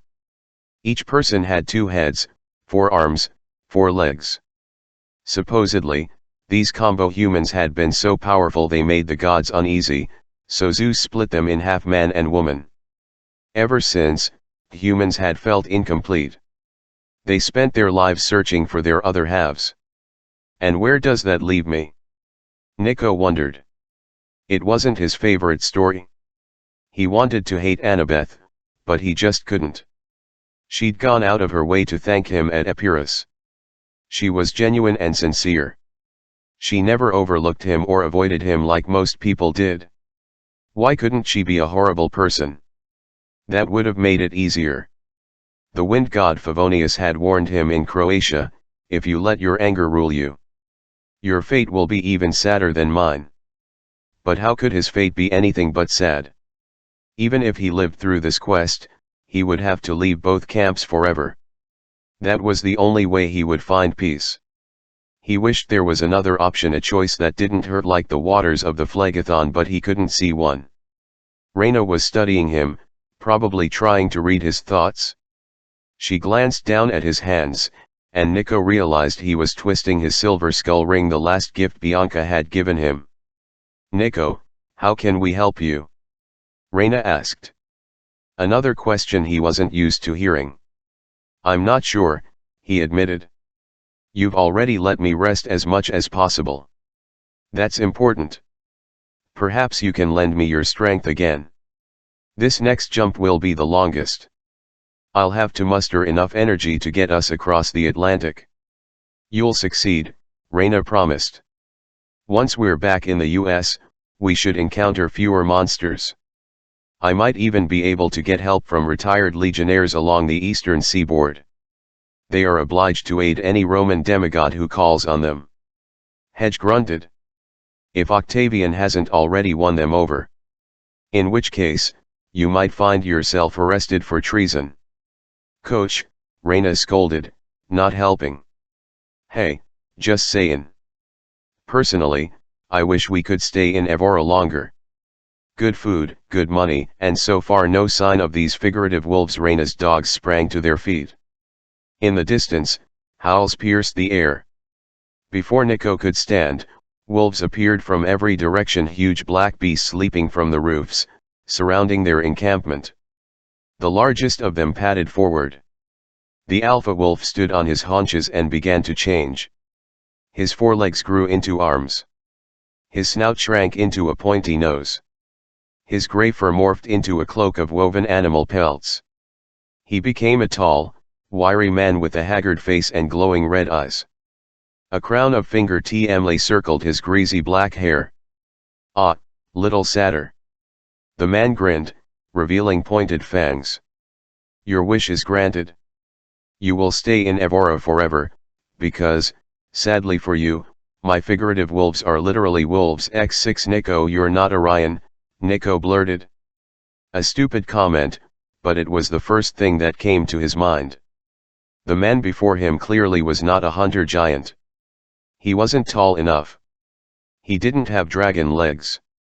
He didn't carry a bow or quiver, and he didn't have the headlamp eyes Reyna had described from her dream. The gray man laughed. "Indeed not. Orion has merely employed me to assist him in his hunt." "I am Lycon," Reyna interrupted. "The first werewolf." The man gave her a mock bow. "Reyna Ramirez Oriano, praetor of Rome. One of Lupa's whelps. I'm pleased you recognize me. No doubt, I am the stuff of your nightmares. The stuff of my indigestion, perhaps."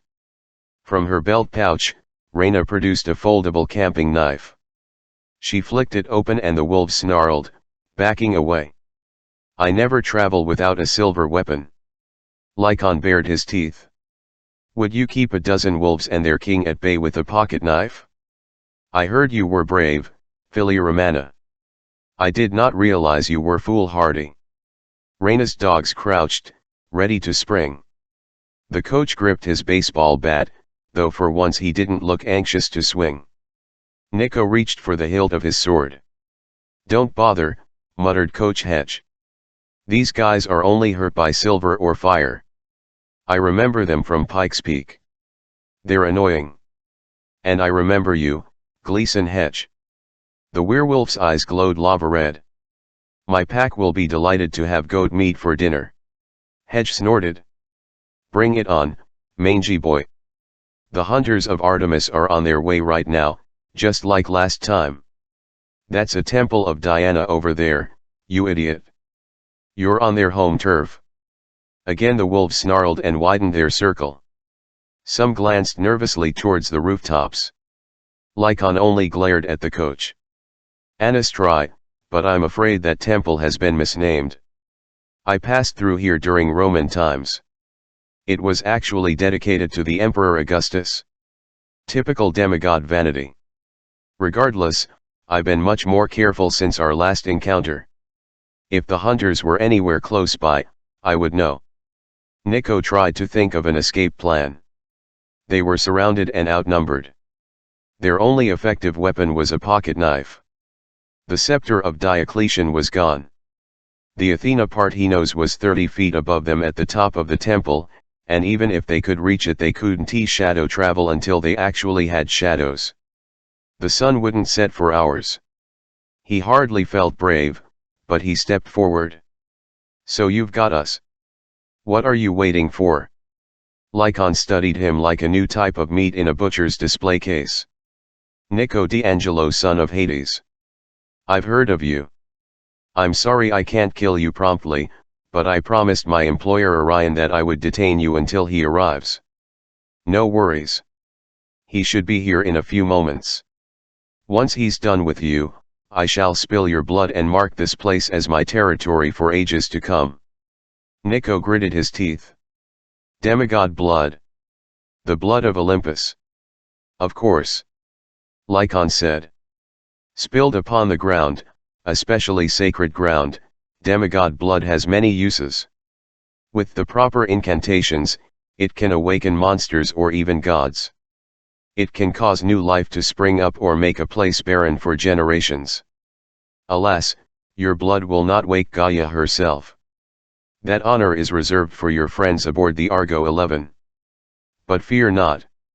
Your death will be almost as painful as theirs." The grass started dying around Nico's feet. The marigold beds withered. Barren ground, he thought. Sacred ground. He remembered the thousands of skeletons in the Chapel of Bones.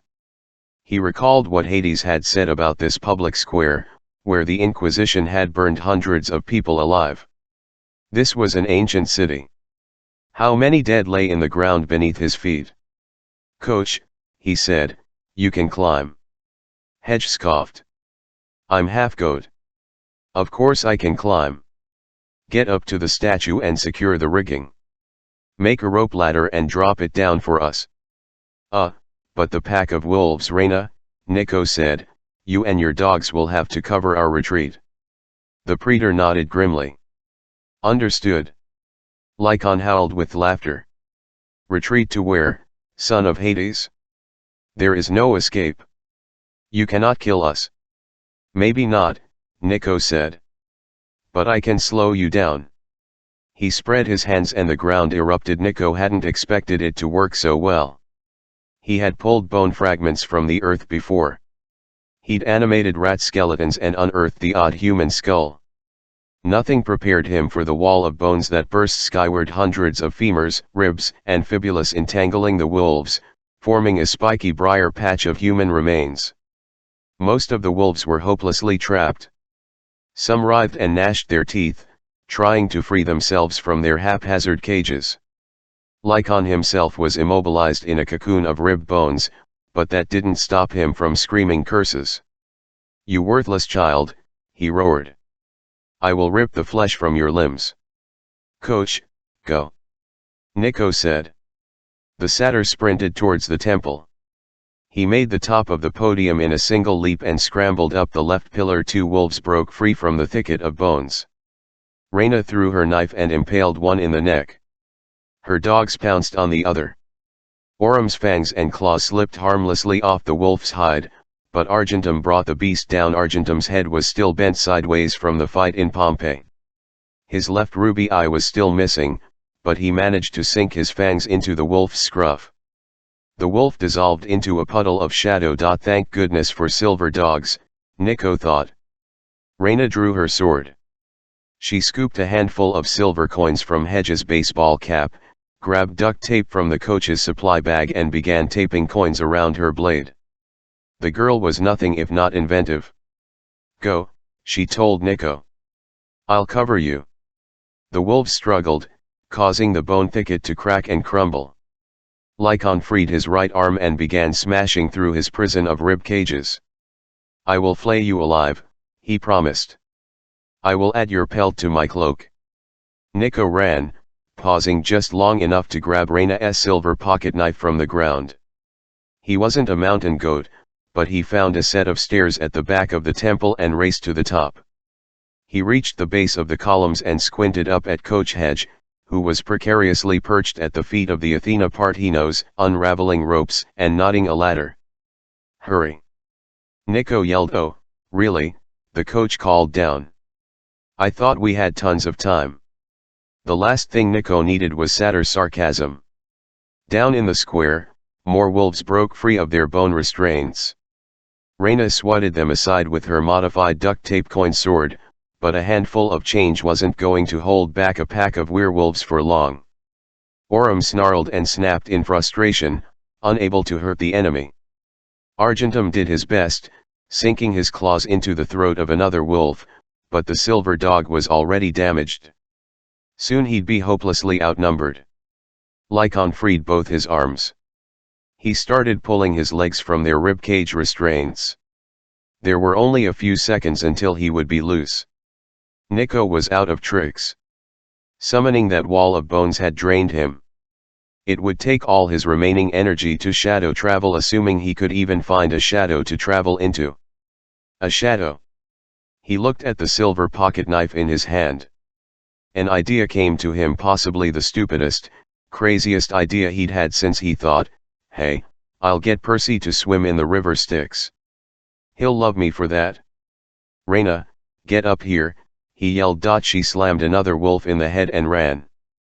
In mid-stride, she flicked her sword, which elongated into a javelin, then used it to launch herself up like a pole vaulter. She landed next to Nico. "What's the plan?" she asked, not even out of breath. "Show off," he grumbled. A knotted rope fell from above.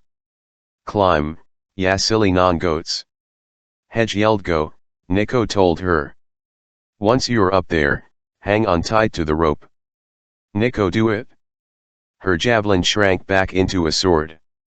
Reyna sheathed it and began to climb, scaling the column despite her armor and her supplies. Down in the plaza, Orem and Argentum were nowhere to be seen. Either they'd retreated or they'd been destroyed.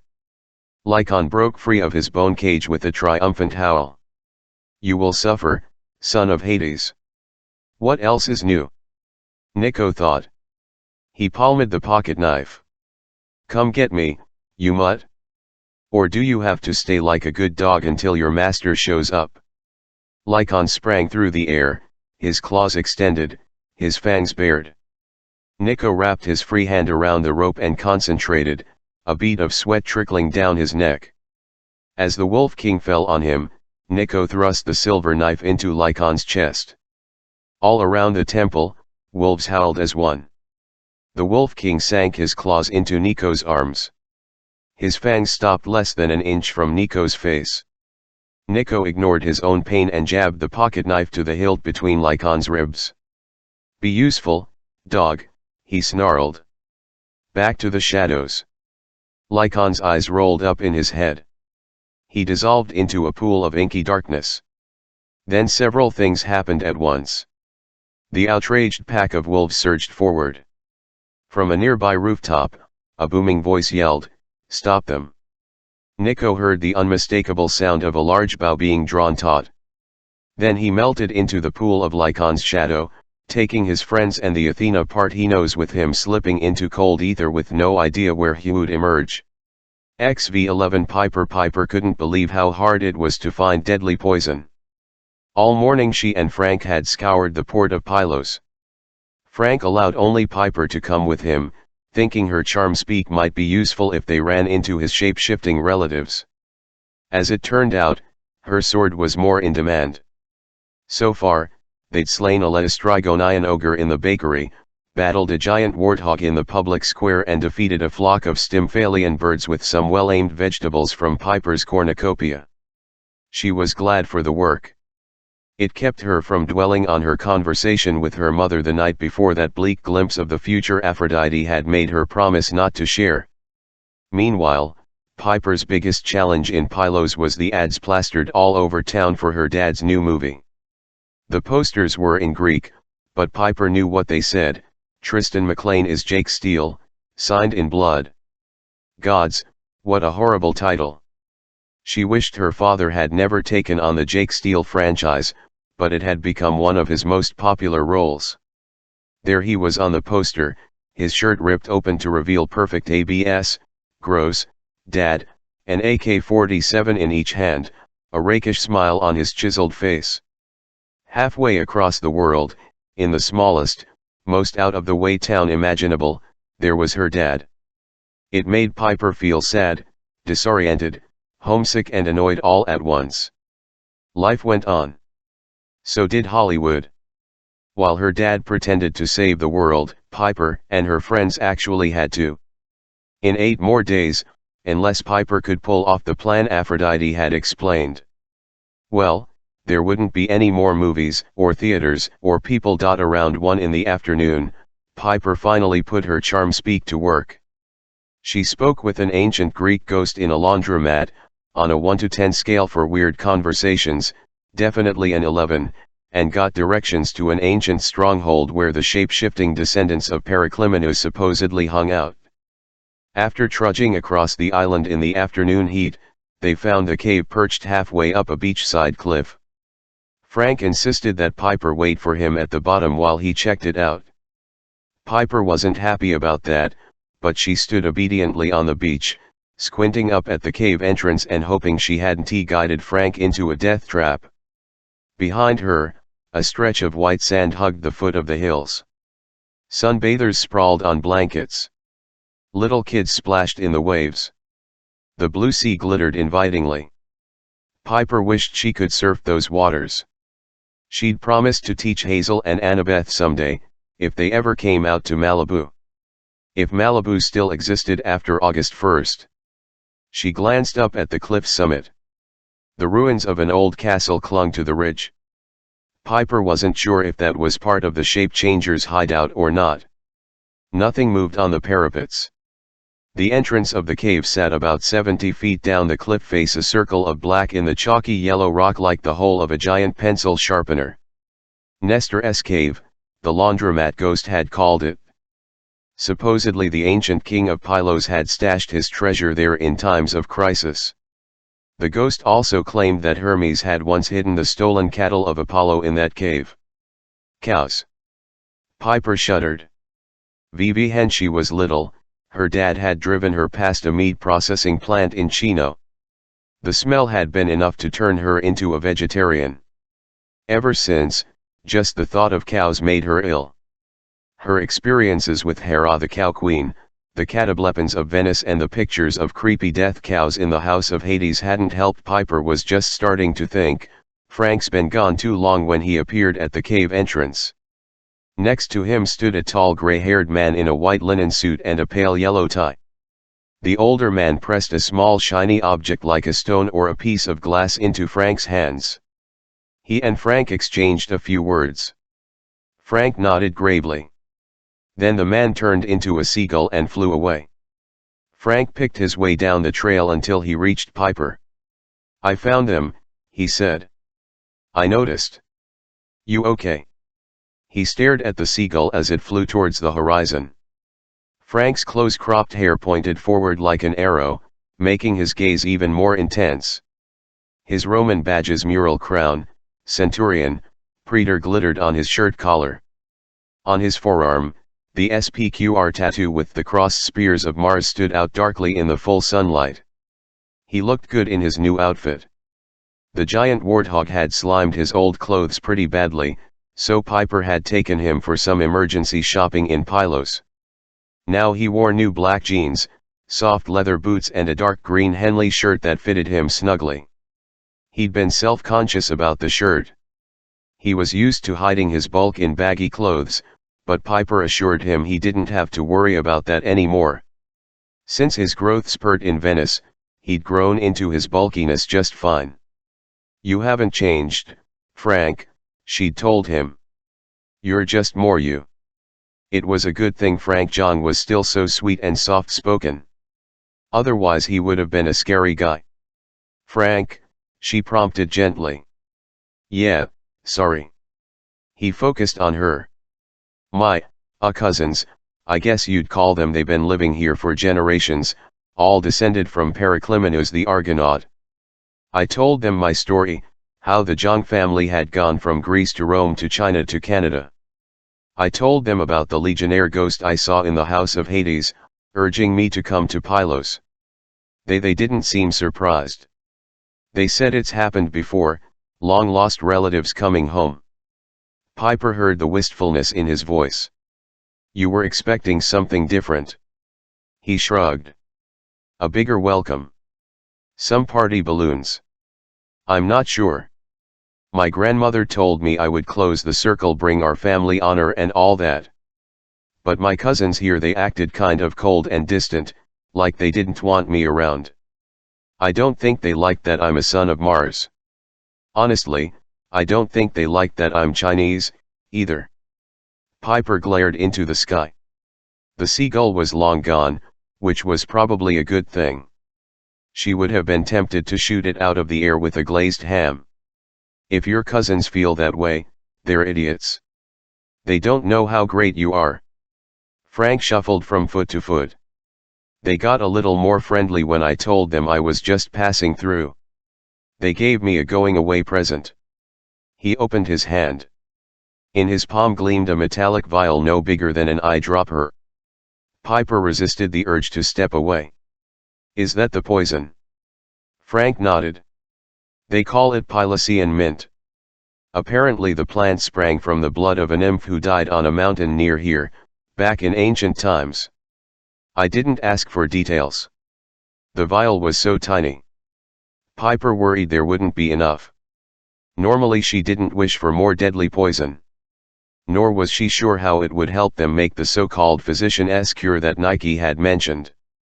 But, if the cure could really cheat death, Piper wanted to brew a six-pack, one dose for each of her friends. Frank rolled the vial around in his palm. I wish Vitellius Reticulus were here. Piper wasn't sure she'd heard him right. Ridiculous who? A smile flickered across his mouth. Gaius Vitellius Reticulus, although we did call him ridiculous sometimes. He was one of the Lares of the 5th cohort. Kind of a goofball, but he was the son of Aesculapius, the healing god. If anybody knew about this physician's cure, he might. A healing god would be nice, Piper mused. Better than having a screaming, tied-up victory goddess on board. Hey, you're lucky. My cabin is closest to the stables. I can hear her yelling all night, first place or death. An A-is a failing grade. Leo really needs to design a gag that's better than my old sock. Piper shuddered. She still didn't understand why it had been a good idea to take the goddess captive. The sooner they got rid of Nike, the better. So your cousins. Did they have any advice about what comes next? This chained god we're supposed to find in Sparta? Frank's expression darkened. Yeah. I'm afraid they had some thoughts on that. Let's get back to the ship and I'll tell you about it. Piper's feet were killing her. She wondered if she could convince Frank to turn into a giant eagle and carry her, but, before she could ask, she heard footsteps in the sand behind them. Hello, nice tourists. A scraggly fisherman with a white captain's hat and a mouthful of gold teeth beamed at them. Boat ride. Very cheap. He gestured to the shore, where a skiff with an outboard motor waited. Piper returned his smile. She loved it when she could communicate with the locals. Yes, please, she said in her best charm speak.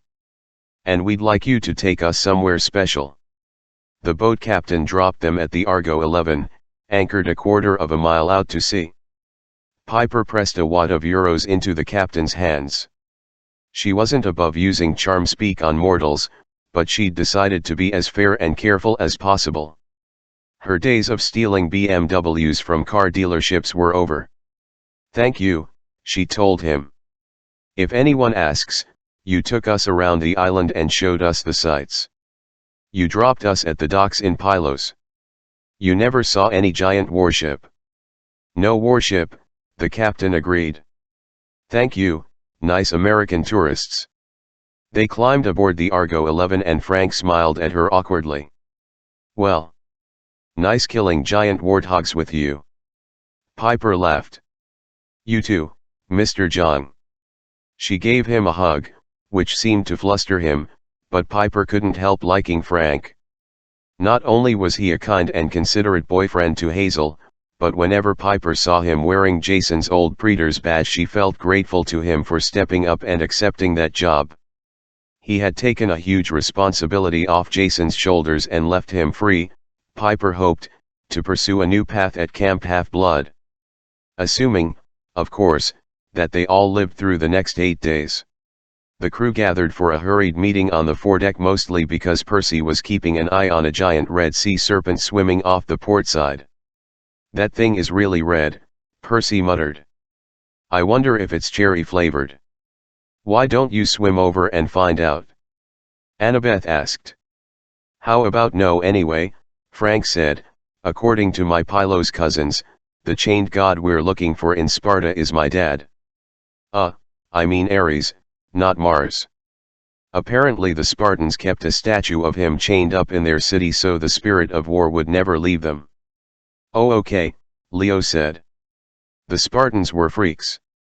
Of course, we've got Victory tied up downstairs, so I guess we can't talk." Jason leaned against the forward ballista. "On to Sparta, then. But how does a chained god's heartbeat help us find a cure for dying?" From the tightness in his face, Piper could tell he was still in pain. She remembered what Aphrodite had told her: "It's not just his sword wound, my dear. It's the ugly truth he saw in Ithaca. If the poor boy doesn't stay strong, that truth will eat right through him." "Piper?" Hazel asked. She stirred. "Sorry, what?" "I was asking you about the visions," Hazel prompted. "You told me you'd seen some stuff in your dagger blade." Right." Piper reluctantly unsheathed K-top trees. Ever since she'd used it to stab the snow goddess Chion, the visions in the blade had become colder and harsher, like images etched in ice. She'd seen eagles swirling over Camp Half-Blood, a wave of earth destroying New York. She'd seen scenes from the past, her father beaten and bound at the top of Mount Diablo, Jason and Percy fighting giants in the Roman Colosseum, the river god Aclaus reaching out to her, pleading for the cornucopia she'd cut from his head. She tried to clear her thoughts. "I don't see anything right now. But one vision kept popping up. Annabeth and I are exploring some ruins. Leo rubbed his hands. "Now we're talking. How many ruins can there be in Greece?" "Quiet, Leo," Annabeth scolded. "Piper, do you think it was Sparta?"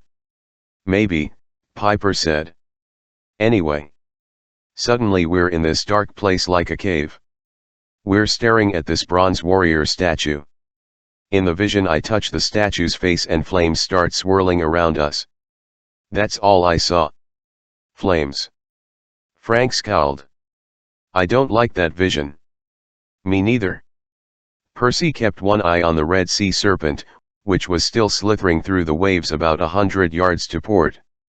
"If the statue engulfs people in fire, we should send Leo." "I love you too, man. You know what I mean. You're immune. Or, heck, give me some of those nice water grenades and I'll go. Ares and I have tangled before." Annabeth stared at the coastline of Pylos, now retreating in the distance. "If Piper saw the two of us going after the statue, then that's who should go. We'll be all right. There's always a way to survive." "Not always," Hazel warned. Since she was the only one in the group who had actually died and come back to life, her observation sort of killed the mood. Frank held out the vial of Pylosian mint. "What about this stuff? After the House of Hades, I kind of hoped we were done drinking poison." "Store it securely in the hold," Annabeth said. "For now, that's all we can do. Once we figure out this chained god situation, we'll head to the island of Delos." "The curse of Delos," Hazel, that sounds fun. "Hopefully Apollo will be there," Annabeth said. Delos was his home island. He's the god of medicine. He should be able to advise us. Aphrodite's words came back to Piper: "You must bridge the gap between Roman and Greek, my child. Neither storm nor fire can succeed without you. Aphrodite had warned her of what was to come, told her what Piper would have to do to stop Gaia. Whether or not she would have the courage Piper didn't know. Off the port bow, the cherry-flavored sea serpent spewed steam. Yeah, it's definitely checking us out, Percy decided. Maybe we should take to the air for a while. Airborne it is. Leo said. Festus, do the honors. The bronze dragon figurehead creaked and clacked. The ship's engine hummed. The oars lifted, expanding into aerial blades with a sound like 90 umbrellas opening at once, and the Argo 11 rose into the sky. We should reach Sparta by morning, Leo announced. And remember to come by the mess hall tonight, folks, cause Chef Leo is making his famous 3-alarm tofu tacos. XV111 Piper didn't want to get yelled at by a 3-legged table. When Jason visited her cabin that evening, she made sure to keep the door open, because Buford the Wonder tabled his duties as acting chaperone very seriously. If he had the slightest suspicion a girl and a boy were in the same cabin without supervision, he would steam and clatter down the hall, his holographic projection of Coach Hedge yelling, "Cut that out! Give me 20 push UPS. Put some clothes on." Jason sat at the foot of her bunk. I was about to go on duty. Just wanted to check on you first. Piper nudged his leg with her foot. The guy who got run through with a sword wants to check on me? How are you feeling?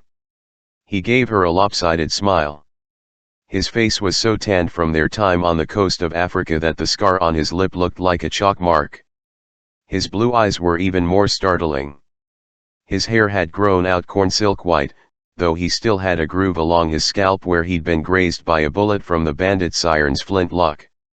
If such a minor scrape from celestial bronze took so long to heal, Piper wondered how he'd ever get over the imperial gold wound in his gut. "I've been worse," Jason assured her. "Once, in Oregon, this Dracena cut off my arms." Piper blinked.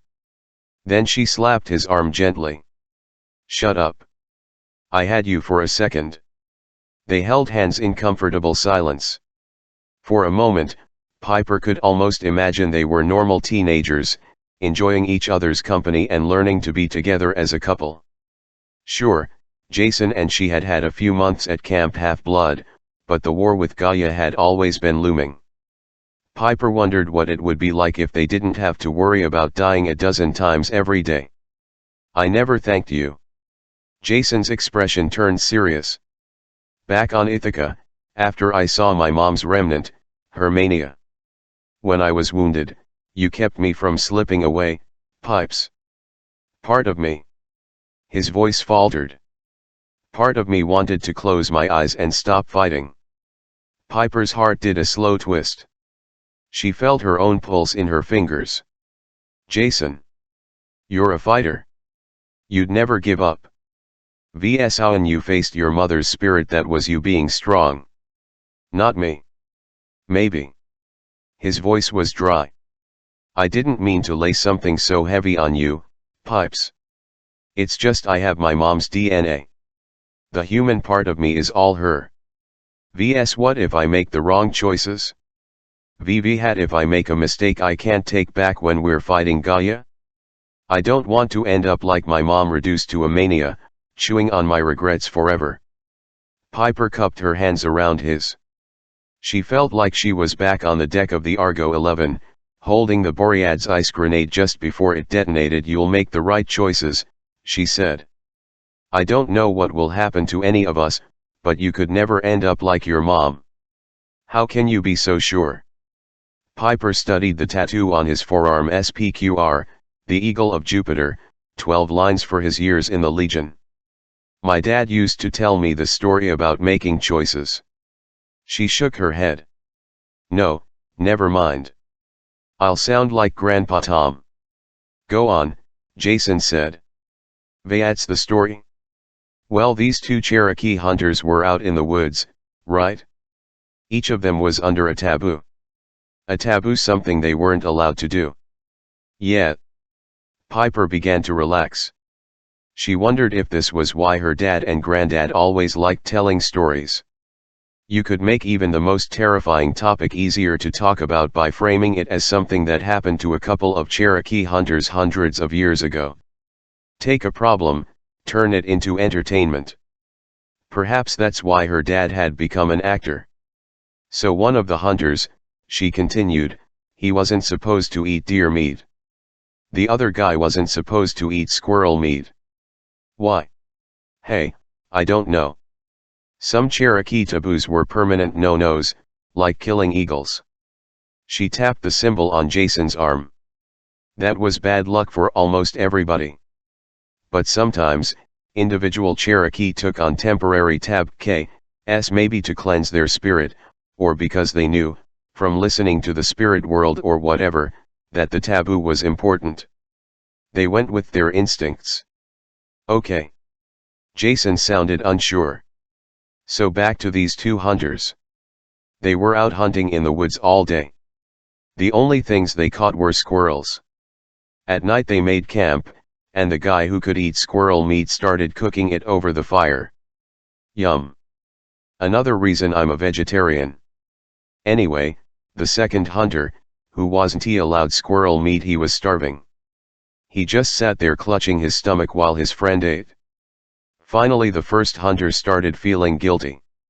Go ahead, he said. Eat some. But the second hunter resisted. It's taboo for me. I'll get in serious trouble. I'll probably turn into a snake or something. The first hunter laughed. Where did you get that crazy idea? Nothing will happen to you. You can go back to avoiding squirrel meat tomorrow. The second hunter knew he shouldn't, but he ate. Jason traced his finger across her knuckles, which made it hard to concentrate. What happened? In the middle of the night, the second hunter woke up screaming in pain.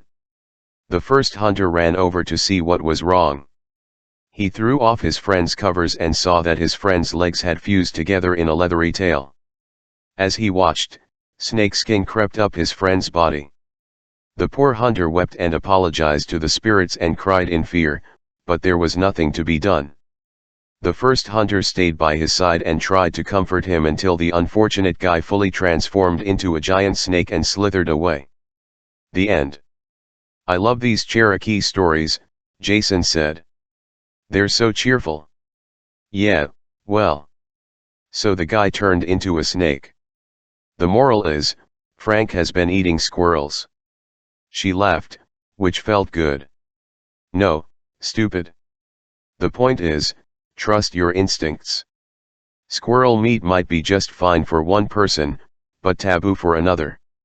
These conned hunter knew he had a serpent spirit inside him, waiting to take over. He knew he shouldn't feed that bad spirit by eating squirrel meat, but he did it anyway. So I shouldn't eat squirrels. Piper was relieved to see the gleam in his eyes. She thought about something Hazel had confided to her a few nights ago. I think Jason is the linchpin to her whole scheme. He was her first play, he's going to be her last. My point, Piper said, poking his chest, is that you, Jason Grace, are very familiar with your own bad spirits, and you try your best not to feed them. You have solid instincts, and you know how to follow them. Whatever annoying qualities you have, you are a genuinely good person who always tries to make the right choice. So no more talk about giving up. Jason frowned. Wait. I have annoying qualities. She rolled her eyes. Come here. She was about to kiss him when there was a knock on the door. Leo leaned inside. A party? Am I invited? Jason cleared his throat. Hey, Leo. What's going on? Oh, not much. He pointed upstairs. The usual obnoxious venti trying to destroy the ship. You ready for guard duty? Yeah. Jason leaned forward and kissed Piper. Thanks. And don't worry. I'm good. That, she told him, was kind of my point. After the boys left, Piper lay on her Pegasus down pillows and watched the constellations her lamp projected on the ceiling. She didn't think she could sleep, but a full day of fighting monsters in the summer heat had taken its toll. At last she closed her eyes and drifted into a nightmare. The Acropolis. Piper had never there, but she recognized it from pictures, an ancient stronghold perched on a hill almost as impressive as Gibraltar. Rising 400 feet over the nighttime sprawl of modern Athens, the sheer cliffs were topped with a crown of limestone walls. On the cliff top, a collection of ruined temples and modern cranes gleamed silver in the moonlight. In her dream, Piper flew above the Parthenon, the ancient temple of Athena, the left side of its hollow shell encased in metal scaffolding. The Acropolis seemed devoid of mortals, perhaps because of the financial problems in Greece. Or perhaps Gaia's forces had arranged some pretext to keep the tourists and construction workers away. Piper's view zoomed to the center of the temple. So many giants had gathered there it looked like a cocktail party for trees.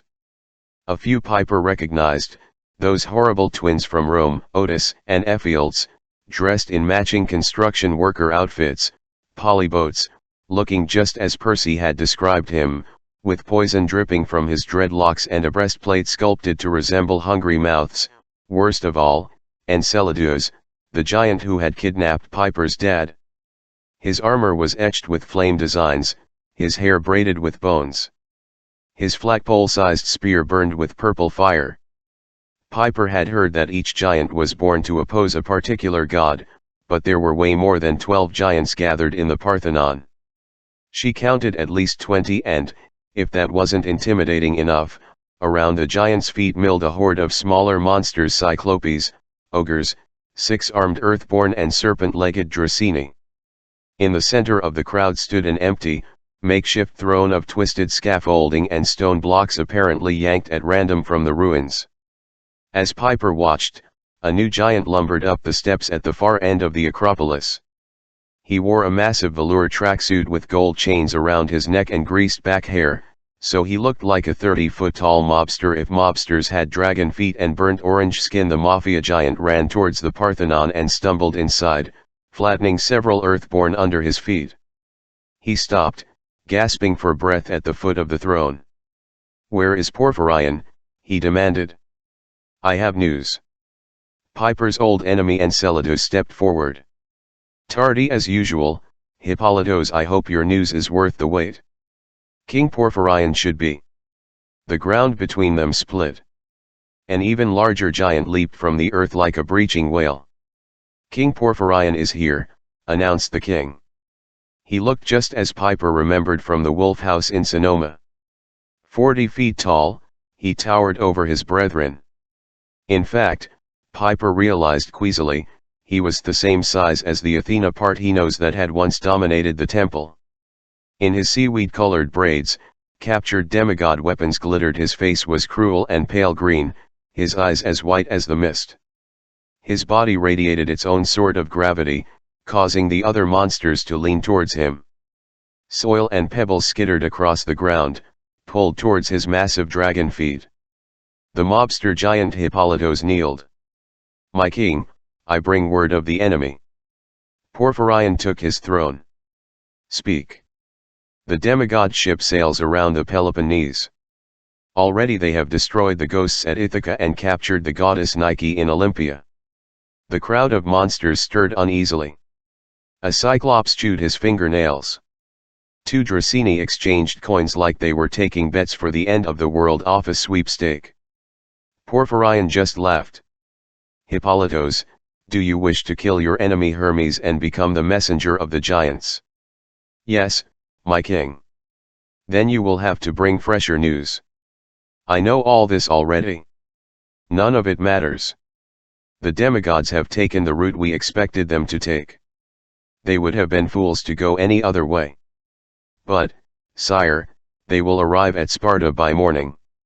If they manage to unleash the Macae idiot." Porphyrion's voice shook the ruins.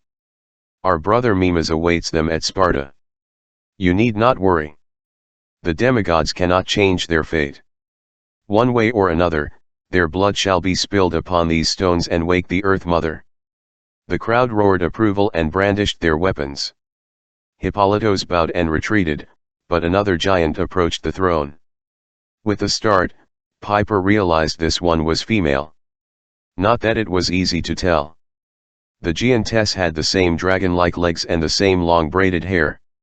She was just as tall and burly as the males, but her breastplate was definitely fashioned for a woman. Her voice was higher and readier. "Father," she cried. "I ask again, why here, in this place? Why not on the slopes of Mount Olympus itself?" "Surely, Paraboya," the king growled, "the matter is settled. The original Mount Olympus is now a barren peak.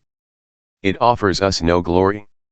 Here, in the center of the Greek world, the roots of the gods truly run deep. There may be older temples, but this Parthenon holds their memory best. In the minds of mortals, it is the most powerful symbol of the Olympians. When the blood of the last heroes is spilled here, the Acropolis shall be razed. This hill shall crumble, and the entire city shall be consumed by the Earth Mother. We will be the masters of creation." The crowd hollered and howled, but the giantess Paraboya didn't look convinced. "You tempt fate, father," she said. "The demigods have friends here as well as enemies. It is not wise." Porphyrion rose from his throne. All the giants took a step back. "Enceladus, my counselor, explain to my daughter what wisdom is." The fiery giant came forward. His eyes glowed like diamonds. Piper loathed his face. She'd seen it too many times in her dreams when her father was held captive. "You need not worry, princess," Enceladus said. "We have taken Delphi. Apollo was driven out of Olympus in shame. The future is closed to the gods. They stumble forward blindly." As for tempting fate, he gestured to his left, and a smaller giant shuffled forward. He had ratty gray hair, a wrinkled face and eyes that were milky with cataracts. Instead of armor, he wore a tattered sackcloth tunic. His dragon-scale legs were as white as frost. He didn't look like much, but Piper noticed that the other monsters kept their distance. Even Porphyrion leaned away from the old giant. "This is Thun," Enceladus said. "Just as many of us were born to kill certain gods, Thun was born to kill the three fates.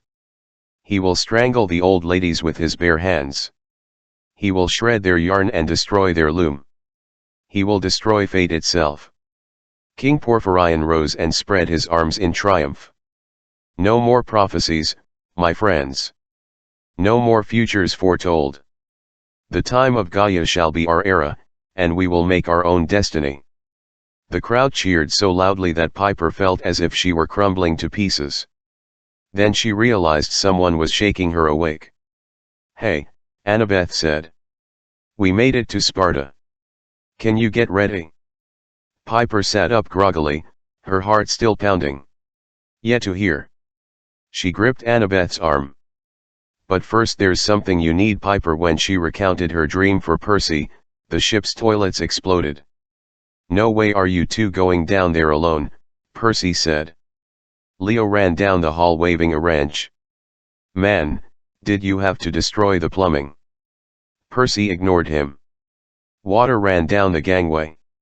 The hull rumbled as more pipes burst and sinks overflowed.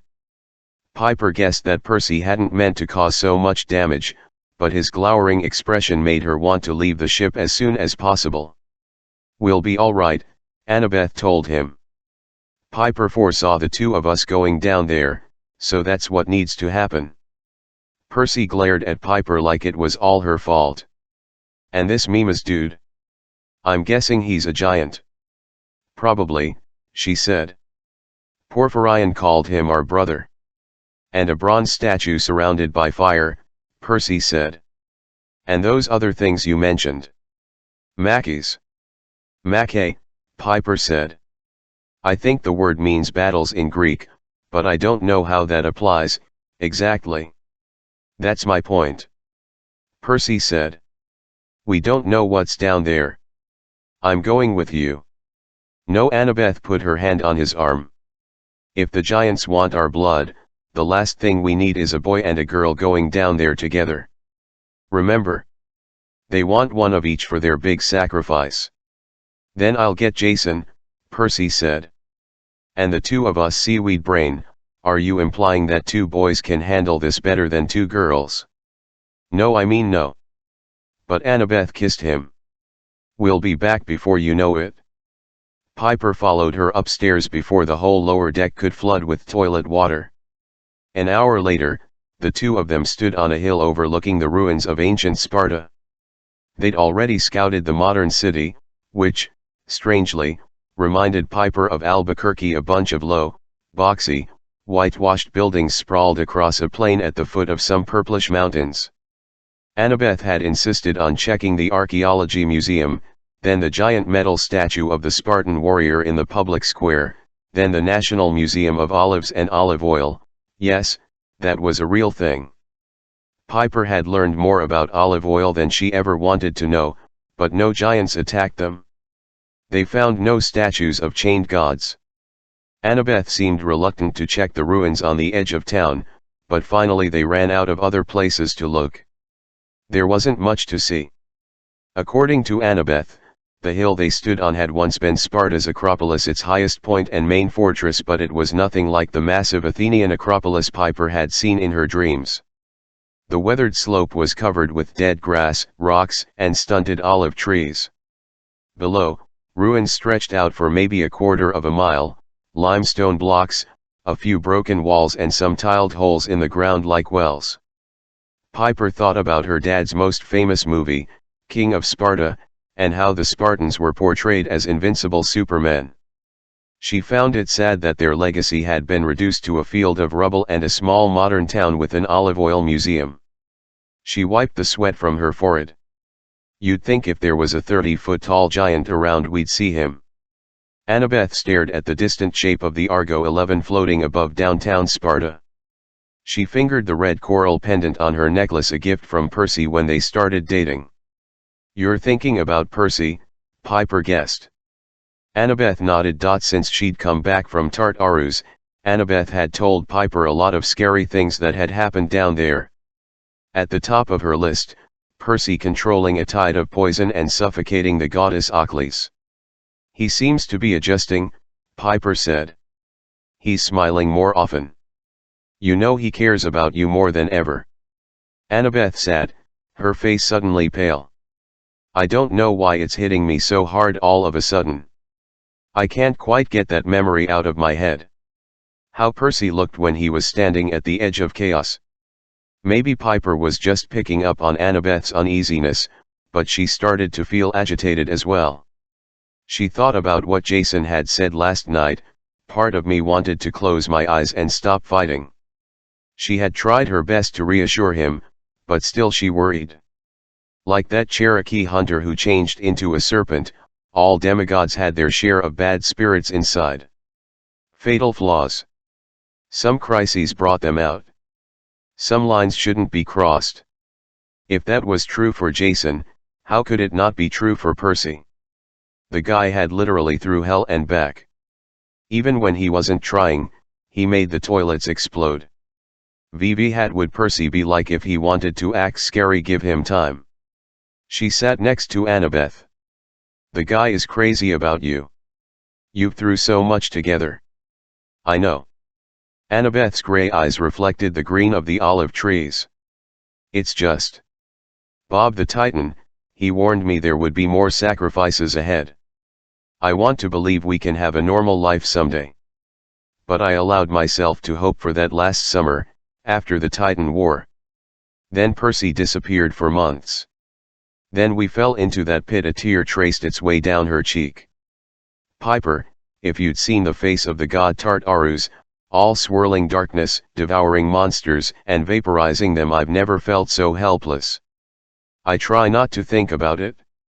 Piper took her friend's hands. They were trembling badly. She remembered her first day at Camp Half-Blood, when Annabeth had given her a tour. Annabeth had been shaken up about Percy's disappearance and, though Piper was pretty disoriented and scared herself, comforting Annabeth had made her feel needed, like she might actually have a place among these crazy powerful demigods. Annabeth Chase was the bravest person she knew. if even she needed a shoulder to cry on once in a while. Well, Piper was glad to offer hers. "Hey," she said gently. "Don't try to shut out the feelings. You won't be able to. Just let them wash over you and drain out again. You're scared, gods. Yes, I'm scared. You're angry. At Percy for frightening me," she said. "At my mom for sending me on that horrible quest in Rome. At, well, pretty much everybody. Gaia. The giants. The gods for being jerks at me." Piper asked. Annabeth managed a shaky laugh. "Yes, for being so annoyingly calm. It's all a lie. And for being a good friend. And for having your head on straight about guys and relationships, and I'm sorry. Have you met me?" Annabeth punched her arm, but there was no force to it. "I'm stupid, sitting here talking ab L1T my feelings when we have a quest to finish. The chained gods can wait." Piper tried for a smile, but her own fears welled up inside her for Jason and her friends on the Argo 11, for herself, if she wasn't able to do what Aphrodite had advised. "In the end, you will only have the power for one word. It must be the right word, or you will lose everything. Whatever happens," she told Annabeth, "I'm your friend. Just remember that, okay? Especially if I'm not around to remind you," Piper thought. Annabeth started to say something. Suddenly a roaring sound came from the ruins. One of the stone-lined pits, which Piper had mistaken for wells, spewed out a 3-story geyser of flames and shut off just as quickly. "What the heck?" Piper asked. Annabeth sighed. "I don't know, but I have a feeling it's something we should check out." 3 pits lay side by side like finger holes on a recorder. Each one was perfectly round, 2 feet in diameter, tiled around the rim with limestone, each one plunged straight into darkness. Every few seconds, seemingly at random, one of the 3 pits shot a column of fire into the sky. Each time, the color and intensity of the flames were different. They weren't doing this before. Annabeth walked a wide arc around the pits. She still looked shaky and pale, but her mind was now obviously engaged in the problem at hand. "There doesn't seem to be any pattern. The timing, the color, the height of the fire, I don't get it. Did we activate them somehow?" Piper wondered. "Maybe that surge of fear you felt on the hill." I mean we both felt." Annabeth didn't seem to hear her. "There must be some kind of mechanism, a pressure plate, a proximity alarm." Flames shot from the middle pit. Annabeth counted silently. The next time, a geyser erupted on the left. She frowned. "That's not right. It's inconsistent. It has to follow some kind of logic." Piper's ears started to ring. Something about these pits each time one ignited, a horrible thrill went through her, fear, panic, but also a strong desire to get closer to the flames. "It isn't rational," she said. "It's emotional." "How can fire pits be emotional?" Piper held her hand over the pit on the right. Instantly, flames leaped up. Piper barely had time to withdraw her fingers. Her nails steamed. "Piper." Annabeth ran over. "What were you thinking?" "I wasn't. I was feeling. What we want is down there. These pits are the way in. I'll have to jump." "Are you crazy? Even if you don't get stuck in the tube, you have no idea how deep it is." "You're right. You'll be burned alive." "Possibly." Piper unbuckled her sword and tossed it into the pit on the right. "I'll let you know if it's safe. Wait for my word." "Don't you dare," Annabeth warned.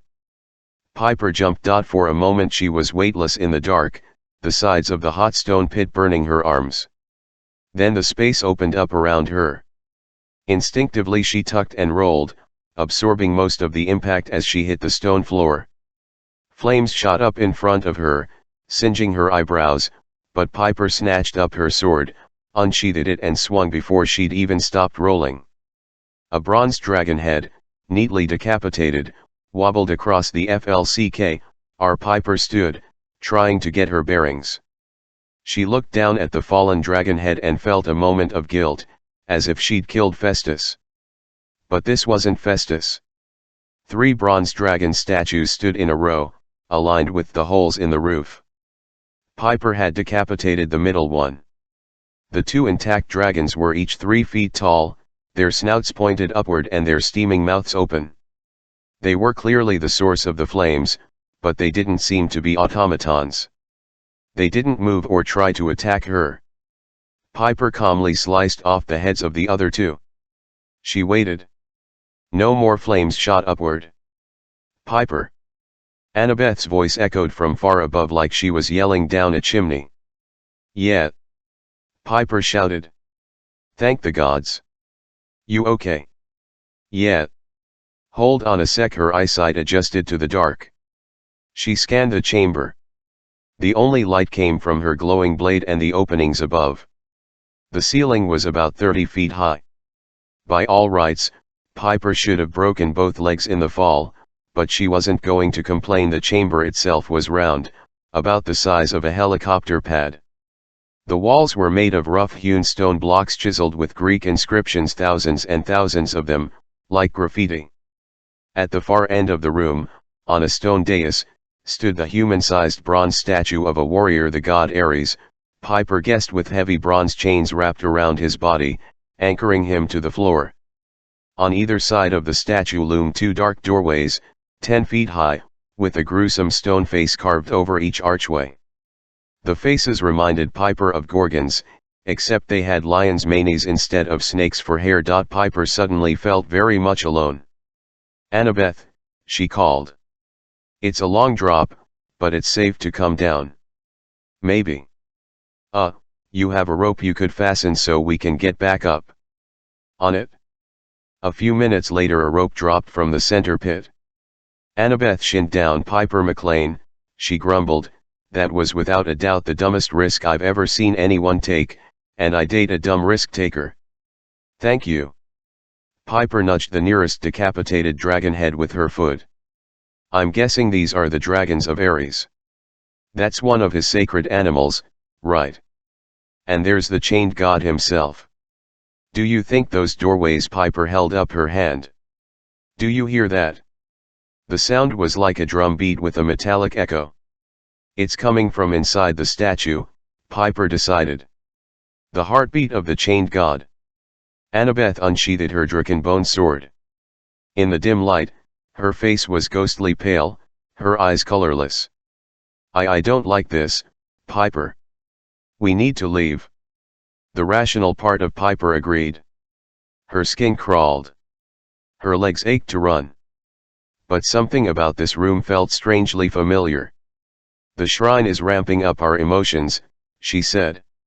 It's like being around my mom, except this place radiates fear, not love. That's why you started feeling overwhelmed on the hill. Down here, it's 1,000 times stronger. Annabeth scanned the walls. Okay, we need a plan to get the statue out. Maybe haul it up with the rope, but wait. Piper glanced at the snarling stone faces above the doorways. A shrine that radiates fear. Ares had 2 divine sons, didn't he? Phobos and Deimos. Annabeth shivered. Panic and fear. Percy met them once in Staten Island. Piper decided not to ask what the twin gods of panic and fear had been doing in Staten Island. I think those are their faces above the doors. This place isn't just a shrine to Ares. It's a temple of fear. Deep laughter echoed through the chamber. On Piper's right, a giant appeared. He didn't come through either doorway. He simply emerged from the darkness as if he'd been camouflaged against the wall. He was small for a giant, perhaps 25 feet tall, which would give him enough room to swing the massive sledgehammer in his hands. His armor, his skin, and his dragon-scale legs were all the color of charcoal. Copper wires and smashed circuit boards glittered in the braids of his oil-black hair. Very good, child of Aphrodite. The giant smiled.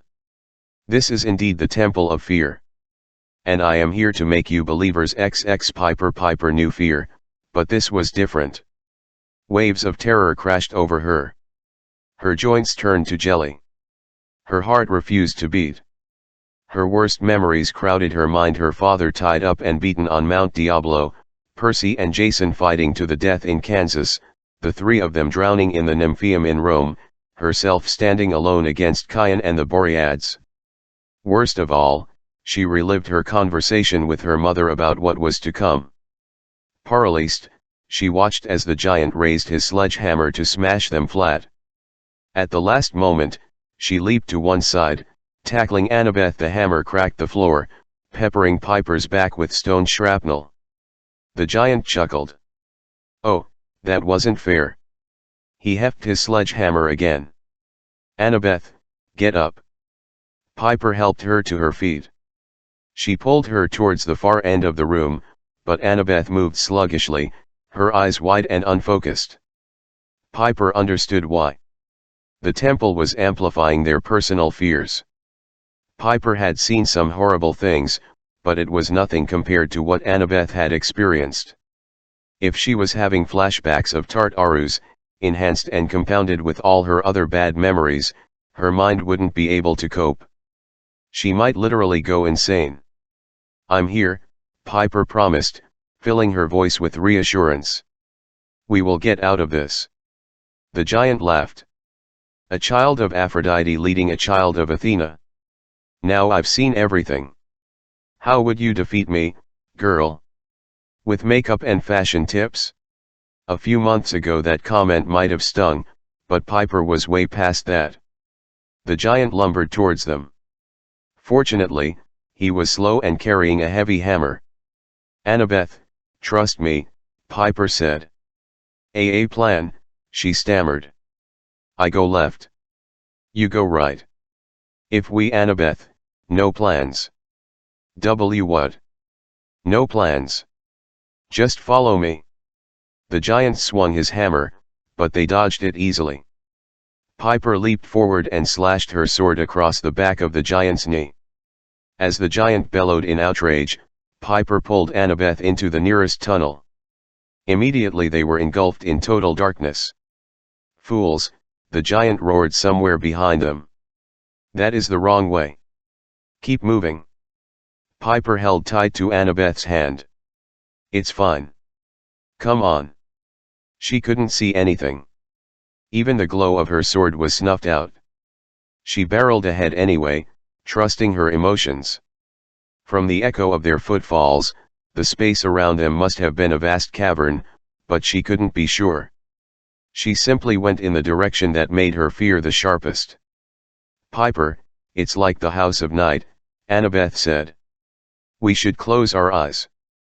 "No," Piper said. "Keep them open. We can't try to hide." The giant's voice came from somewhere in front of them. "Lost forever. Swallowed by the darkness." Annabeth froze, forcing Piper to stop, too. "Why did we just plunge in?" Annabeth demanded. "We're lost. We did what he wanted us to. We should have bided our time, talked to the enemy, figured out a plan. That always works." "Annabeth, I never ignore your advice." Piper kept her voice soothing. "But this time I have to. We can't defeat this place with reason. You can't think your way out of your emotions." The giant's laughter echoed like a detonating depth charge. "Despair, Annabeth Chase. I am Mimas, born to slay Hephaestus. I am the breaker of plans, the destroyer of the well-oiled machines. Nothing goes right in my presence. Maps are misread. Devices break. Data is lost. The finest minds turn to mush. I've faced worse than you." Annabeth cried. "Oh, I see." The giants sounded much closer now. "Are you not afraid?" "Never." "Of course we're afraid," Piper corrected.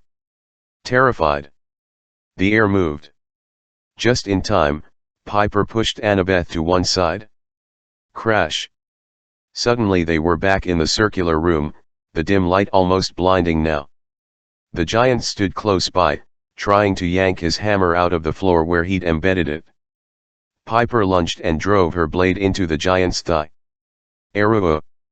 Mimas let go of the hammer and arched his back. Piper and Annabeth scrambled behind the chained statue of Ares, which still pulsed with a metallic heartbeat.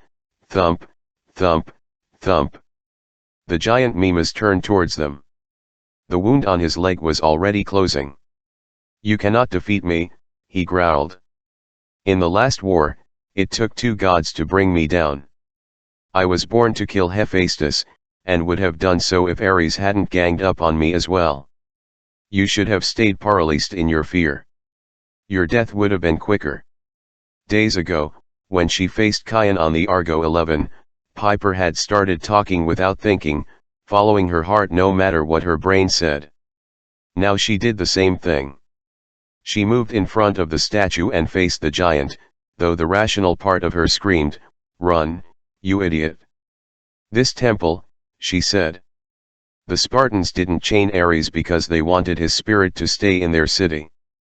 "You think not?" The giant's eyes glittered with amusement. He wrapped his hands around his sledgehammer and pulled it from the floor. "This is the temple of my brothers, Deimos and Phobos." Piper's voice shook, but she didn't try to hide it. "The Spartans came here to prepare for battle, to face their fears. Ares was chained to remind them that war has consequences. His power, the spirits of battle, the Macae, should never be unleashed unless you understand how terrible they are, unless you've felt fear." Mimas laughed.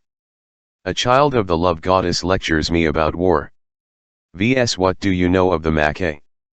We'll see." Piper ran straight at the giant, unbalancing his stance. At the sight of her jagged blade coming at him, his eyes widened and he stumbled backwards, cracking his head against the wall. A jagged fissure snaked upward in the stones. Dust rained from the ceiling. "Piper, this place is unstable," Annabeth warned. "If we don't leave, don't think about escape." Piper ran towards their rope, which dangled from the ceiling. She leaped as high as she could and cut it. "Piper, have you lost your mind?" Probably, she thought.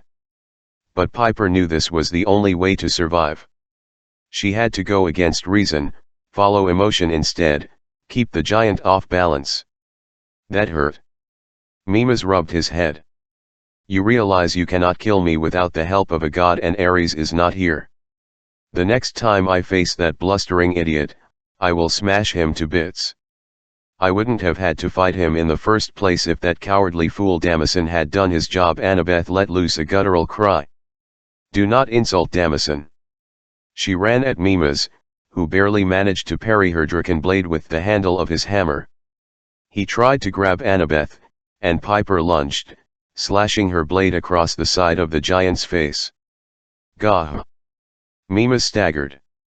A severed pile of dreadlocks fell to the floor along with something else, a large fleshy thing lying in a pool of golden ichor. "My ear!"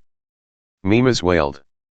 Before he could recover his wits, Piper grabbed Annabeth's arm and together they plunged through the second doorway. "I will bring down this chamber," the giant thundered. "The Earth Mother shall deliver me, but you shall be crushed." The floor shook. The sound of breaking stone echoed all around them. "Piper, stop," Annabeth begged. How are you dealing with this? The fear, the anger, don't to control it. That's what the temple is about. You have to accept the fear, adapt to it, ride it like the rapids on a river. How do you know that? I don't know it. I just feel it somewhere nearby. A wall crumbled with a sound like an artillery blast. You cut the rope, Annabeth said. We're going to die down here. Piper cupped her friend's face. She pulled Annabeth forward until their foreheads touched. Through her fingertips, she could feel Annabeth's rapid pulse. Fear can't be reasoned with. Neither can hate. They're like love. They're almost identical emotions. That's why Ares and Aphrodite like each other. Their twin sons Fear and Panic were spawned from both war and love. But this doesn't make sense. No, Piper agreed. Stop thinking about it. Just feel. I hate that. I know. You can't plan for feelings. Like with Percy, and your future, you can't control every contingency. You have to accept that. Let it scare you. Trust that it'll be okay anyway. Annabeth shook her head. I don't know if I can. Then for right now concentrate on revenge for Damison. Revenge for Bob. A moment of silence. I'm good now. Great, because I need your help. We're going to run out there together. Then what? I have no idea. Gods, I hate it when you lead. Piper laughed, which surprised even her. Fear and love really were related. At that moment she clung to the love she had for her friend. Come on. They ran in no particular direction and found themselves back in the shrine room, right behind the giant Mimas. They each slashed one of his legs and brought him to his knees. The giant howled. More chunks of stone tumbled from the ceiling. Weak mortals. Mimas struggled to stand. No plan of yours can defeat me. That's good, Piper said. Because I don't have a plan. She ran towards the statue of Ares. Annabeth, keep our friend occupied. Oh, he's occupied. Gah. Piper stared at the cruel bronze face of the war god. The statue thrummed with a low metallic pulse. The spirits of battle, she thought. They're inside, waiting to be freed, but they weren't hers to unleash, not until she'd proven herself. The chamber shook again. More cracks appeared in the walls. Piper glanced at the stone carvings above the doorways, the scowling twin faces of fear and panic. My brothers, Piper said, sons of Aphrodite, I give you a sacrifice. At the feet of Ares, she set her cornucopia. The magic horn had become so attuned to her emotions it could amplify her anger, love, or grief and spew forth its bounty accordingly. She hoped that would appeal to the gods of fear. Or maybe they would just appreciate some fresh fruits and vegetables in their diets. I'm terrified, she confessed. I hate doing this. But I accept that it's necessary. She swung her blade and took off the bronze statue's head. No. Mimas yelled. Flames roared up from the statue's severed neck. They swirled around Piper, filling the room with a firestorm of emotions, hatred, bloodlust, and fear, but also love, because no one could face battle without caring for something: comrades, family, home. Piper held out her arms and the Mackay made her the center of their whirlwind. We will answer your call, they whispered in her mind. Once only, when you need us, destruction, waste, carnage shall answer. We shall complete your cure. The flames vanished along with the cornucopia, and the chained statue of Ares crumbled into dust. Foolish girl. Mimas charged her, Annabeth at his heels. The Mackay have abandoned you. Or maybe they've abandoned you, Piper said. Mimas raised his hammer, but he'd forgotten about Annabeth. She jabbed him in the thigh and the giant staggered forward, off balance. Piper stepped in calmly and stabbed him in the gut. Mimas crashed face first into the nearest doorway. He turned over just as the stone face of panic cracked off the wall above him and toppled down for a one-ton kiss. The giant's cry was cut short. His went still. Then he disintegrated into a 20-foot pile of ash. Annabeth stared at Piper. What just happened? I'm not sure. Piper, you were amazing, but those fiery spirits you released, the Mackay. How does that help us find the cure we're looking for? I don't know. They said I could summon them when the time comes. Maybe Artemis and Apollo can explain a section of the wall calved like a glacier. Annabeth stumbled and almost slipped on the giant's severed ear. We need to get out of here. I'm working on it, Piper said. And, I think this ear is your spoil of war. Gross. Would make a lovely shield. Shut up, Chase. Piper stared at the second doorway, which still had the face of fear above it. Thank you, brothers, for helping to kill the giant. I need one more favor and escape. And, believe me, I am properly terrified. I offer you this, lovely ear as a sacrifice. The stone face made no answer. Another section of the wall peeled away. A starburst of cracks appeared in the ceiling. Piper grabbed Annabeth's hand. We're going through that doorway. If this works, we might find ourselves back on the surface. And if it doesn't? Piper looked up at the face of fear. Let's find out. The room collapsed around them as they plunged into the dark. XXI Reyna, at least they didn't end up on another cruise ship. The jump from Portugal had landed them in the middle of the Atlantic, where Reyna had spent her whole day on the Lido deck of the Azores Queen, shooing little kids off the Athena Parthenos, which they seemed to think was a waterslide. Unfortunately, the next jump brought Reyna home. They appeared 10 feet in the air, hovering over a restaurant courtyard that Reyna recognized.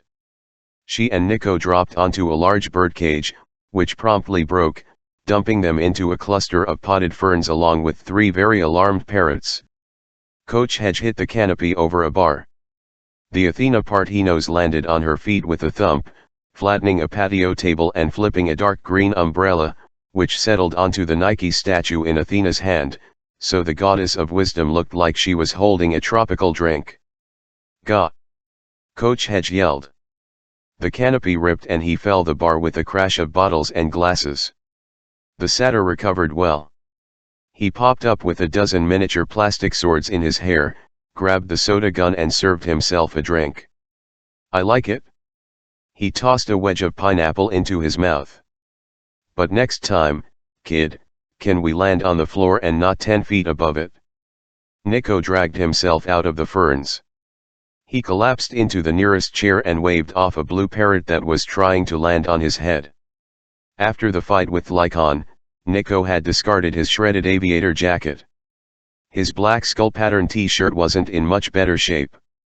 Reyna had stitched up the gashes on his biceps, which gave Nico a slightly creepy Frankenstein look, but the cuts were still swollen and red.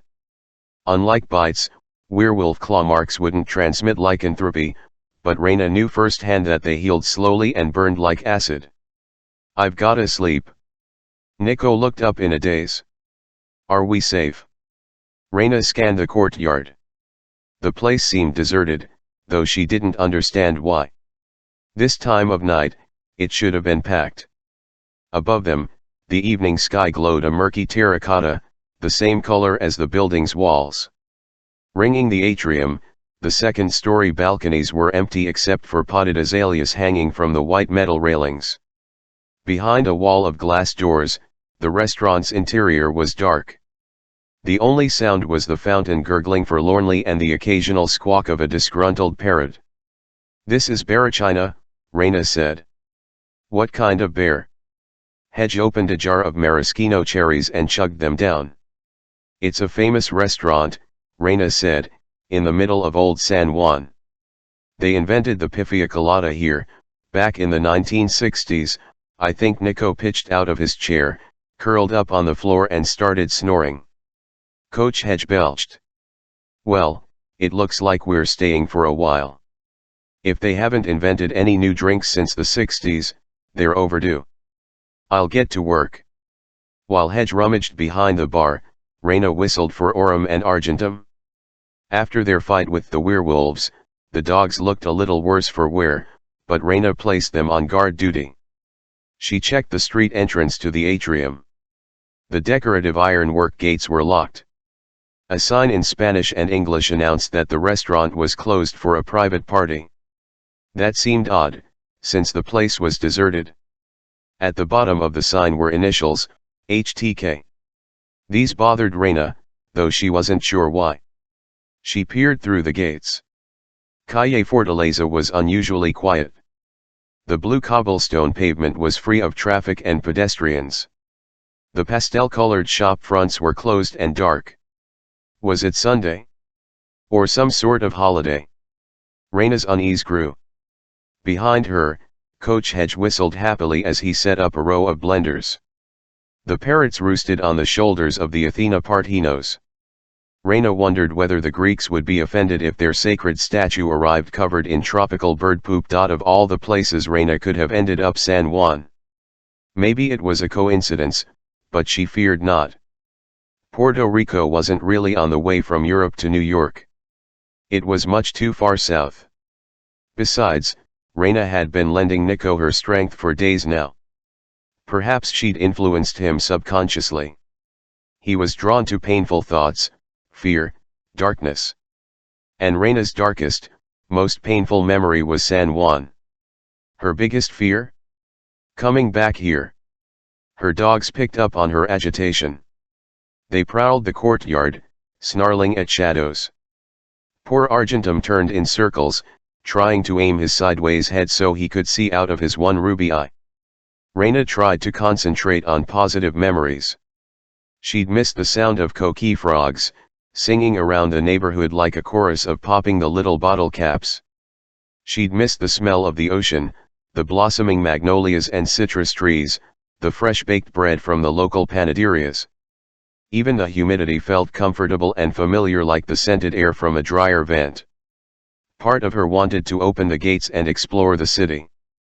She wanted to visit the Plaza de Armas, where the old men played dominoes and the coffee kiosk sold espresso so strong it made your ears pop.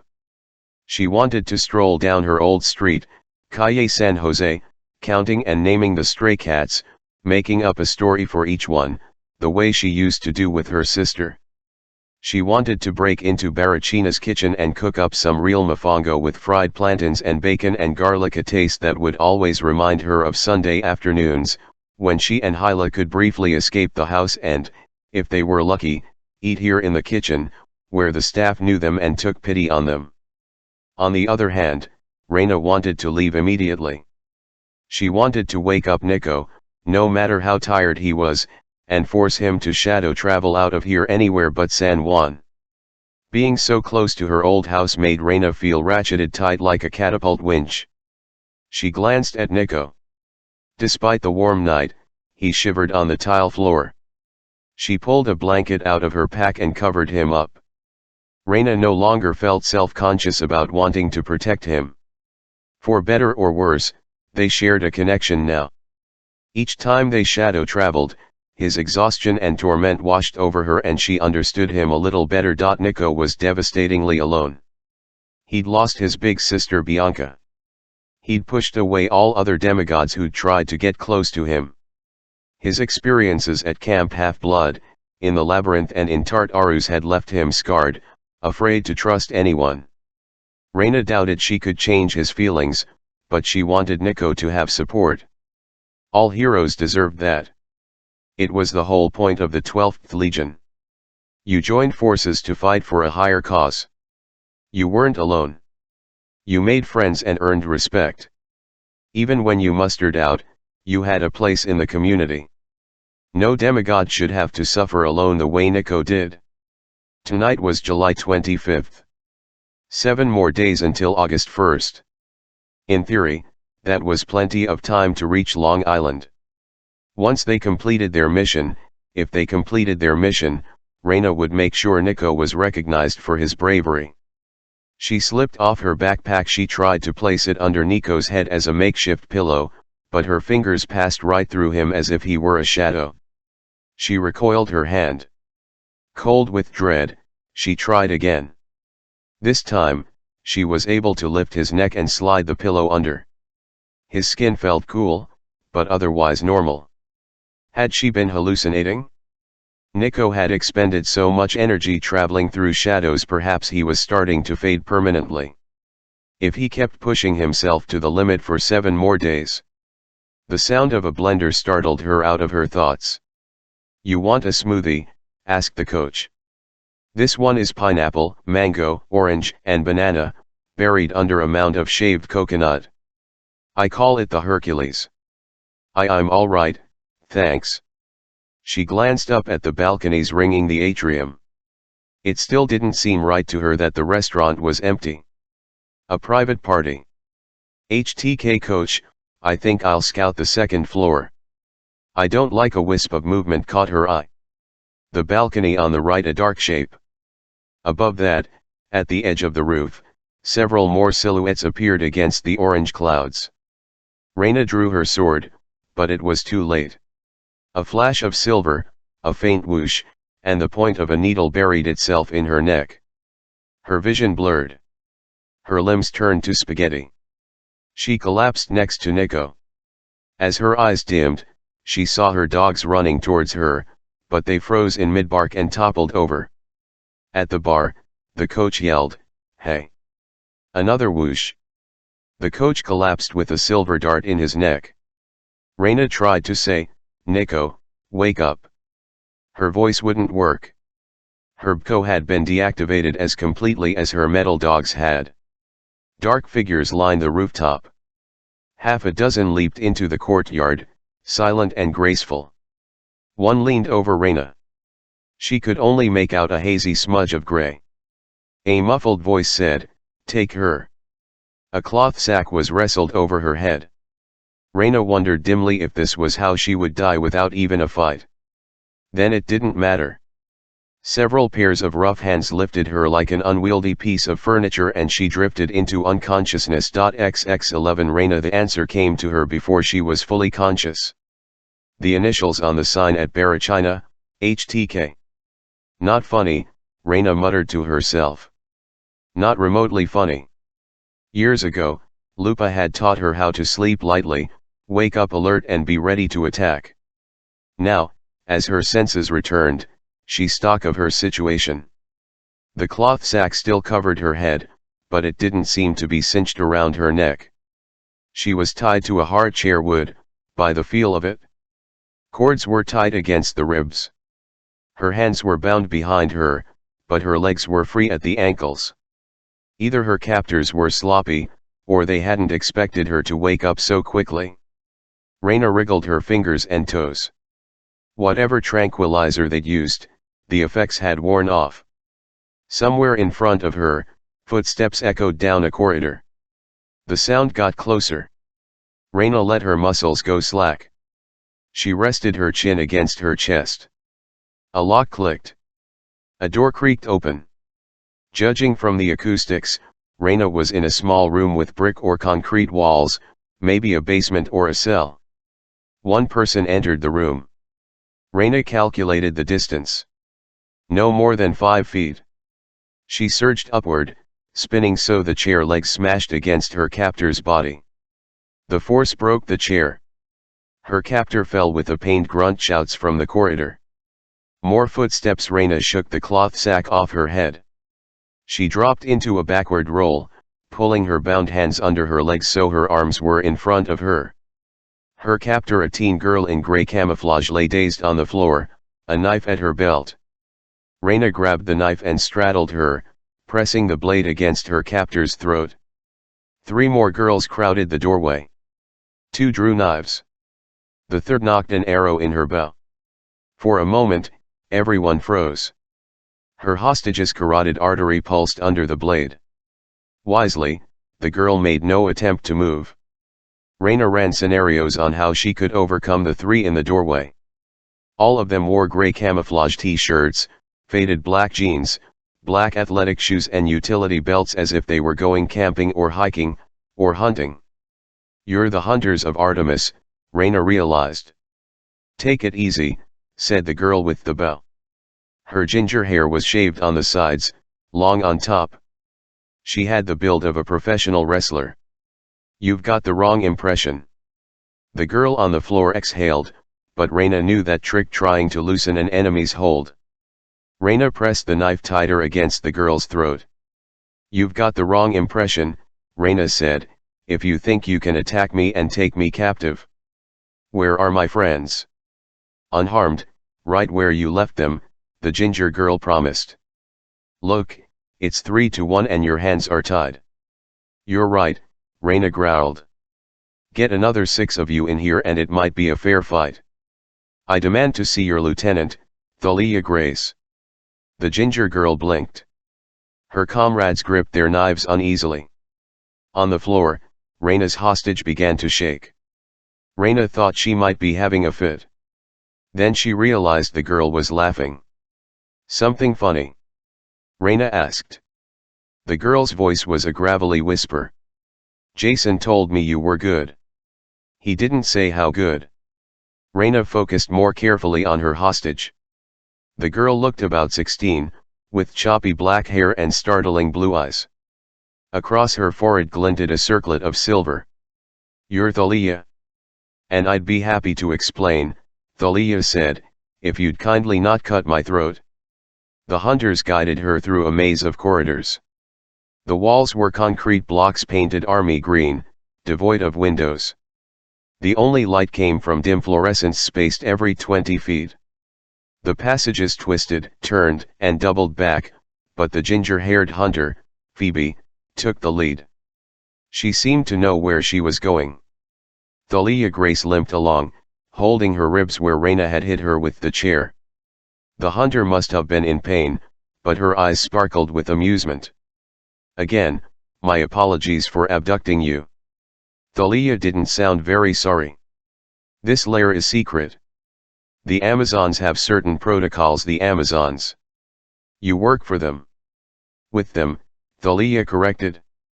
We have a mutual understanding. Sometimes the Amazons send recruits our way. Sometimes, if we come across girls who don't wish to be maidens forever, we send them to the Amazons. The Amazons do not have such vows. One of the other hunters snorted in disgust. Keeping male slaves in collars and orange jumpsuits. I'd rather keep a pack of dogs any day. Their males aren't slaves, Celine, Thalia chided. Merely subservient. She glanced at Reyna. The Amazons and hunters don't see eye to eye on everything, but since Gaia began to stir we have been cooperating closely. With Camp Jupiter and Camp Half-Blood at each other's throats, well, someone has to deal with all the monsters. Our forces are spread across the entire continent. Reyna massaged the rope marks on her wrists. I thought you told Jason you knew nothing of Camp Jupiter. That was true then. But those days are over, thanks to Hera's scheming.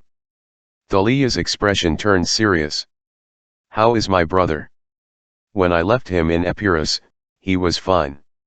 Reyna told her what she knew. She found Thalia's eyes distracting, electric blue, intense, and alert, so much like Jason's. Otherwise the siblings looked nothing alike. Thalia's hair was choppy and dark. Her jeans were tattered, held together with safety pins. She wore metal chains around her neck and wrists, and her gray camo shirt sported a badge that read "Punk is not dead." Reyna had always thought of Jason Grace as the all-American boy. Thalia looked more like the girl who robbed all-American boys at knife point in an alley. I hope he's still well, Thalia mused. A few nights ago I dreamed about our mother.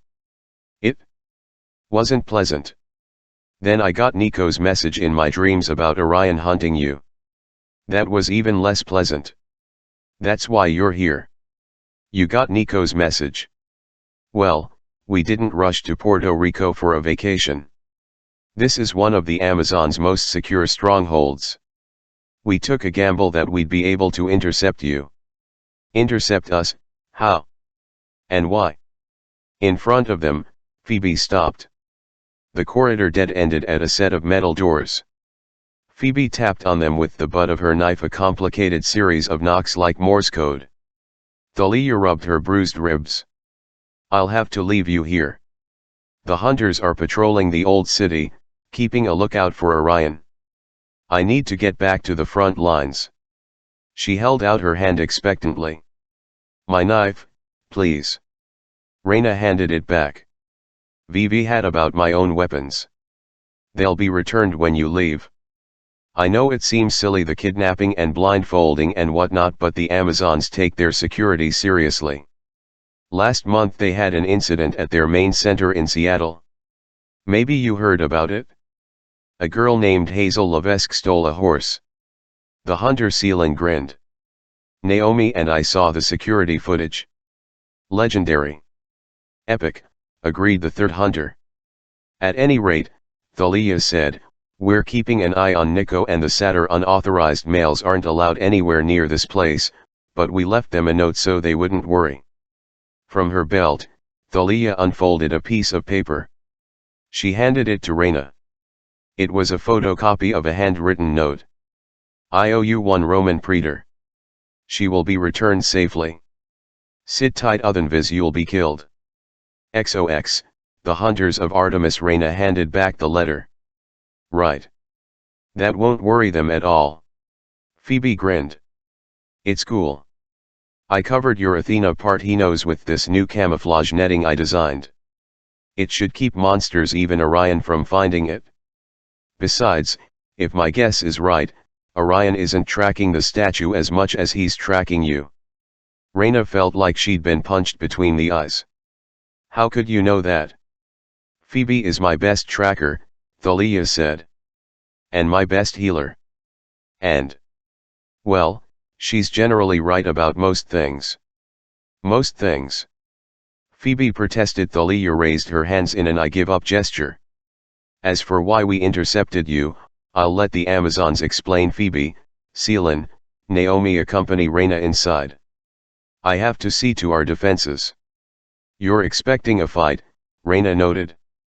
But you said this place was secret and secure. Thalia sheathed her knife. You don't know Orion. I wish we had more time, Praetor. I'd like to hear about your camp and how you ended up there. You remind me so much of your sister, and yet you know Hyla. Reyna asked. Is she safe? Thalia tilted her head. None of us are safe these days, Praetor, so I really must go. Good hunting. Thalia disappeared down the corridor. The metal doors creaked open. The three hunters led Reyna through. After the claustrophobic tunnels, the size of the warehouse took Reyna's breath away. An area of giant eagles could have done maneuvers under the vast ceiling. 3-story tall rows of shelves stretched into the distance. Robotic forklifts zipped through the aisles retrieving boxes. Half a dozen young women in black trouser suits stood nearby, comparing notes on their tablet computers. In front of them were crates labeled, Explosive Arrows and Greek Fire, 16 ounces easy open pack, and Griffin fillets, free-range organic. Directly in front of Reyna, behind a conference table piled high with reports and bladed weapons, sat a familiar figure.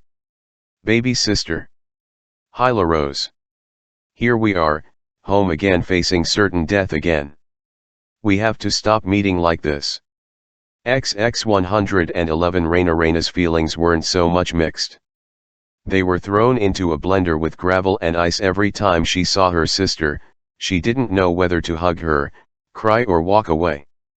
Of course she loved Hyla. Reyna would have been dead many times over if not for her sister. But their past together was beyond complicated. Hyla walked around the table. She looked good in her black leather trousers and black vest top. Around her waist glittered a cord of gold labyrinthine links, the belt of the Amazon Queen. She was 22 now, but she could have been mistaken for Reyna's twin. They had the same long dark hair, the same brown eyes. They even wore the same silver ring with the torch and spear emblem of their mother, Bellona. The most obvious difference between them was the long white scar on Hyla's forehead. It had faded over the last 4 years. Anyone who didn't know better might have mistaken it for a worry line. But Reyna remembered the day Hyla got that scar in a duel on board the pirate ship. Well? Hyla prompted. No warm words for your sister. Thank you for having me abducted, Reyna said. For shooting me with a tranquilizer dart, putting a bag over my head and tying me to a chair. Hyla rolled her eyes. Rules are rules.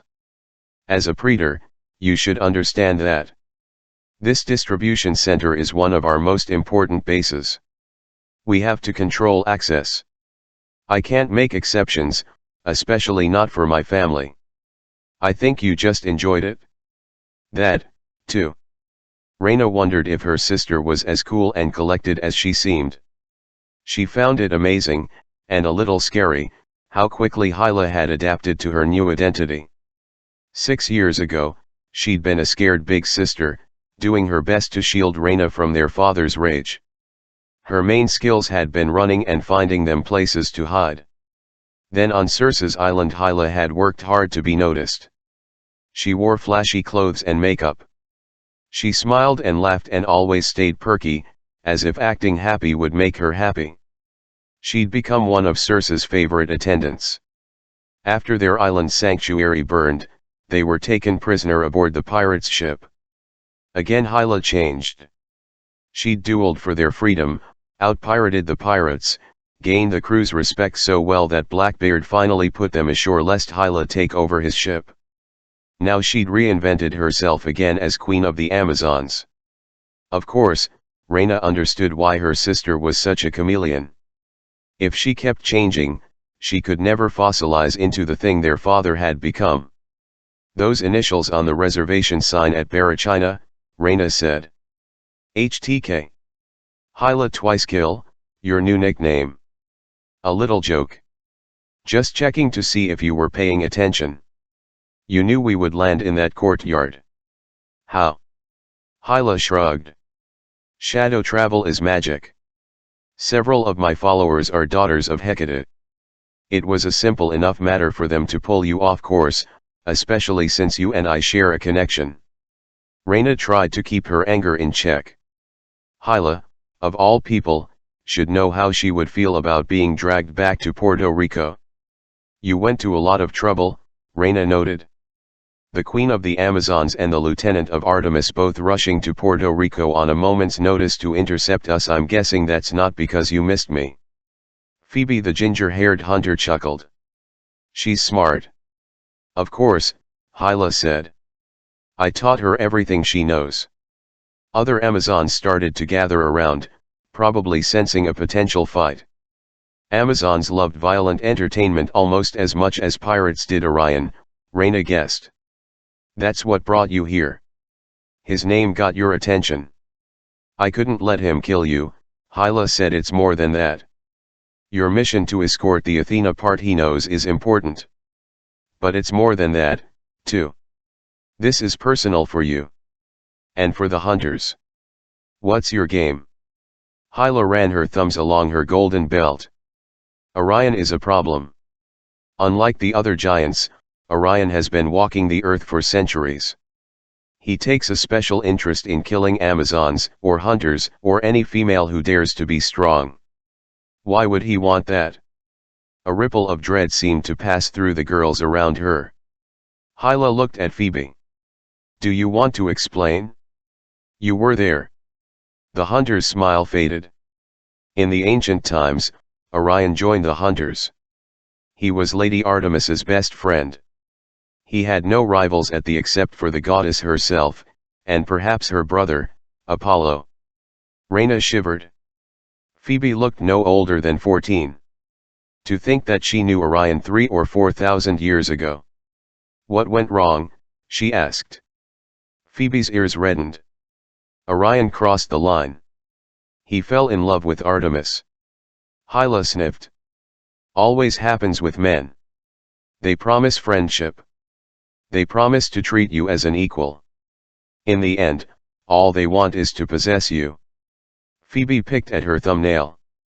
Behind her, the other two hunters, Naomi and Selene, shifted uneasily. Lady Artemis rebuffed him, of course, Phoebe said. Orion became bitter. He started going on longer and longer trips by himself in the wilderness. Finally. I'm not sure what happened. One day Artemis came back to camp and told us Orion had been killed. She refused to speak of it. Hyla frowned, which accentuated the white scar across her brow. Whatever the case, when Orion rose again from Tartarus, he was Artemis's bitterest enemy. No one can hate you with more intensity than someone who used to love you. Reyna understood that. She thought back to a conversation she'd had with the goddess Aphrodite 2 years ago in Charleston. If he's such a problem, Reyna said, why doesn't Artemis simply slay him again? Phoebe grimaced. Easier said than done. Orion is sneaky. Whenever Artemis is with us, he stays far away.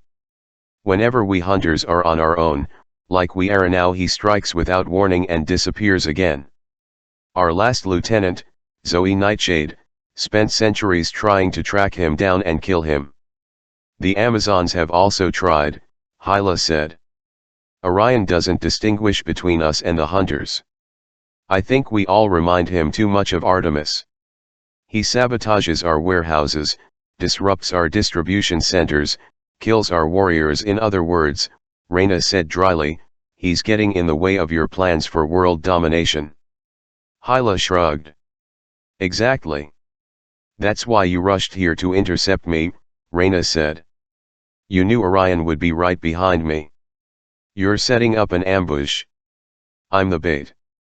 The other girls all found somewhere else to look besides Reyna's face. Oh, please, Reyna chided, don't develop a guilty conscience now. It's a good plan. How do we proceed? Hyla gave her comrades a lopsided smile. I told you my sister was tough. Phoebe, you want to explain the details? The hunter shouldered her bow. Like I said, I believe Orion is tracking you, not the Athena part he knows. He seems especially good at sensing the presence of female demigods. I guess you'd say that we're his natural prey. Charming, Reyna said. So my friends, Nico and Gleason Hedge, are they safe? I still don't see why you travel with males, Phoebe grumbled, but my guess is that they are safer without you around. I did my best to camouflage your statue. With luck, Orion will follow you here, straight into our line of defenses. And then? Reyna asked. Hyla gave her the sort of cold smile that used to make Blackbeard's pirates nervous. Thalia and most of her hunters are scouting the perimeter of Viejo San Juan. As soon as Orion gets close, we'll know. We've set traps at every approach. I have my best fighters on alert. We'll snare the giant. Then, one way or another, we'll send him back to Tartarus. Can he be killed? Reyna asked. I thought most giants could only be destroyed by a god and demigod working together. We intend to find out, Hyla said. Once Orion is taken down, your quest will be much easier. We'll send you on your way with our blessings. We could use more than your blessings, Reyna said. Amazons ship things all around the world. Why not provide safe transport for the Athena part he knows? Get us to Camp Half-Blood before August 1st. I can't, Hyla said. If I could, sister, I would, but surely you've felt the anger radiating from the statue. We Amazons are honorary daughters of Ares. The Athena part he knows would never tolerate our interference. Besides, you know how the fates operate. For your quest to succeed, you have to deliver the statue personally. Reyna must have looked crestfallen. Phoebe's shoulder bumped her like an over-friendly cat. Hey, not so glum. We'll help you as much as we can. The Amazon Service Department has repaired those metal dogs of yours. And we have some cool parting gifts. Celine handed Phoebe a leather satchel. Phoebe rummaged inside. Let's see. Healing potions. Tranquilizer darts like the ones we used on you. What else? Oh, yeah. Phoebe triumphantly produced a rectangle of folded silvery cloth. A handkerchief? Reyna asked. Better. Back up a little. Phoebe tossed the cloth on the floor. Instantly it expanded into a 10 by 10 camping tent. It's air-conditioned, Phoebe said. Sleeps 4. It has a buffet table and sleeping bags inside. Whatever extra gear you put in it will collapse with the tent. Within reason, don't try to stick your giant statue in there. Celine snickered. If your male traveling companions get annoying, you could always leave them inside. Naomi frowned. That wouldn't work, would it? Anyway, Phoebe said, these tents are great. I have one just like it, use it all the time. You're ready to close it up, the command word is Acteon. The tent collapsed into a tiny rectangle. Phoebe picked it up, stuffed it into the satchel and handed the bag to Reyna. I don't know what to say, Reyna stammered. Thank you. Phoebe shrugged. It's the least I can do. For 50 feet away, a side door banged open. An Amazon ran straight towards Hyla. The newcomer wore a black trouser suit, her long auburn hair pulled back in a ponytail. Raina recognized her from the battle at Camp Jupiter. Kinsey, isn't it? The girl gave her a distracted nod. Preetor. She whispered something in Hyla's ear. Hyla's expression hardened. I see. She glanced at Raina. Something is wrong. We've lost contact with the outer defenses. I'm afraid. Orion behind Raina, the metal doors exploded. Raina reached for her sword, then realized she didn't have one. Get out of here. Phoebe readied her bow. Celine and Naomi ran to the smoking doorway, only to be cut down by black arrows. Phoebe screamed in rage. She returned fire as Amazons rushed forward with shields and swords. Raina. Hyla pulled her arm. We must leave. We can't just. My guards will buy you time. Hyla shouted. Your quest must succeed. Raina hated it, but she ran after Hyla. They reached the side door and Raina glanced back. Dozens of wolves, grey wolves like the ones in Portugal, surged into the warehouse. Amazons hurried to intercept them. The smoke-filled doorway was piled with bodies of the fallen, Celine, Naomi, Phoebe. The ginger-haired hunter who'd lived for thousands of years now sprawled unmoving, her eyes wide with shock, an oversized black and red arrow buried in her gut. The Amazon Kinsey charged forward, long knives flashing. She leaped over the bodies and into the smoke. Hyla pulled Raina into the passageway. Together they ran. They'll all die. Raina yelled. There must be something. Don't be stupid, sister. Hyla's eyes were bright with tears. Orion outfoxed us. He's turned the ambush into a massacre. All we can do now is hold him back while you escape. You must get that statue to the Greeks and defeat Gaia. She led Raina up a flight of stairs. They navigated a maze of corridors, then rounded a corner into a locker room. They found themselves face to face with a large grey wolf, but before the beast could even snarl, Hyla punched it between the eyes. The wolf crumpled. Over here. Hyla ran to the nearest row of lockers. Your weapons are inside. Hurry. Raina grabbed her knife, her sword, and her pack. Then she followed her sister up a circular metal stairwell. The top dead-ended at the ceiling. Hyla turned and gave her a stern look. I won't have time to explain this, all right? Stay strong. Stay close. Raina wondered what could be worse than the scene they just left. Hyla pushed open the trapdoor and they climbed through. Into their old home. The main room was just as Raina remembered. Opaque skylights glowed on the 20-foot ceilings. The stark white walls were devoid of decoration. The furniture was oak, steel, and white leather, impersonal and masculine. Both sides of the room were overhung with terraces, which had always made Raina feel like she was being watched, because often, she was. Their father had done everything he could to make the centuries-old hacienda feel like a modern home. He'd added the skylights, painted everything white to make it brighter and airier. But he'd only succeeded in making the place look like a well-groomed corpse in a new suit.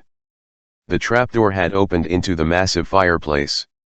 Why they even had a fireplace in Puerto Rico, Raina had never understood, but she and Hyla used to pretend the hearth was a secret hideout where their father couldn't find them. They used to imagine they could step inside and go to other places. Now, Hyla had made that true. She had linked her underground lair to their childhood home. Hyla, I told you, we don't have time. But I own the building now. I put the deed in my name. You did what? I was tired of running from the past, Raina. I decided to reclaim it. Raina stared at her, dumbfounded. You could reclaim a lost phone or a bag at the airport. You could even reclaim a hazardous waste dump. But this house and what had happened here? There was no reclaiming that, sister, Hyla said, we're wasting time. Are you coming or not? Raina eyed the balconies, half expecting luminous shapes to flicker at the railing. Have you seen them? Some of them. Papa. Of course not, Hyla snapped. You know he's gone for good. I don't know anything of the sort. How could you come back? Why? To understand. Hyla shouted. Don't you want to know how it happened to him? No. You can't learn anything from ghosts, Hyla. You of all people should realize I'm leaving, Hyla said. Your friends are a few blocks away. Are you coming with me, or should I tell them you died because you got lost in the past? I'm not the one who took possession of this place. Hyla turned on her heel and marched out of the front door. Raina looked around one more time. She remembered her last day here, when she was 10 years old.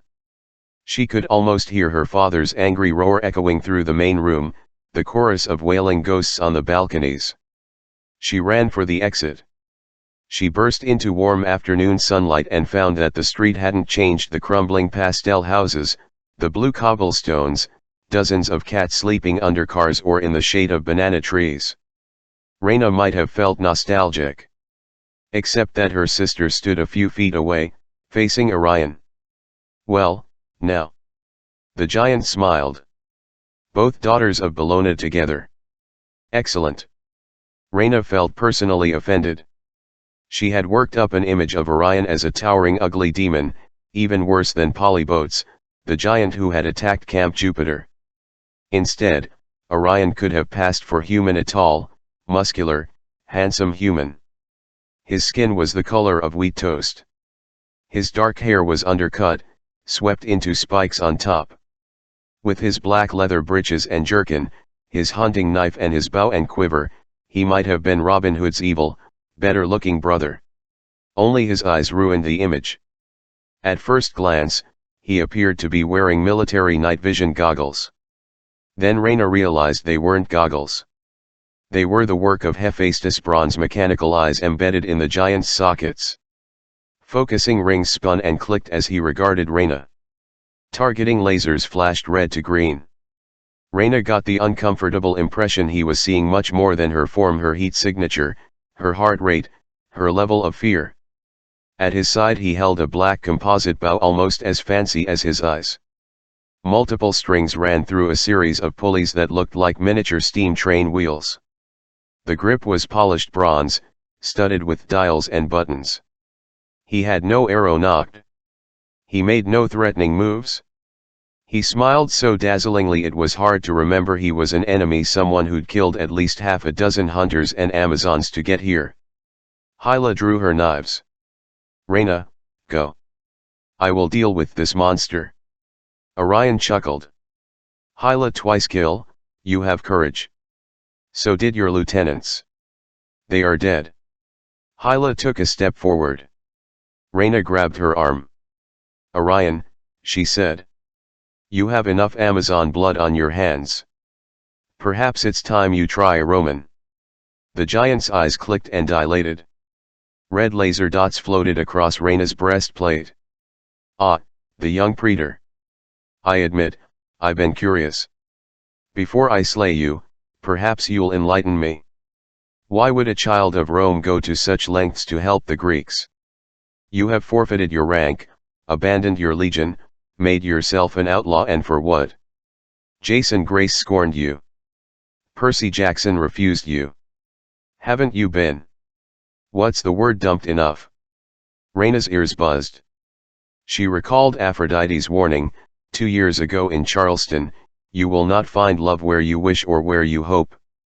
No demigod shall heal your heart. She forced herself to meet the giant's gaze. I don't define myself by the boys who may or may not like me. Brave words. The giant's smile was infuriating. But you are no different from the Amazons, or the hunters, or Artemis herself. You speak of strength and independence. As soon as you face a man of true prowess, your confidence crumbles. You feel threatened by my dominance and how it attracts you. So you run, or you surrender, or you die. Hyla shrugged off Raina's hand. I will kill you, giant. I will chop you into pieces so small. Hyla, Raina interrupted. Whatever else happened here, she could not watch her sister die. Reyna had to keep the giant focused on her. Orion, you claim to be strong. Yet you couldn't keep the vows of the hunt.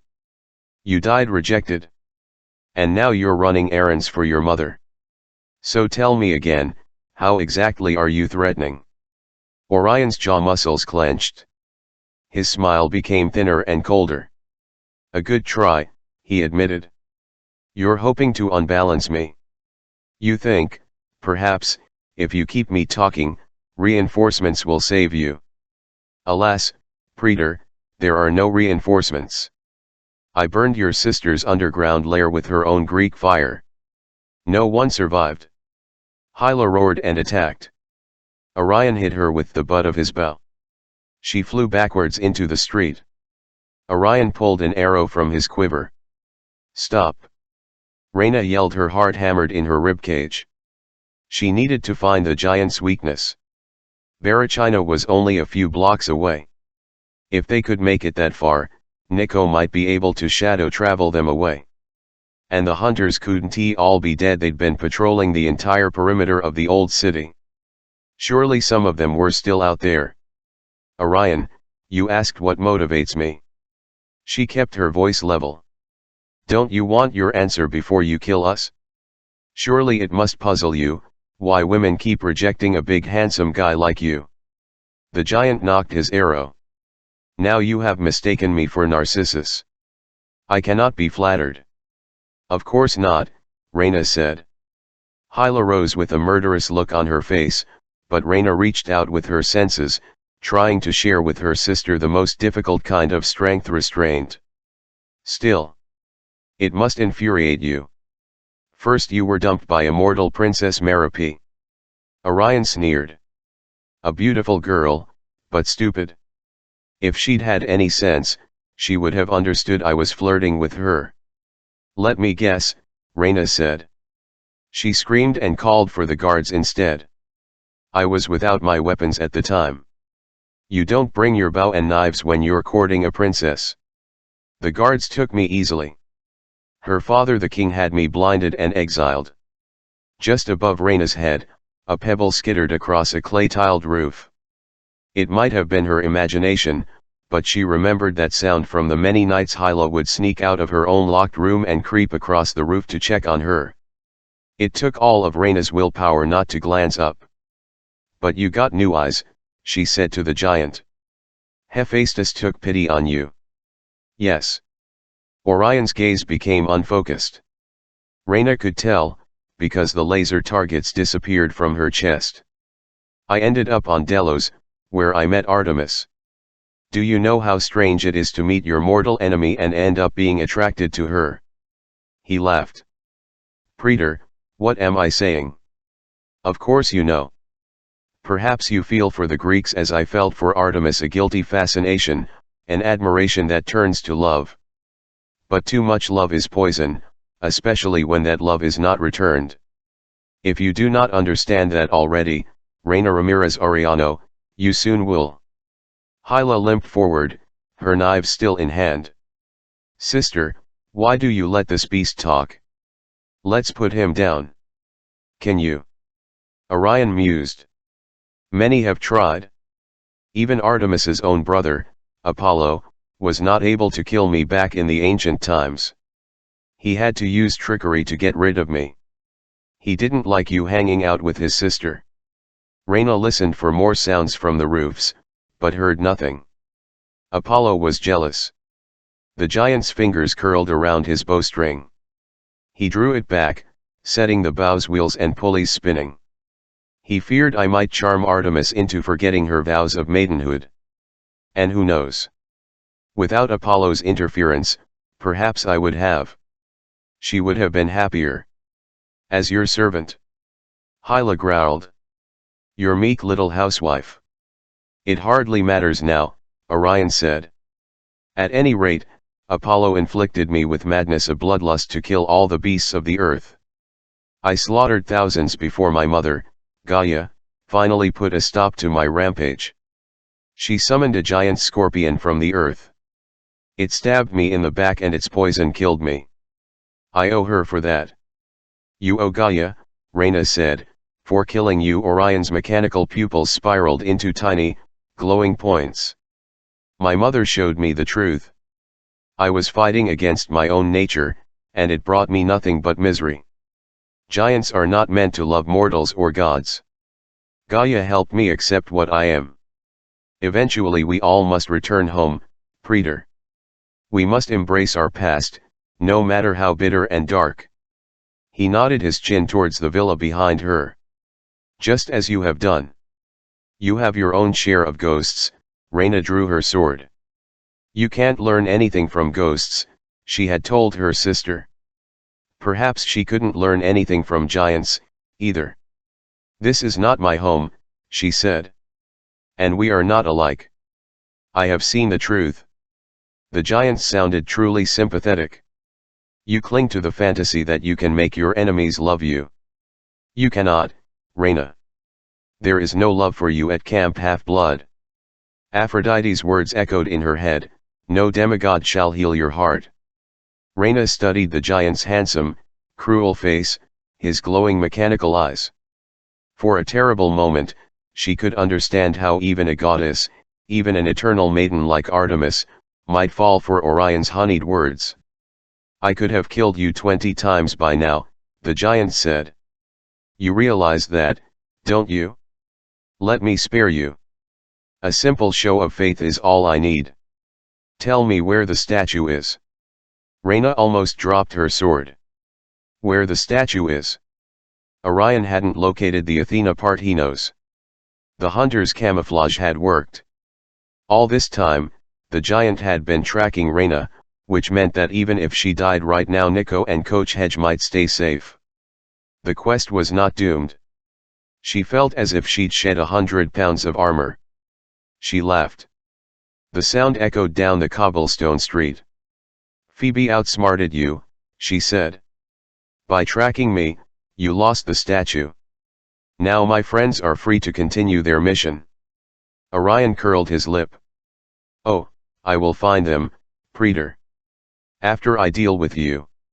Then I suppose, Reyna said, we will have to deal with you first. That is my sister, Hyla said proudly. Together they charged. The giant's first shot would have skewered Reyna, but Hyla was fast. She sliced the arrow out of the air and lunged at Orion. Reyna stabbed at his chest. The giant intercepted both of their attacks with his bow. He kicked Hyla backwards into the hood of an old Chevy. Half a dozen cats scattered from underneath it. The giant spun, a dagger suddenly in his hand, and Reyna just managed to dodge the blade. She stabbed again, ripping through his leather jerkin, but only managed to graze his chest. You fight well, Praetor, he admitted. But not well enough to live. Reyna willed her blade to extend into a pilum. My death means nothing. If her friends could continue their quest in peace, she was fully prepared to go down fighting. But first she intended to hurt this giant so badly he would never forget her name. What about your sister's death? Orion asked. Does that mean something? Faster than Reyna could blink, he sent an arrow flying towards Hyla's chest. A scream built in Reyna's throat, but somehow Hyla caught the arrow. Hyla slid off the hood of the car and snapped the arrow with one hand. I am the queen of the Amazons, you idiot. I wear the royal belt. With the strength it gives me, I will avenge the Amazons you killed today. Hyla grabbed the front bumper of the Chevy and flipped the entire car towards Orion, as easily as if she were splashing him with water in a swimming pool. The Chevy sandwiched Orion against the wall of the nearest house. Stucco cracked. A banana tree toppled. More cats fled. Reyna ran towards the wreckage, but the giant bellowed and shoved away the "You will die together," he promised. 2 arrows appeared knocked in his bow, the string fully drawn back. Then the rooftops exploded with noise. Die. Gleason Hedge dropped directly behind Orion, smacking his baseball bat over the giant's head so hard the Louisville Slugger cracked in half. At the same time, Nico D'Angelo dropped in front. He slashed his Stygian sword across the giant's bowstring, causing pulleys and gears to zip and creak. the string recoiling with hundreds of pounds of force until it whacked Orion in the nose like a hydraulic bullwhip. 0000000W. Orion staggered backwards, dropping his bow. Hunters of Artemis appeared along the rooftops, shooting Orion full of silver arrows until he resembled a glowing hedgehog. He staggered blindly, holding his nose, his face streaming with golden ichor. Someone grabbed Reyna's arm. "Come on." Thalia Grace had returned. "Go with her," Hyla ordered. Reyna's heart felt like it was shattering. "Sister, you have to leave. Now." It was exactly what Hyla had said to her 6 years ago, the night they escaped their father's house. "I'll delay Orion as long as possible." Hyla grabbed one of the giant's legs. She yanked him off balance and tossed him several blocks down the Calle San Jose, to the general consternation of several dozen more cats. The hunters ran after him along the rooftops, shooting arrows that exploded in Greek fire, wreathing the giant in flames. "Your sister's right," Thalia said. "You need to go." Nico and Hedge fell in alongside her, both looking very pleased with themselves. They had apparently gone shopping at the Barachina souvenir shop, where they'd replaced their dirty tattered shirts with loud tropical numbers. "Nico," Reyna said, "you look not a word about the shirt," he warned. "Not one word." "Why did you come looking for me?" she demanded. "You could have got away free. The giant has been tracking me." "If you had just left, you're welcome, Cupcake," the coach grumbled. "We weren't about to leave without you. Now let's get out of." He glanced over Reyna's shoulder and his voice faltered. Reyna turned. Behind her, the second-story balconies of her family house were crowded with glowing figures, a man with a forked beard and rusted conquistador armor, another bearded man in 18th-century pirate clothes, his shirt peppered with gunshot holes, a lady in a bloody nightgown, a U.S. Navy captain in his dress whites, and a dozen more Reyna knew from her childhood, all of them glaring at her accusingly, their voices whispering in her mind, "Traitor! Murderer!" No. Reyna felt like she was 10 years old again. She wanted to curl up in the corner of her room and press her hands over her ears to stop the whispering. Nico took her arm. "Reyna, who are they? What do they?" "I can't," she pleaded. I can't." She'd spent so many years building a dam inside her to hold back the fear. Now, it broke. Her strength washed away. "It's all right." Nico gazed up at the balconies. The ghosts disappeared, but Reyna knew they weren't really gone. They were never really gone. "We'll get you out of here," Nico promised. "Let's move." Thalia took Reyna's other arm. The four of them ran for the restaurant and the Athena Partinos. Behind them, Reyna heard Orion roaring in pain, Greek fire exploding. And in her mind the voices still whispered, "Murderer! Traitor! You can never flee your crime." XXV Jason rose from his deathbed so he could drown with the rest of the crew. The ship was tilting so violently he had to climb the floor to get out of sickbay. The hull creaked. The engine groaned like a dying water buffalo. Cutting through the roar of the wind, the goddess Nike screamed from the stables, "You can do better, Storm. Give me 110%. Jason climbed the stairs to the middle deck. His legs shook. His head spun. The ship pitched to port, knocking him against the opposite wall. Hazel stumbled out of her cabin, hugging her stomach. "I hate the ocean." When she saw him, her eyes widened. "What are you doing out of bed?" "I'm going up there," he insisted. "I can help." Hazel looked like she wanted to argue. Then the ship tilted to starboard and she staggered towards the bathroom, her hand over her mouth. Jason fought his way to the stairs. He hadn't been out of in a day and a half, ever since the girls got back from Sparta and he'd unexpectedly collapsed. His muscles rebelled at the effort. His gut felt like Michael Varus was standing behind him, repeatedly stabbing him and yelling, "Die like a Roman." Die like a Roman. Jason forced down the pain. He was tired of people taking care of him, whispering how worried they were. He was tired of dreaming about being a shish kebab. He'd spent enough time nursing the wound in his gut. Either it would kill him or it wouldn't. He wasn't going to wait around for the wound to decide. He had to help his friends. Somehow he made it above deck. What he saw there made him almost as nauseous as Hazel. A wave the size of a skyscraper crashed over the forward deck, washing the front crossbows and half the port railing out to sea. The sails were ripped to shreds. Lightning flashed all around, hitting the sea like spotlights. Horizontal rain blasted Jason's face. The clouds were so dark he honestly couldn't tell if it was day or night. The crew was doing what they could, which wasn't much. Leo had lashed himself to the console with a bungee cord harness. That might have seemed like a good idea when he rigged it up, but every time a wave hit he was washed away, then smacked back into his control board like a human paddle ball. Piper and Annabeth were trying to save the rigging.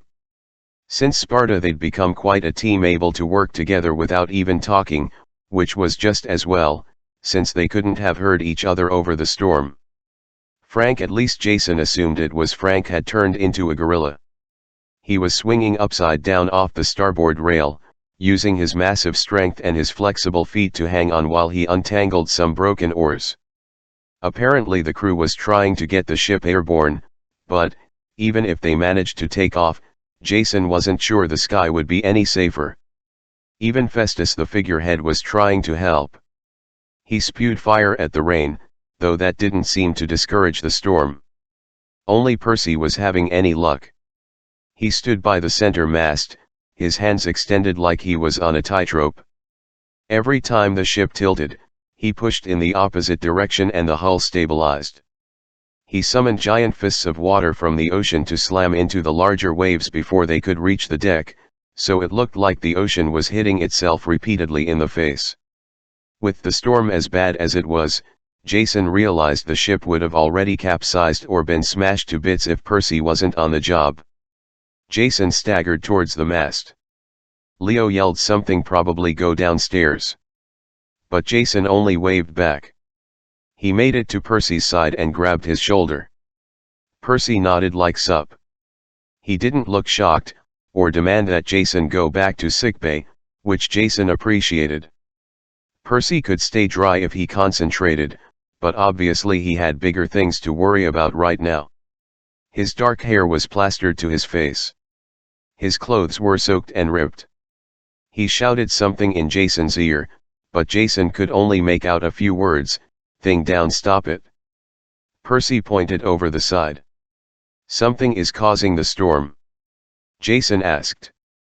Percy grinned and tapped his ears. Clearly, he couldn't hear a word. He made a gesture with his hand like diving overboard. Then he tapped Jason on the chest. "You want me to go?" Jason felt kind of honored. Everybody else had been treating him like a glass vase, but Percy... well, he seemed to figure that if Jason was on deck he was ready for action. "Happy to," Jason shouted. "But I can't breathe underwater." Percy shrugged. "Sorry, can't hear you."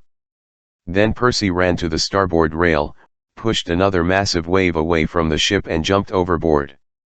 Jason glanced at Piper and Annabeth. They both clung to the rigging, staring at him in shock. Piper's expression said, "Are you out of your mind?" He gave her an okay sign, partly to assure her that he would be fine, which he wasn't sure about, partly to agree that he was in fact crazy, which he was sure about.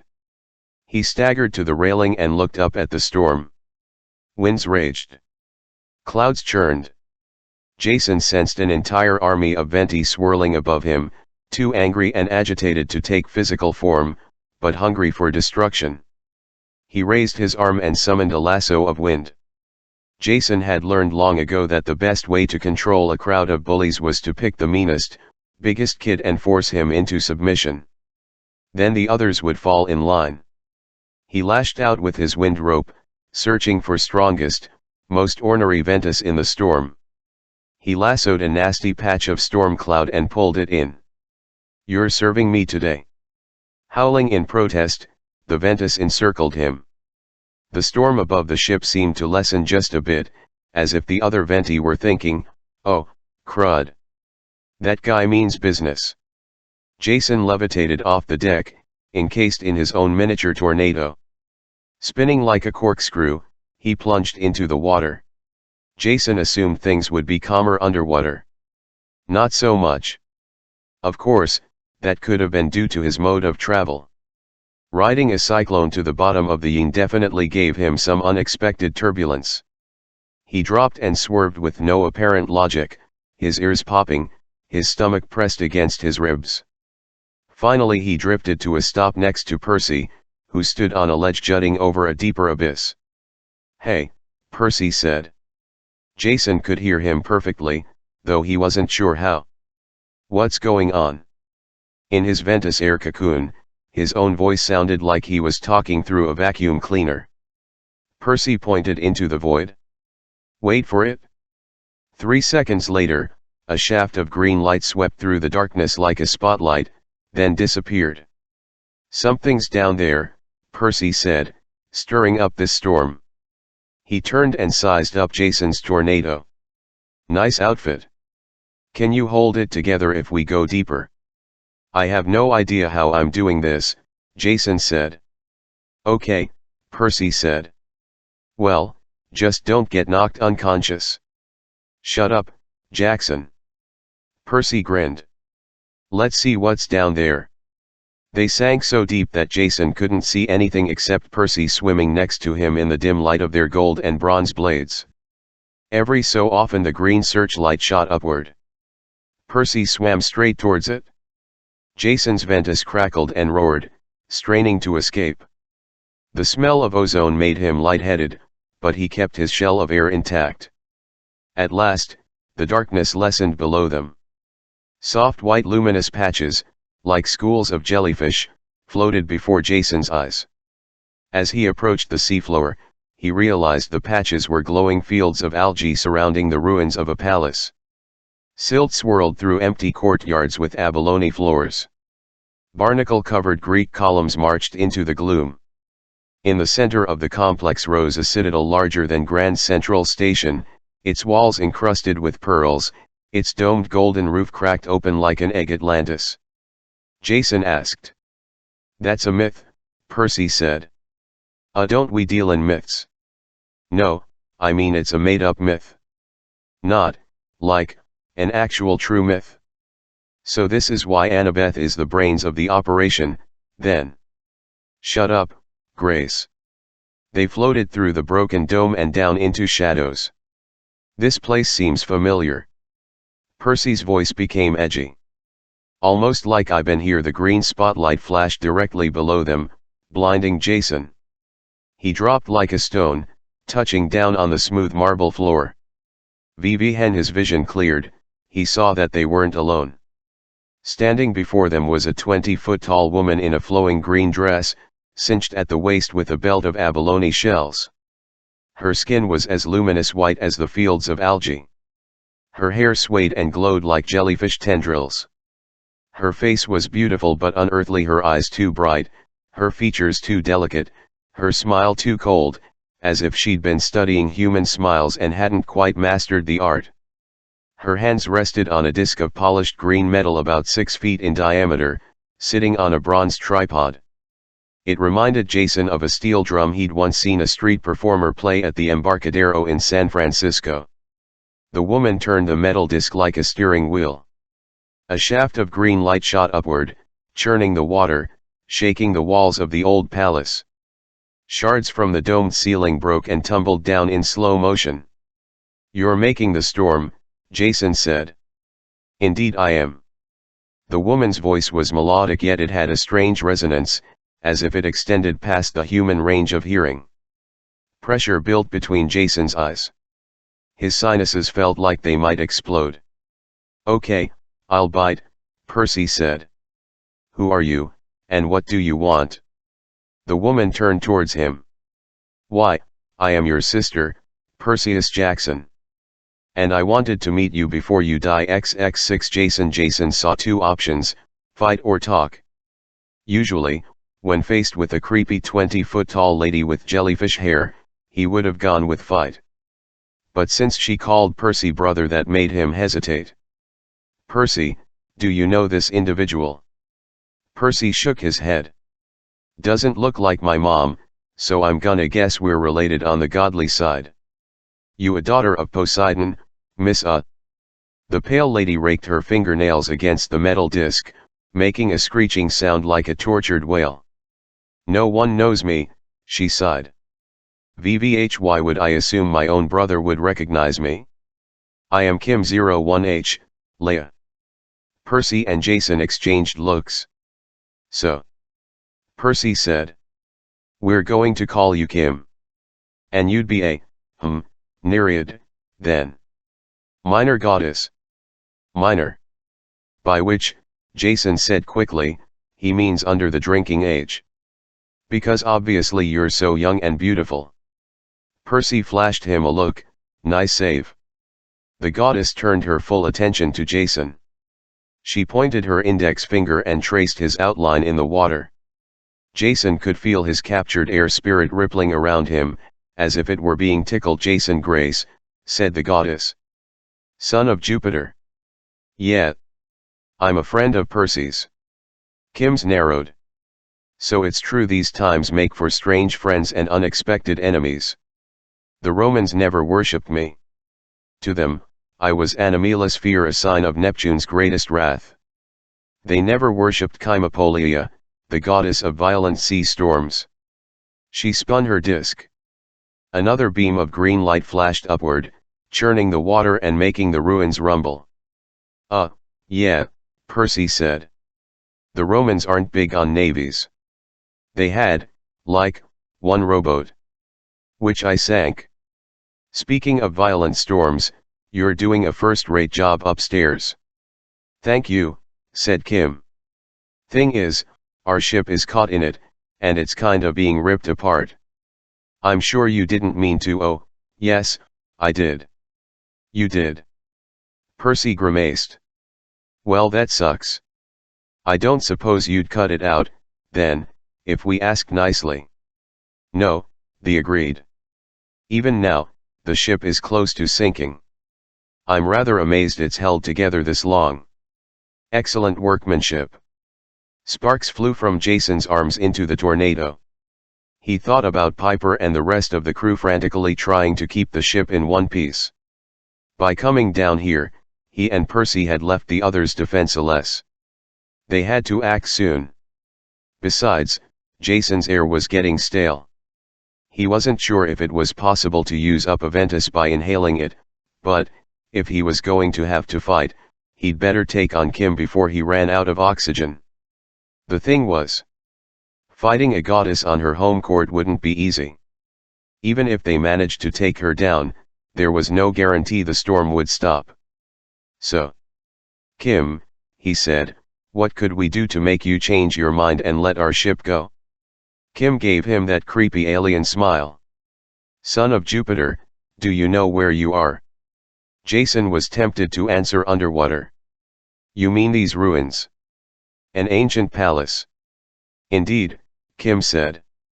The original palace of my father, Poseidon. Percy snapped his fingers, which sounded like a muffled explosion. That's why I recognized it. Dad's new crib in the Atlantic is kind of like this. I wouldn't know, Kim said. I am never invited to see my parents. I can only wander the ruins of their old domains. They find my presence disruptive. She spun her wheel again. The entire back wall of the building collapsed, sending a cloud of silt and algae through. Fortunately the Ventus acted like a fan, blowing the debris out of Jason's face. Disruptive. Jason said. You. My father does not welcome me in his court, Kim said. He restricts my powers. This storm above? I haven't had this much fun in ages, yet it is only a small taste of what I can do. A little goes a long way, Percy said. Anyway, To Jason's question about changing your mind, my father even married me off, Kim said, without my permission. He gave me away like a trophy to Briars, a 100-handed one, as a reward for supporting the gods in the war with Cronus eons ago. Percy's face brightened. Hey, I know Briars. He's a friend of mine. I freed him from Alcatraz. Yes, I know. Kim's eyes glinted coldly. I hate my husband. I was not at all pleased to have him back. Oh. So. Is Briars around? Percy asked hopefully. Kim's laugh sounded like dolphin chatter. He's off at Mount Olympus in New York, shoring up the gods' defenses. Not that it will matter. My point, dear brother, is that Poseidon has never treated me fairly. I like to come here, to his old palace, because it pleases me to see his works in ruins. Someday soon his new palace will look like this one, and the seas will rage unchecked. Percy looked at Jason.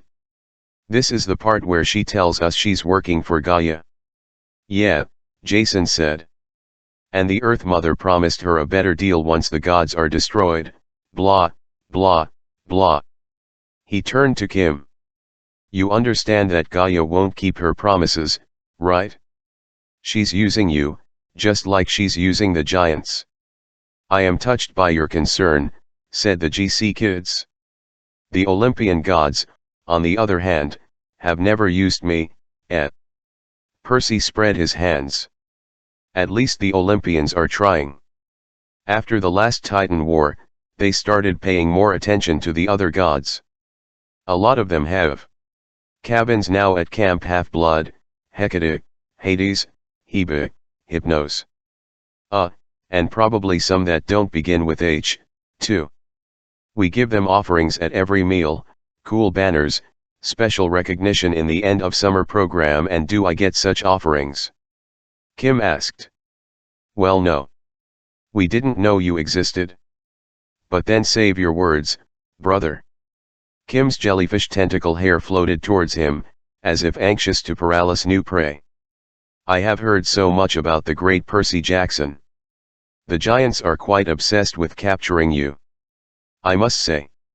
Don't see what the fuss is about. Thanks, sis. But, if you're going to try to kill me, I gotta warn you, it's been tried before. I've faced a lot of goddesses recently, Nike, Achilles, even NYX herself. Compared to them, you're not scaring me. Also, you laugh like a dolphin. Kim's delicate nostrils flared. Jason got his sword ready. Oh, I won't kill you, Kim said. My part of the bargain was simply to get your attention. Someone else is here, though, who very much wants to kill you. Above them, at the edge of the broken roof, a dark shape appeared, a figure even taller than Chimapolia. The son of Neptune, boomed a deep voice. The giant floated down. Clouds of dark viscous fluid poison, perhaps curled from his blue skin. His green breastplate was fashioned to resemble a cluster of open hungry mouths. In his hands were the weapons of Arius, a trident and a weighted net. Jason had never met this particular giant, but he'd heard stories. Polybotes, he said, the anti-Poseidon. The giant shook his dreadlocks. A dozen serpents swam free, each one lime green with a frilled crown around its head. Basilisks. Indeed, son of Rome, the giant said. But, if you'll excuse me, my immediate business is with Perseus Jackson. I tracked him all the way across Tartarus. Now, here in his father's ruins, I mean to crush him once and for all. XXV11 Jason hated basilisks. The little scum-suckers loved to burrow under the temples in New Rome. Back when Jason was a centurion, his cohort always got the unpopular chore of clearing out their nests. A basilisk didn't look like much, just an arm-length serpent with yellow eyes and a white frill collar, but it moved fast and could kill anything it touched. Jason had never faced more than 2 at a time. Now a dozen were swimming around the giant's legs. The only good thing, underwater, basilisks wouldn't be able to breathe fire, but that didn't make them any less deadly. 2 of the serpents shot towards Percy. He sliced them in half. The other 10 swirled around him, just out of Blade's reach. They writhed back and forth in a hypnotic pattern, looking for an opening. One bite, one touch was all it would take. "Hey!" Jason yelled. "How about some love over here?" The snakes ignored him. So did the giant, who back and watched with a smug smile, apparently happy for his pets to do the killing. Chimapolia. Jason tried his best to pronounce her name right. "You have to stop this." She regarded him with her glowing white eyes. Why would I do that? The Earth Mother has promised me unrestricted power. Could you make me a better offer? A better offer? He sensed the possibility of an opening room to negotiate. But what did he have that a storm goddess would want? The basilisks closed in on Percy. He blasted them away with currents of water, but they just kept circling. "Hey, basilisks!" Jason yelled. Still no reaction. He could charge in and help, but even together he and Percy couldn't possibly fight off 10 basilisks at once. He needed a better solution. He glanced up. A thunderstorm raged above, but they were hundreds of feet down. He couldn't possibly summon lightning at the bottom of the sea, could he? Even if he could, water conducted electricity a little too well. He might fry Percy. But he couldn't think of a better option. He thrust up his sword. Immediately the blade glowed red-hot. A diffuse cloud of yellow light billowed through the depths, like someone had poured liquid neon into the water. The light hit Jason's sword and sprayed outwards in 10 separate tendrils, zapping the basilisks. Their eyes went dark. Their frills disintegrated. All 10 serpents turned up and floated dead in the water. "Next time," Jason said, "look at me when I'm talking to you." Polybotes' smile curdled. "Are you so anxious to die, Roman?" Percy raised his sword. He hurled himself at the giant, but Polybotes swept his hand through the water, leaving an arc of black oily poison. Percy charged straight into it faster than Jason could yell, "Dude, what are you thinking?" Percy dropped Riptide. He gasped, clawing at his throat. The giant threw his weighted net and Percy collapsed to the floor, hopelessly entangled as the poison thickened around him. "Let him go." Jason's voice cracked with panic. The giant chuckled. "Don't worry, son of Jupiter. Your friend will take a long time to die. After all the trouble he's caused me, I wouldn't dream of killing him quickly." Noxious clouds expanded around the giant, filling the ruins like thick cigar smoke. Jason scrambled backwards, not fast enough, but his ventus proved a useful filter. As the poison engulfed him, the miniature tornado spun faster, repelling the clouds. Chimapolia wrinkled her nose and waved away the darkness, but otherwise it didn't seem to affect her. Percy writhed in the net, his face turning green. Jason charged to help him, but the giant blocked him with his huge trident. "Oh, I can't let you ruin my fun," Polybotes chided. "The poison will kill him eventually, but first come the paralysis and hours of excruciating pain. I want him to have the full experience. He can watch as I destroy you, Jason Grace." Polybotes advanced slowly, giving Jason plenty of time to contemplate the 3-story tall tower of armor and muscle bearing down on him. He dodged the trident and, using his ventus to shoot forward, jabbed his sword into the giant's reptilian leg. Polybotes roared and stumbled, golden ichor pluming from the wound. "Kim!" Jason yelled. "Is this really what you want?" The storm goddess looked rather bored, idly spinning her metal disc. "Unlimited power? Why not? But is it any fun?" Jason asked. "So you destroy our ship? You destroy the entire coastline of the world. Once Gaia wipes out human civilization, who's left to fear you? You'll still be unknown." Polybotes turned. "You are a pest, son of Jupiter. You will be crushed." Jason tried to summon more lightning. Nothing happened. If he ever met his dad, he'd have to petition for an increased daily allowance of bolts. Jason managed to avoid the prongs of the trident again, but the giant swung the other end around and smacked him in the chest. Jason reeled back, stunned and in pain. Polybotes came in for the kill. Just before the trident would have perforated him, Jason's Ventus acted on its own. It spiraled sideways, whisking Jason 30 feet across the courtyard. "Thanks, buddy," Jason thought. "I owe you some air freshener." If the Ventus liked that idea, Jason couldn't tell. "Actually, Jason Grace," Kim said, studying her fingernails, "now that you mention it, I do enjoy being feared by mortals. I am not feared enough. I can help with that." Jason dodged another swipe of the trident. He extended his gladius into a javelin and poked Polybotes in the eye. Ugh!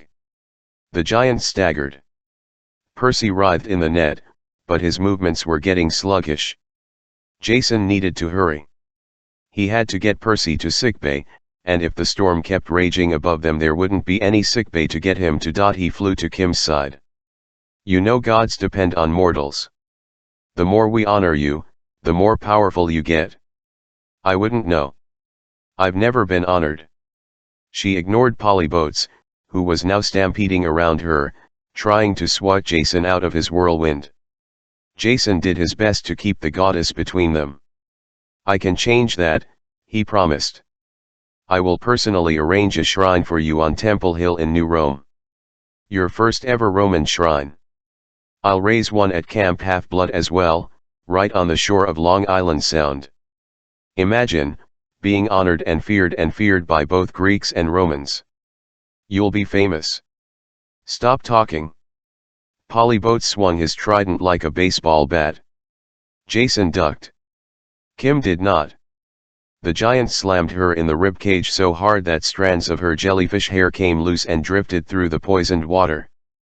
Polybotes' eyes widened. "I'm sorry, Chimapolia. You shouldn't have been in the way." "In the way?" The goddess straightened. "I am in the way." "You heard him," Jason said. "You're nothing but a tool for the giants. They'll cast you aside as soon as they're through destroying the mortals. Then no demigods, no shrines, no fear, no respect." "Lies." Polybotes tried to stab him, but Jason hid behind the goddess's dress. "Chimapolia, when Gaia rules, you will rage and storm without restraint. Will there be mortals to terrorize?" Kim asked. "Well, no ships to destroy. Demigods to cower in awe." Help me," Jason urged. "Together, a goddess and a demigod can kill a giant." "No." Polybotes suddenly looked very nervous. "No, that's a terrible idea. Gaia will be most displeased." "If Gaia wakes," Jason said, "the mighty Chimapolia can help us make sure that never happens. Then all demigods will honor you big time." "Will they cower?" Kim asked. "Tons of cowering. Plus your name in the summer program. A custom designed banner. A cabin at Camp Half-Blood. 2 shrines. I'll even throw in a